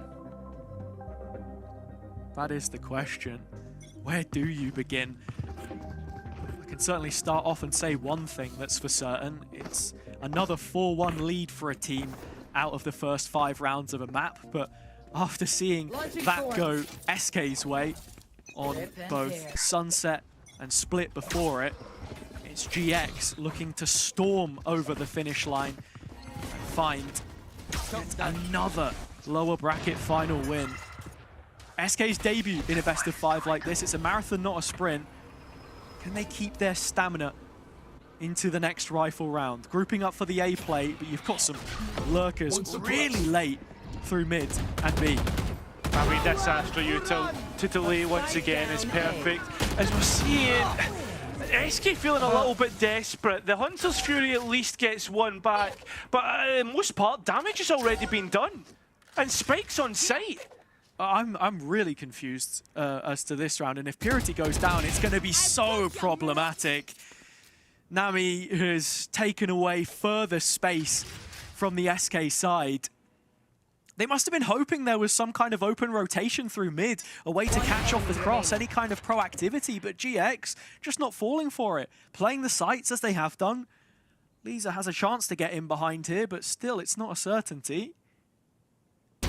Defeated. 30 seconds Spike's left. good at that. For the most part, though, with 25 seconds remaining to get back towards that other side of the map, probably looking at Lisa saving this rifle.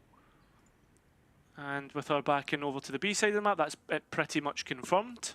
Yeah, and I think it's great for us to reintroduce a point that we were bringing up the other day, that with this being Jade's highest ever placement as IGL now, from where she was a second caller before, we wondered, is this the most firepower that she's ever had access to? And I think now, after that result against G2, you wholeheartedly have to say yes. Players like Lisa, Jolina coming into the team as well. Transfers made over the last couple stages that have really galvanized this roster. But rounds like this, just look a little bit disjointed. And for the sum of their parts, I think you expect better. That's the thing, and I always remember this from last split. I got to speak about it on the desk the other day, but something that Giants always did well with their composition was scale their utility and like be able to delay with that, like stack their utility, apologies, with the Sentinel, right? It was the Vise and Astra combo that always impressed me the most. But as of right now, it will be the Cypher and Astra that we'll be looking towards. Smurfette's been scalped. This is probably the best we've seen SK be able to move forward, especially with the Cypher being caught by that knife. It's an entry pick, I'll tell you what, and Jolina's not going to stop at just the first. One blade left, no more kills, and so it's Ness instead. The stamp of authority on B, but the round not yet done. 2 on 2, and Ness has to beat 2 more. From the corner, she gets caught, couldn't buy enough time for Nami, didn't want to, in fact. And now the captain must be heads up for a clutch. Dare disrespect this. Nebula, no. Purity will take a shot. I don't know if she even saw her or not. Doesn't matter. SK have their just deserves. Yeah, it comes through the entry pick as well from Jolina. This one right here, waiting for the jump up that we've seen Smurfette try a few times. Ness makes the best effort to try and bring the round back towards Giants, and if she'd won that, it would be nothing short of ridiculous. Understand the reasoning for the positioning, hoping that SK weren't expecting her to be there. Something a bit more disciplined, perhaps. Still has that Vice Wall as things stand. It's only just now been placed behind Smurfette, who brings the op out again. Still plenty of money behind GX coming into this round, but as you can see, finances are a little bit tighter now. Oh. Devilassa needs to be careful. If she gets found, that's the info lost. And that's where SK are heading right now. And Smurfette is supported here too with the cam. I don't know if you can see it, but from Art, I believe Sarah is watching over into Scuba, so she's completely safe to stay here. It's a game of timing though. And one which she looks to have won out. Don't want to speak too soon. That's insane. Creating a little bit of A pressure towards the A side has moved Smurfette away, but Devilassa takes up the position instead. Cam catches her. SK are in mid. But let's look at this time, because at 35 seconds left, there's going to be a real big time component in this round, and SK needed to be their friend. But I don't think it'll be so easy. Jade has been stopped on the way over to the B site now. The push feels perilous. And as soon as this null command runs out, then there's going to be an issue because all that utility is going to remain standing. Ness on the other side of the map means that they do have the support of it. And with everything on cooldown for Nami, she's just going to go and let it rip. Ever off the top. Jolina removes her from her pedestal. Another double kill from the Swedes to set them on their way. SK into post with numbers and time. But it's what they do with it, right? What Giant X do with coming back in. You look at the utility and there's not a lot left. Jade forcing the issue, trades coming out. Jolina with 3 and Devilassa finishing off the job. The gap now just 2 rounds between the teams and some big ults starting to come into play for both. I mean, I think, honestly, SK get a little bit lucky here. Just being able to buy themselves out of what was a really tough spot. And Giants, I think for the most part, got a decent read. That's why we're seeing this time out here. Just maybe the way they're playing off one another, not suffice for the coach here of Asuka. Not only that, you've also got to be considering maybe there's a plan for the eco round. Something's going to have to be thought up on the GX side of things. We all remember the clip. Jade saying yesterday, "We're coming for you, Nami. I'll see you tomorrow. Gonna be a great game." I can tell you what, it has certainly been one to remember so far. The question being though, can SK fully turn this around? Well, it depends who you're rooting for, Cairo, because there are plenty of firsts on the SK side. Not just their initial best of 5 as a team, but chances for players representing their own regions to make a grand final. This Close is to true. home on your behalf, I'm sure. Yeah, of course, it would be great to see Jade in a grand final, but I think to bring it home, like, the team have got to earn it. And while they're in a good position now to kick on from that, I want to remind you of what I was saying on Sunset. SK sometimes can feel a little bit unstable. And when you're finally in this like economic advantage, you need that. You need to be stable. You need to now start to make good of it. And to just say what I was going to add, the one-liner, It's rounds like this, Cairo. It's always Yes. rounds like this. GX with 5 sheriffs. SK have been executing late. This looks like a B piece. One suppressed. And while Nami does get suppressed, it's not before she puts up a wall of smoke in their faces. GX, in fact, have rotated all 5 players in defense of this left-hand side. But look at the SK trap look setup. no closer. There's a trap set up for double doors here, and the players now being brought closer. And this is exactly where SK want to hit into. Trap broken, the players activate. Smurfette has at least seen one. Sarah in the corner. Can she fight once she can? That's all it is.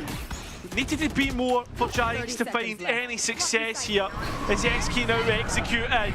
The Nightfall invested. Players have filled the cake, but it's the rifles that have got to work. It's messy, and SK somehow getting it over the line. Ness trying her best efforts, but it doesn't come through. And SK get that step closer. Listen, I said they look a little bit unstable, but oh my god. Yeah.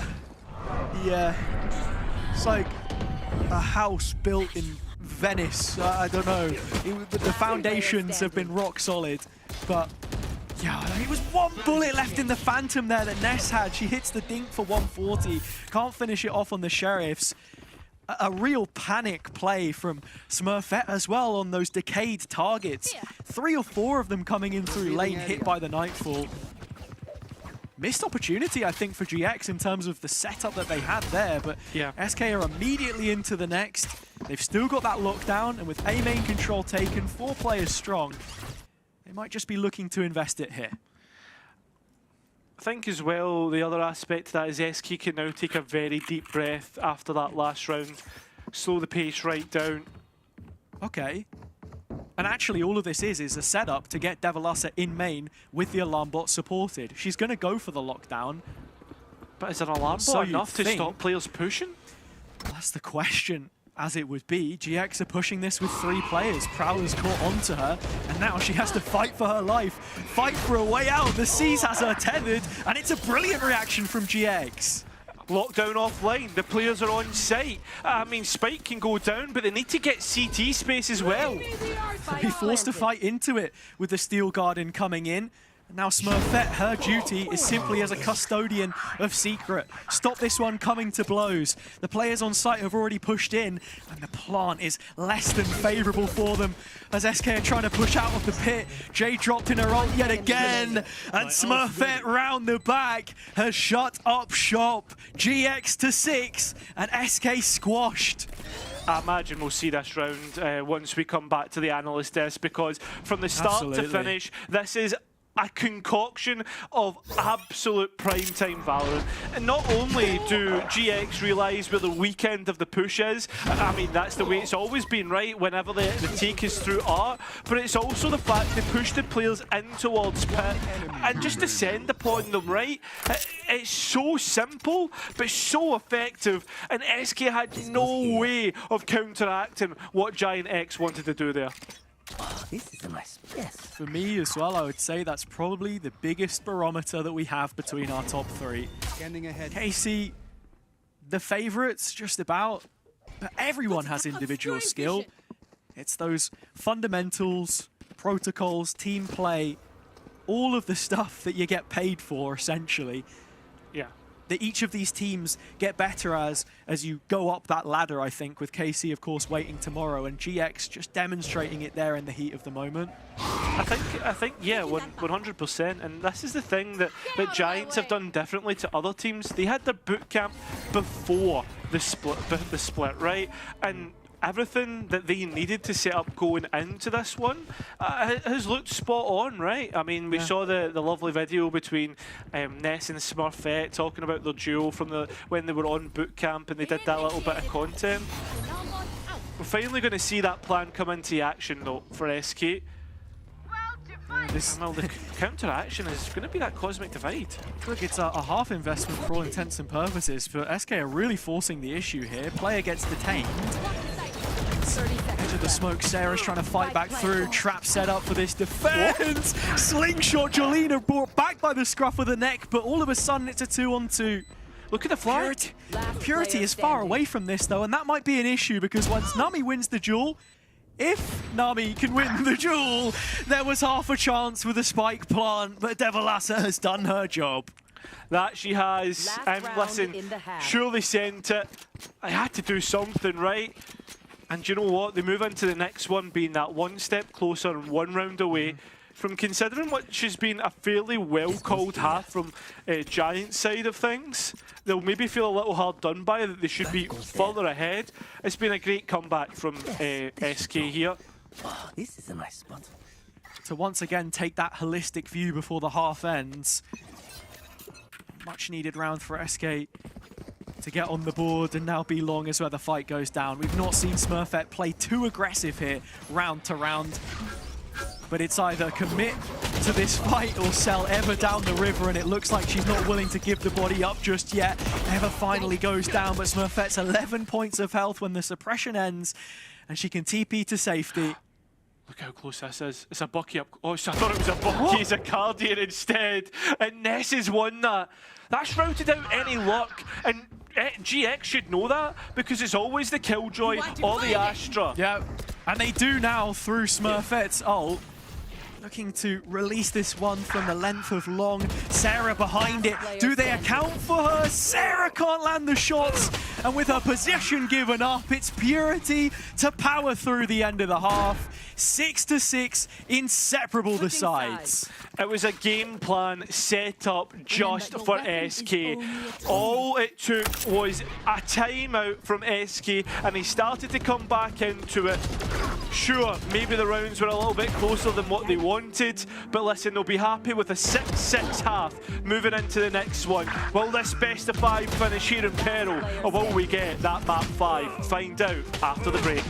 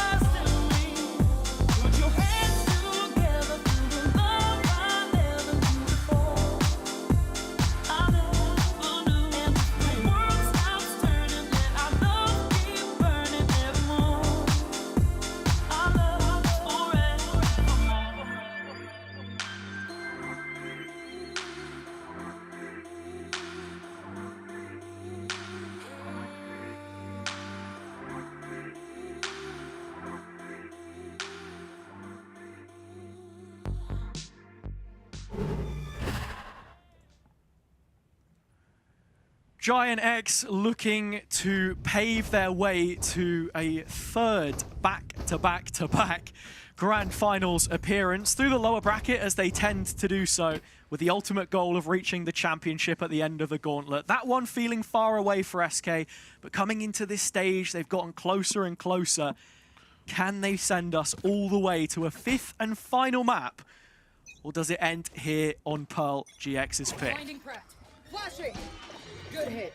Nice information, you know, at least one player's towards the art position. I mean, that's a typical position, and you don't know how many's there, so maybe it's not as good as what I first thought. But I think for me, the one thing I always want to know about SK is this second half performance, right? And how we've seen time and time again them fall to the wayside. Devilassa immediately taking it upon herself to clear out some of this space, as GX were looking towards A main early. And in my mind, to follow on from what you're saying, how good does this attack look? Because you are playing double Senti, and a 6-6 defender's side perhaps doesn't leave the best of tastes in your mouth. We know how they like to play it. They've been doing it consistently since the start of the year. The Vice Flash already used to claim some info middle. That's where SK still station a couple of players. But the B push coming in, Jolina committed to the corner. All hands on deck for SK. This hit, ready to go, Jolina. Here, all the smoke's coming through, but Smurfette TPing into backside, and the players don't know about this. Jolina's already got the pick she's looking for, but so is Smurfette. It's the Julius who had the most impact, but Ness even more so, as she takes the advantage. The shock's not quite hitting for Lisa, and Purity nowhere near. Needs the support soon. As the players come through, so does Purity, and Ava left with 13 points of health. Looks to be the unlucky thorn in the side of SK, and they don't even know. Finally it's called, Purity goes to swing, and Ava just being that constant niggle. But as this goes through, it's just going to be a defuse. Full stick from Purity. Ava didn't have enough time to go ahead and wait for the haunt to come back up.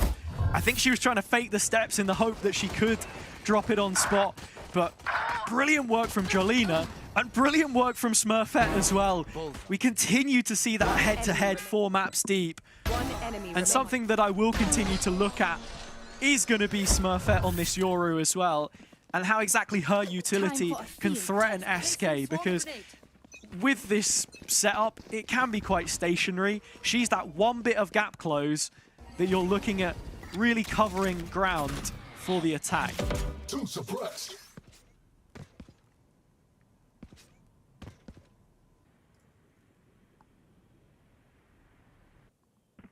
Taking the time coming through, and the outlaw with a long line of sight. Lane's going to be a problem to try and get into. GX don't know that just yet. They'll find out very soon. Very slow burn of a round. But SK aren't overthinking it at the same time. There was a danger ping at the top of B long, likely called by Jade as her 0-point knife is offline for now. GX starting to walk into the util and the players behind it. Nice combination from SK. Multiple lanes across the A side. I've actually seen Nami manage to make her way out of sewers, and Lisa's none the wiser. Kind of relies on the support of Purity main here, or things could get troublesome. And oh, there you go. Site is open for business, Cairo. This is an issue now. Yeah, but it's Purity in main as well that's going to be a problem, and it is. There you go, finishes out the round with a 4-piece, and that's also the Cosmic Divide for the defense if they need to retake on the next. A big performance from her. Yeah, that was the spike. I mean, I respect the clear. I fully respect it. I was just getting excited. No, you don't have to show me. You don't have to show me. Can we go back to the game? Cool. Thanks, guys. The other thing to note, I was going to say coming into this, just to set the stakes a little bit better, was the Giant X were only able to get 4 rounds on the attack the last time they played this. So what's different this time round as we head into the rifle?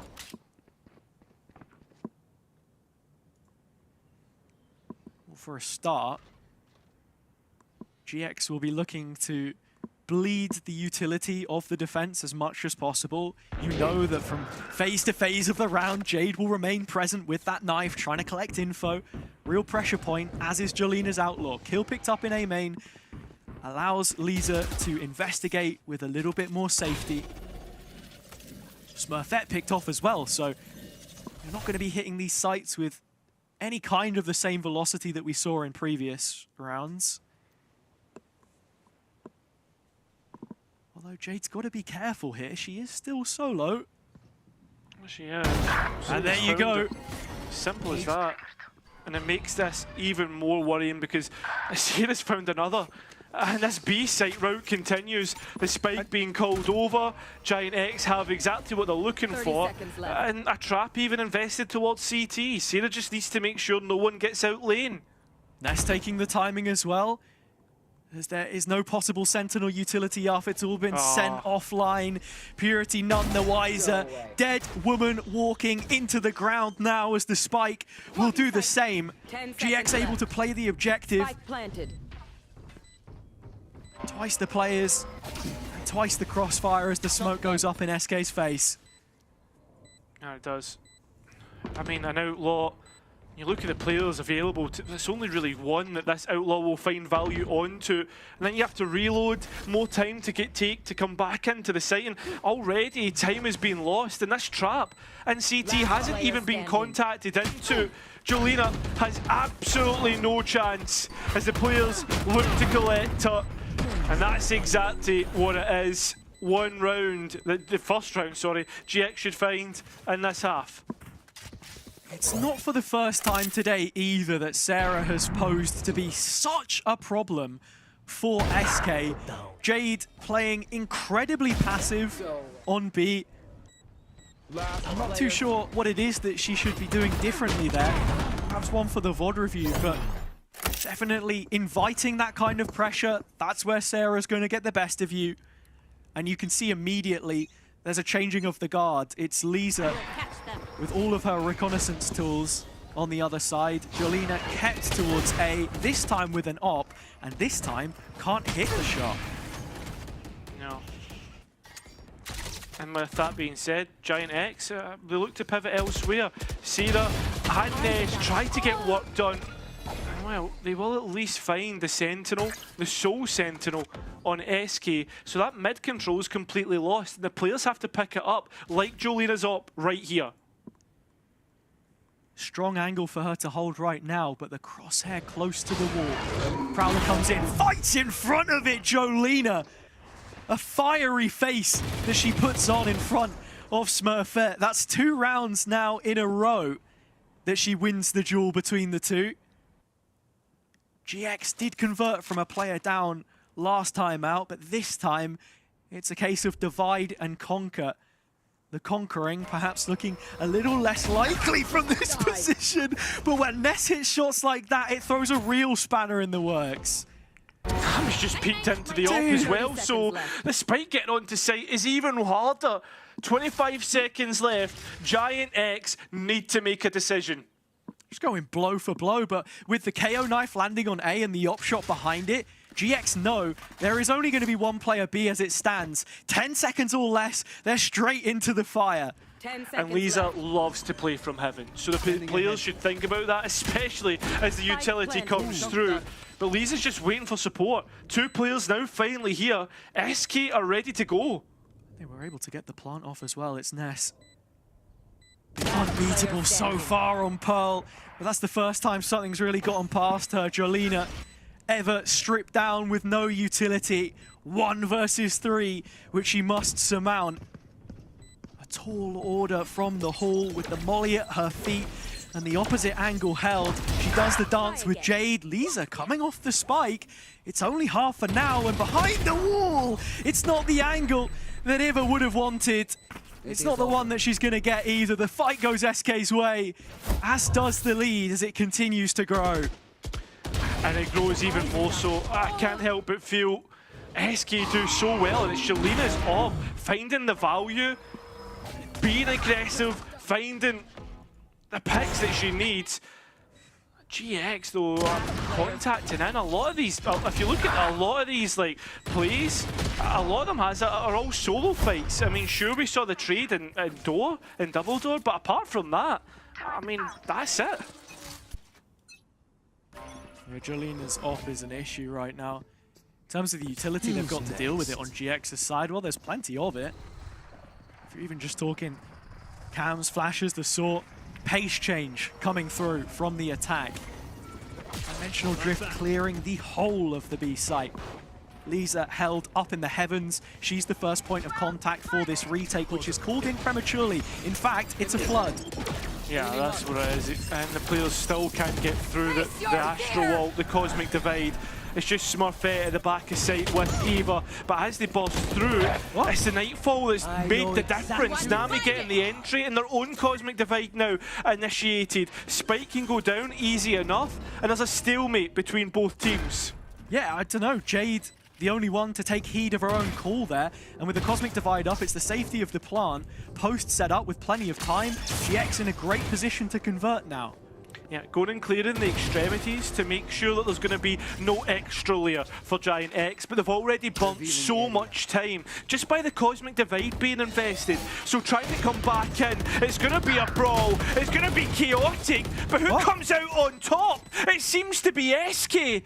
Smurfette still not found. Nami from long, that utility going to be even stronger, and with Nami giving the support needed, that's it. A round for Giant X, and we are back within one. Just the one in it. Smurfette not dislodged from the hallway as GX get the better of the 5 versus 5 retake. Yeah, this play from Jade felt like a bit of a head scratcher, but at the same time, the position that she was caught in on the initial site hit meant that she was a little bit screwed on the pillar. Wanted players to support her instead. It actually pans out better off with her just going down and the rest of the players following it through. But look at the money. Just one rifle left on Lisa. Shrapnel saved from the previous. It's the first time we see SK really make themselves known with the mid play. Usually it was just Jolina stationed on an op, something of the sort. This time they're really being forward thinking with this and pushing that envelope now onto the second step of A main. I mean, there's the Vice utility outside of A, still not being contacted into. Giant X know how much space that they have right here. And that's why, I mean, they're still exploring throughout this map. SK have made a really big investment by putting bodies on the line towards B, but if they send this out, I mean, Smurfette's going to get value from this outlaw. Yeah, next player spotted in the form of Jade as well as her knife goes in. It's Smurfette tagged. Wall was tripped, Purity noted, caught on the other side. So she's trying to run back and get out as quickly as she possibly can and has her legs will carry her back to A. In the meantime, Devilassa's trying to cut off that final player. Smurfette the target. I think it's a target found. Yeah, I was going to say Smurfette's missed the chance, but Devilassa has not. In towards the goal, Hunter's Fury trying to create a bit of chaos, but that spike has gone down. Look how many smokes are on the side. Nest winning out that main control, and this post plant a little bit more secure in doing so. It's frantic. Nest still has the ult if she needs it, but they're all on pistols anyway. Jade still has the rifle though. Could that be what they need? Could it be? That's the question. Still though, a player advantage towards Giants, and it gets even more so. They know the last player isn't on the spike and they await the tap. Remember, still Astra utility to depend upon. And it's the stun first, it's not even the pull. Nami has no more stars in pocket. Nest activates at the right time, and we are all even once again. GX tying the score up just when it felt like SK were getting the better of their opponent. You look at the timeline now though as well, of the 3 rounds that we've seen the Nebula be able to pick up, 2 of them, the pistol and anti-eco right thereafter. Doesn't feel like their win conditions are all too repeatable in these gun rounds when GX have investment behind them. It's a timeout called on the SK side. And for SK, like, I'm wondering what are they thinking about doing differently, right? Because for the most part in this round, they try to move as a pack, be aggressive. They didn't necessarily find what they were looking for in terms of engagements, if you think about it. But they were getting a lot of map space for free, which I think, honestly, it wouldn't be a bad idea. And this is something maybe that and I know it is I'm talking about compositions here, but if you had a Yoru instead of the Jet and you were able to position them, for instance, all the way up B long or in that A behind box, and you could leave them there for a long time to allow the rest of the team to lean heavier on the other side of the map. And you have that escape, right? You have that guaranteed escape, whereas Jet's dash, I don't think is too effective here because your avenues of escape are pretty narrow. Well-timed suppression stops ever getting full clearance from the Prowler, but it matters not, as GX will start the round following the timeout with some A main control. Look at the ultimates here. Ness obviously has the Steel Garden if it's wanting to be used, and Devilasa has that lockdown to come back in on a retake. So that's the things that we have to think about as we head into this execution. When the smokes go up, there should be security behind this for GX. Still not yet committed to, as Smurfette is on the charge through her own thorns. She makes life so difficult to go ahead and play chase. Ness has bailed her out in some senses though, with a wall placed to the right-hand side of backside. There won't be any swings coming through from SK just for now. The lockdown is invested and the space reclaimed. Stalemate at the minute. Turret to take contact, but only 2 players really on the site, so as Giant X look to bear on down once again, they could overwhelm this pretty easily. 30 seconds left. Devilasa's setup was more towards mid. She's packed it up and is ready to play. 2 in the pit. Stun from Nami to stop the spam, but it's Ness again! 3 times she strikes! And double digits is looking all the more likely now. GX retracting themselves back into these post-plant positions. 2 from Art, 2 from main. And the 2 players left on the SK side have too much work to do. And this wall that we see in front of you is probably why Giant X make the decision to reinvest. They know that they know that no one's made a step forward. They know that they have all that front sight space still. And this is where we're seeing the value come through from the double sentinel once again. Honestly, if you go back and watch on the minimap, it looked like Devilasa was trying to trigger the wall early to make the most of it, perhaps, right? I don't know if she wanted to boost on top or whatever, just not give GX the value from it when it moved to post. But even then, it's just Ness being so diligent to cut those players out of position. And now, in my mind, we spoke before about GX only getting 4 rounds on their attack previously. Well, they have 4 rounds here, and I'm starting to wonder, is it more just of a first, second half kind of situation? Because that's where they picked things up last time. That's where they won at a scoreline of 13-11. And that's now where it's looking like they're the better team of the 2. And it continues on as Smurfette gains that entry. Ness getting tagged up by the dart. I mean that in the literal sense, not in the fact that she got pinged out. And that's a lot of Sova utility invested early, the dart plus drone. Yeah.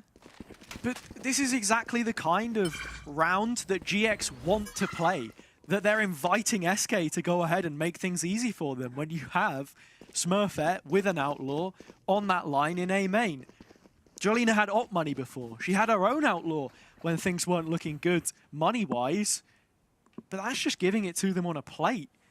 And with this regroup for the late A hit, knowing full well that there's no Sentinel utility, most likely towards either end of the map because the focus has been middle and always often is from SK, it looks straightforward, or at least it should be. Execute looking to come in, a little bit stalled. SK are making work. But look at the gun trained here. Jolina, the first up, and a crossfire set up with Jade so far, so deep in the corner. But the shots aren't hitting, and it's all falling apart. Right at the seams. Giant X look to hit 11 in this lower bracket final, where they just need to win this map, unless Lisa has something to say about it right here, right now. Well, it looks like GX at the same time have been able to bring everything together. SK are the tailors of their own demise. That early pick was all that was required for the A hit to come in, the attack to be green-lit. And say what you like about Smurfette dropping in an opening engagement, it's just trade off for the space. The smokes go up, Nami's the first point of contact. An individual unleashed in these last few games, with less responsibility in terms of the calling, but still feeling her impact in the server. You know, even with the mid rounds that she's still been credited. 11-9 now, And SK's worst fears look to be happening and unfolding right in front of our very eyes yet again. And I don't believe they have another timeout either, so the players have to band together by themselves and bring this over the line. Uncharacteristic misses, uncharacteristic whiffs, mishits, the full shebang here that's plaguing SK. And while they're on this lower bite, you're essentially staring down the barrel of allowing GX, Giant X, to hit map and series point. Here. What a difference it makes for those circuit points as well. Purity flashed in this time. As you can see, there is a deep vice wall here from GX, so they know if she's gone looking for anything more. It's not been the first time throughout this series. We saw it plenty on Sunset that the controller player is liking to get active, but they're going to need her alive here in the late round. So much stopping power she brings to the table. I don't know if they saw Smurfette on that owl drone, and with her being up so close, if we see Lisa get caught on her utility once again, this could be massive. Should be the utility coming through. It's the grab well, the nano. Support for SK, but Jolina not getting enough. Perhaps brilliant reveal. Smurfette teed up and playing off the situation. 5v3. It's just the pistols now for SK. Last chance before series point. Grand finals point for GX. And they are going to get there. Spike planted. Devilassa, 5 players to find, 5 pins to hit. And else it's another flawless round, which it is. It feels inevitable at this point. The second half curse has truly struck SK once again. Cosmic Divide, a null command, pieces in which SK can rely upon to maybe give them a hand up in retakes. But it's not the retakes that have been an issue, has it? It's been these initial entries into the round where Giant X have been dominating the defense. I know that we've got Kreia and Mene in the coach slot for SK. But wondering if we had a little bit of a French timeout on the previous round. I mean, Devilassa had her knife out at points, making the most of one which you know looked like a throwaway. Who's next? To talk over what they do here, because there are 3 opportunities that GX have to close and go to another grand final, as they have done so many times, is the quick pace play. Smurfette round the back, into the halls. Devilassa is dead, and as are the rest. It's just Jolina, and our op looks to have done enough for now, but there are problems elsewhere, and it's Purity gone again. It's just problem points all over the map that Giant X continually press upon and make an issue of. The last 2 have to retake just themselves. Again, have to note it, null command in Jade's back pocket is the only thing that can maybe upset this, but a chance to cut off a rotate. And that had to be it, and is for Jade. 1 kill back, still trailing by a player. Sarah just shoulder spotting it. A face check, spawn side. Jolina feeling overwhelmed, but between the 2, they have to find a way to make this work.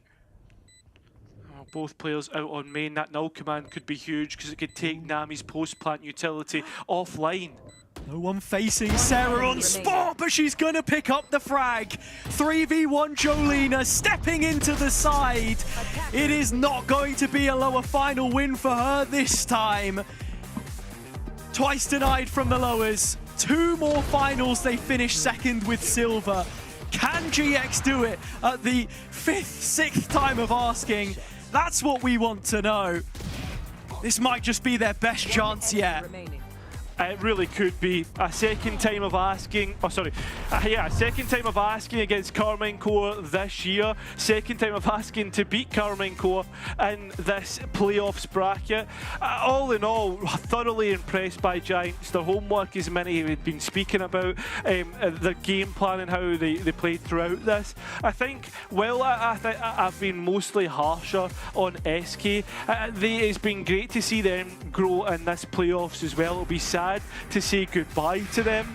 I think, though, they have a lot to look forward to heading into that third split of Game Changers. That's the other thing that we need to consider, right? Because there's still more opportunities to get more GCC points. Nami has her vengeance of the verbals that were traded, but SK left without theirs for another stage. GX winning every battle between the two that we end up seeing, but still able to prove some points along the way, I think, for SK. Players like Purity, Devalasa showing that it isn't just the single stage that they could show up. Lisa stepping into a new roster as well. And of course, how can you forget the rest of the squad, both Jade and Jolina as veterans of the circuit, continuing to do what they do best and elevating their game to additional levels. Still, it is heartbreak for them here. Top 3 will feel like a success, but the fact that this one slips away in the fashion that it does over multiple maps which came so close is the part that really hurts. Yeah, and it's the opponents as well. What's that, like 3 or 4 times that we've seen SK play against Giant X? They were denied second place in regular season, they were denied the upper bracket run that they tried to attempt, and then they were denied the grand final right here. A nice little grudge / rivalry growing as well as we move into that last split, so I look forward to that when we get to it. Absolutely. KC waiting for GX in the grand final, defending their throne for what would make them back-to-back winners, but GX are no stranger to a final. This now will be their 3rd appearance there. Is it 3rd time lucky? That's what we want to know. And for now, what the analysts have to think about this one. Take it away. Thank you so much to the two of you. What a fantastic series we just got to watch, and we get a rematch in the grand finals. The scriptwriters are cooking with this one. I'm here for it. But yeah, this is also, of course, once more, we have to mention it, SK's best ever franchise finish in GC, so credit where credit is due. They certainly made GX work for this victory. So let's talk about how they got it done here on Pearl. GX came in with this double Senticom, and we expected them to do a lot on their defense. So they were probably not feeling too great when we ended the first half on 6-6 and they headed into the attack round. It was squeaky bum time, guys. They had to really scrap everything together to make this one work. Yeah, I think that I was a little bit worried. I thought we were going to go to 5th after the 6-6. I think double Sentinel on defense, getting 6 only with the pistol round. That's like not enough in my opinion, but on the attack side it was beautiful from Giant X. They combine their ults really beautifully. Like, they don't have as much util in their composition, but their ults are fantastic. So that was really nice to see from them, using the win condition of the ults from their composition. I think as well, like Ness having this MVP at the very end of the series as well, it's almost poetic, right? Stepping up to the plate when it matters most, taking on that IGL role. And to be honest, I think everyone on that side of Giant X managed to show up today. You could see that they were raring to get to that grand final. Of course, commiserations to SK Nebula, you know, being able to make it to that top 3 finish is something that they can still be happy with. But yeah, I'm just so buzzing for Ness and Smurfette. Of course, this is the 5th EMEA Game Changers grand finals that they find themselves in. Of course, those two are a match made in heaven, you know, being together since Guild days way back when. So yeah, I love seeing them in action. Yeah, and I can't wait to pick the brains of one of our winning team members. I do believe we have Smurfette, who will be joining us momentarily to walk us through how they got it done. It was a very close series, and there she is, Smurfette, joining us for a quick chat after this phenomenal series. First of all, congratulations. Thank you. I have a lot of questions, but I try to keep it short and just let you go, you know, prep for tomorrow's match and celebrate a little bit. You watched SK yesterday knocking G2 out of the competition. Did that throw your guys' prep off a little bit for today's match? I mean, I assume you expected to face off against G2 here. Yeah, I mean, we did check some stuff, but we don't usually do anti-style or whatever. We usually try to focus on our game, although we did check some stuff, like important, like small things. We thought we would play against you too, to be honest, that's correct. But yeah, I mean, it was SK. I mean, you got the dub regardless, right? Yeah. Let's talk about this last map, Pearl. You guys played that double Senticom. Watching it made everyone a little worried because you ended your defensive half on 6-6. So we were wondering how you're going to scrap it together for attack. What went through the comms? What game plan did you make heading into the second half of the map in order to finish it out? Well, on defense, like some of the last rounds, the comms were a bit like chaos and like hectic, and then like we talk about it, we said like we cannot win like this, and we focus on that, and we become more chill on attack, and yeah, we focus on our game. I mean. You make it sound so easy. And also, honestly, like when I see you playing like the Neon today, you make that one look easy as well. You played on another level on Icebox as well as Sunset, actually all day long on everything you played. What was your individual preparation look like heading into the playoffs? Like you're known to be such an explosive player, especially on agents like Neon. But then there are moments where it felt like you were a little more quiet. Now it looks like you're back in peak form. How did you prep for this one? Honestly, like this split is worse for me, and I've been like struggling with my mental because I've been like playing so bad, and like today, I don't know, I knew I had to wake up, and I didn't want to disappoint all my like teammates. So yeah, today was I think first day that I played good. I think, I'm not sure. That's awesome. Yeah, no, you looked locked in, and I hope to see it again tomorrow. It's going to be the Stage 1 Grand Finals rematch against KC, which was a banger of a 5-map series. Now, you did already play against them in the upper bracket. That was a 2-0, quite a tough loss for you guys on Haven. Did you have any main takeaways from that series, the last time you faced them in the playoffs here? We did play bad on split, and then Haven, they played really good. There was like nothing to do, to be honest, on Haven. But like if we are 100% like locked in, we can do everything. But like everyone needs to be 100% locked in, you know, and we are trying to be on that level, even though it's taking a bit of time. But I hope we can be 100% for tomorrow. That's right, you ramped it up heading into the grand finals today. It looked clean. We hope to see that again tomorrow. Thank you so much for joining, and once again, congratulations. Thank you. Have a nice day. Thank you. You too. Some people are so polite. Like I think it's like just PC players. It's not. Yeah, it's right. not PCT players. Yeah, because usually you ask them like, "How are you feeling today?" and they never ask it back to you. And then everyone see like whenever a player actually asks back, I'm like, "Oh, caught off guard. Like I did not expect that." Either way, what a fantastic showing from them. It is a rematch, of course. If we're looking at the bracket, they have faced off against one another earlier in the playoffs, and that was a convincing victory for KC, who have been looking like red hot so far. How do you guys feel they will be stacking up against one another? Starting with you here, Billy. Yeah, I think for me, it's kind of incredible the sort of bounce back that KC have been able to have, especially when we consider that group performance. It was a little bit messy at points. They were still playing the Tejo throughout it as well, and then they've kind of turned things around as soon as they've gotten to playoffs and been able to find that form. But, you know, Giant X, Smurfette kind of alluded to it herself. They've been a bit of a slow burner. I think that was kind of the case for them in Stage 1 as well, and then it ended up being a very competitive Stage 1 Grand Finals that we had between these two teams. So I can't wait to see what they pull out for us tomorrow. Yeah, I think from me, I was really impressed when I watched KC versus GX last time. Even that split game, KC had some stuff that I'd never seen before. Like having that level of innovation where like someone like me who studies like so many VODs is impressive. So I'm kind of looking at KC as maybe the winners of that one, and I'll be tuning in to see. You're already calling it. That's How crazy. That's I was crazy a big fan. stuff. I was a big fan. Well, you know what? I've been a big fan of everything we've gotten to see thus far here in Game Changers for Stage 2. It's going to be, however, a treat to head into that grand final. It's a wrap from us today. A stage is set for the VCT Game Changers EMEA Stage 2 Grand Finals. That's a mouthful, but it's highly anticipated. It is the rematch from Stage 1. The scriptwriters absolutely crushed it. Minnie, Billy, thank you both so much for letting me pick your brains. Also, of course, big shout out to Haza and Cairo, who've been calling the action today and sharing their insight and passion. And that's it from us, though. Thank you all so much for watching and supporting GC. Make sure to tune in again tomorrow for the conclusion of Stage 2. Bye-bye.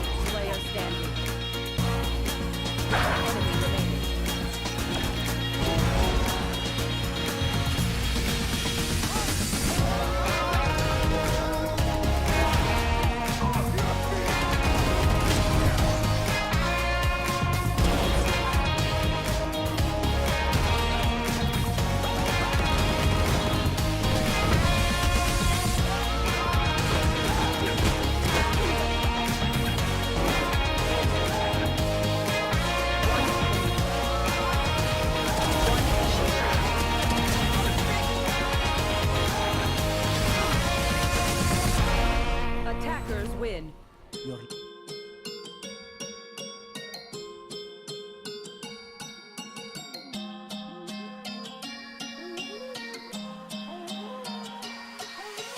Got a chateau in the mountains that change it. Jet set through the islands that change. Zip codes like it is nothing. Top 10K first class on my side thing. Shorty went verbal on a TikTok. Got 'em doing moves in a big mouth. Rocking their head doing pop lock. 20 million streams so she won't stop. Can't stop. 911, it's an emergency. Call your friends. Everybody follow me one by one. Moving to the melody. Light up the night. Oh, we light up the night life. We go into daylight. As long as it feels right. Light it up, yeah. We light up the night life. We go into daylight. As long as it feels right. Light it up, yeah.